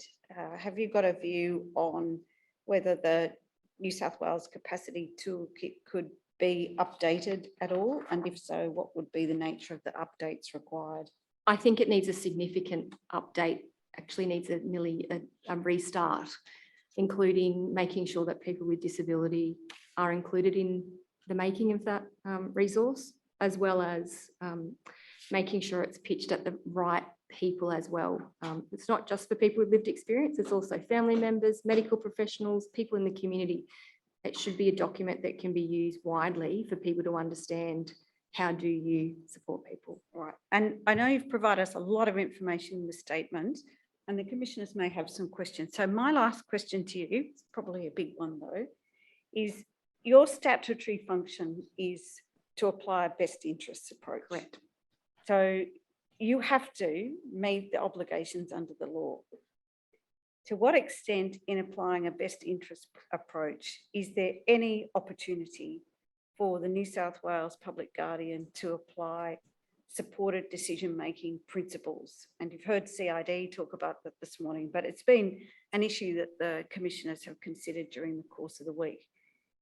Are they either end of the spectrum and there's nothing in between? If you do have the capacity to work with supported decision making in that best interest model. How does that work in practice? And as I said, there's big questions here. And does there need to be reform in New South Wales to have better clarity? It is a hard one to navigate when we have a substitute decision making and a best interest legislation. However, in practice, what that looks like for our guardians is that the time taken to understand and seek the view of the person we represent. So what is their will and preference? What do they want to happen? Then take into account other people who might be important in their life as well. But the focus is on what the person wants, who is able to tell us that. And we may at times have to rely on previous views if that person can no longer give us a view. And then where we can, trying to make a decision that lines up with that person's will and preference. The only time that we wouldn't make it in line with that will and preference is where there might be risk that we can't mitigate to an extent that then would put them at risk. Commissioners, I'm conscious of the time, and Ms Osborne's provided a very detailed statement. It may be, Commissioners, that you've got some questions of Ms Osborne on topics that I haven't had the opportunity to cover this afternoon. All right, thank you very much. Ms Osborne, I'll ask first Commissioner Ryan if he has any questions to put to you. Mr. Chair, you'll be thrilled to know that I don't, but I thank you for coming and giving us evidence. You've made my day, Commissioner Ryan. Commissioner McEwen. Well, maybe I won't be making your day, but I do have two questions, Chair. Yes, just two questions, which I hope are brief. Thank you, Ms Osborne, for your information, including for the previous hearing that received been referred to. My first question is about the people you represent who are on NDIS plan. How many of them are self-managed? I would have to take that on notice. I don't have that to hand. Thank you. And my second and final question is, when you were talking about asking people what they need in terms of support, what about people who don't know what to ask for, or people who have been isolated, or people who have had no interaction whatsoever with systems and have developed knowledge? So I guess that like that phrase, if you don't know, you don't know what to ask for. So I think a good example of that would be when we become somebody's guardian and the person is accessing an NDIS plan, the guardian would go along to the planning meeting and be there to help them navigate, but also advocate for things that they may not be aware that they could ask for funding in their plan. And you're right, sometimes it does take some time for our guardians to get to know the people we represent, to be able to understand what it is that they might need or could ask for. So it does take quite some time to build up that rapport with the person. And broadly, what percentage of the people that you represent would be in that cohort that you just Again, described? I'd have to take that on notice, I'm sorry. All right, thank you very much. Thank you, Chair. Thank you. We've heard a lot about the relationship between guardianship orders, financial management orders, and the NDIS. And following on from what Commissioner McEwen has asked, if we're talking about somebody, a person perhaps with intellectual disability, who finds it very difficult, understandably, to navigate the application process to get onto the NDIS and to determine what the contents of a plan should be and how it works, the use of a guardian to assist in this process would seem to be a sledgehammer to crack a nut. Surely the answer to that aspect of the NDIS is more advocacy, the availability of an advocate. Whether you call it supported decision-making or advocacy doesn't matter very much. Why do we need the intervention? I'm not being critical of people who are acting as guardians through the statutory office, but why do we need the intervention of a guardianship order in order to enable that process to work to the maximum advantage of people with disability who otherwise would find it very difficult to work out how to get their entitlement under the NDIS? Am I on the right track with this? I think you've hit the nail on the head. You know, is it other alternatives that are short term to support the person? The use of advocates or other people who can support someone through the process and know how to navigate it, rather than having someone's basic human rights taken away by having a substitute decision maker appointed to be able to access something that they're entitled to. It seems entirely unnecessary to go through an elaborate process that has historical origins. I understand where it comes from and why it's there, but it does look to be, if I can use yet another metaphor, square pegs in round holes. Now, the other aspect of NDIS, and there's more than one, is apparently the insistence on service providers of having what amount to contracts signed. It's not the existence of a piece of paper with a signature. It's that I assume the service providers want some kind of assurance that they themselves are entitled to be paid for the services they provide and so on. Again, it seems like an inappropriate use of a guardianship proceeding to ensure that service providers receive the comfort that they feel they're entitled to. It really would be much easier to change some of the rules within the NDIS in order to ensure that service providers can get the comfort they want without the need for some kind of assumed capacity to enter into formal contracts being at the heart of it. It just seems to be another inappropriate way of dealing with the problem. Again, am I on the right track with that one? Commissioner Sackville, yes. In New South Wales, the public guardian does not sign service agreements because they contain requirements that sit outside of the role of a guardian. So we are unable to sign them. What we can do is consent to the components that we have got functions for. And the second part I would say to that is I have asked the NDIA on several occasions to work with them around what does service agreements mean for people who are accessing the scheme? How can they be more accessible to them? And what is the onus on service providers to explain these service agreements to the person? Yes.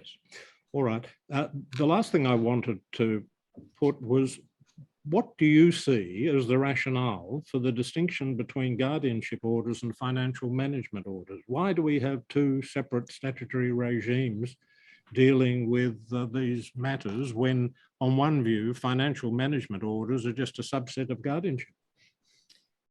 Speaking from the New South Wales perspective, the reason that the roles are separate is so that there isn't one agency or person who has complete decision-making authority over the entirety of a person's life.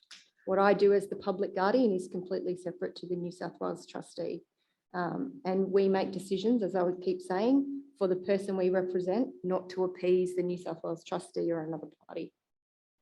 I understand they're separate, but why?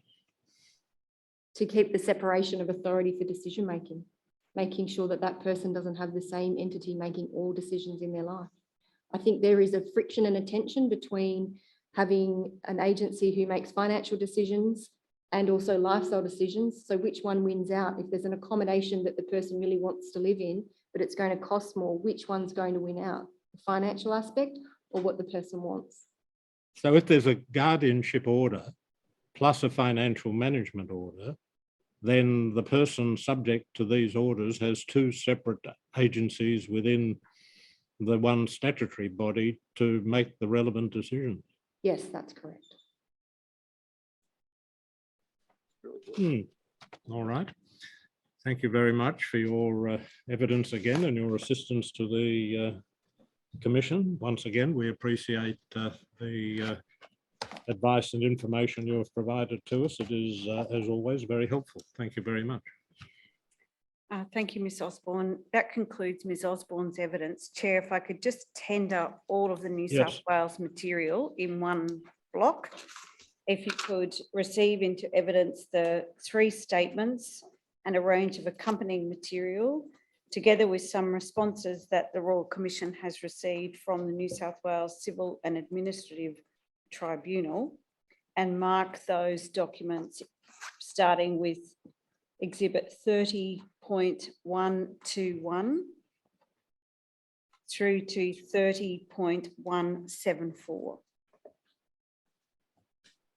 Yes, the documents to which Ms Eastman has referred will be admitted into evidence and given the markings that she has identified.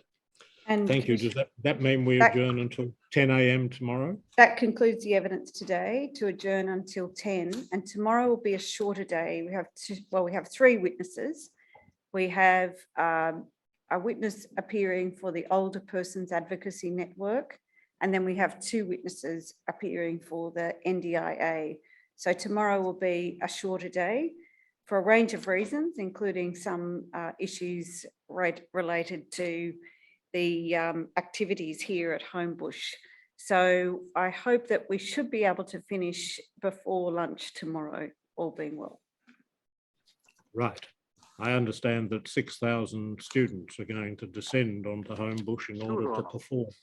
Is that what's happening? That, as we understand, that may be the case. It's magic, Mr. Chair. Well, Commissioner Ryan, you won't have very far to go to join in the festivities. All right, we'll adjourn until 10 o'clock tomorrow. Thank you.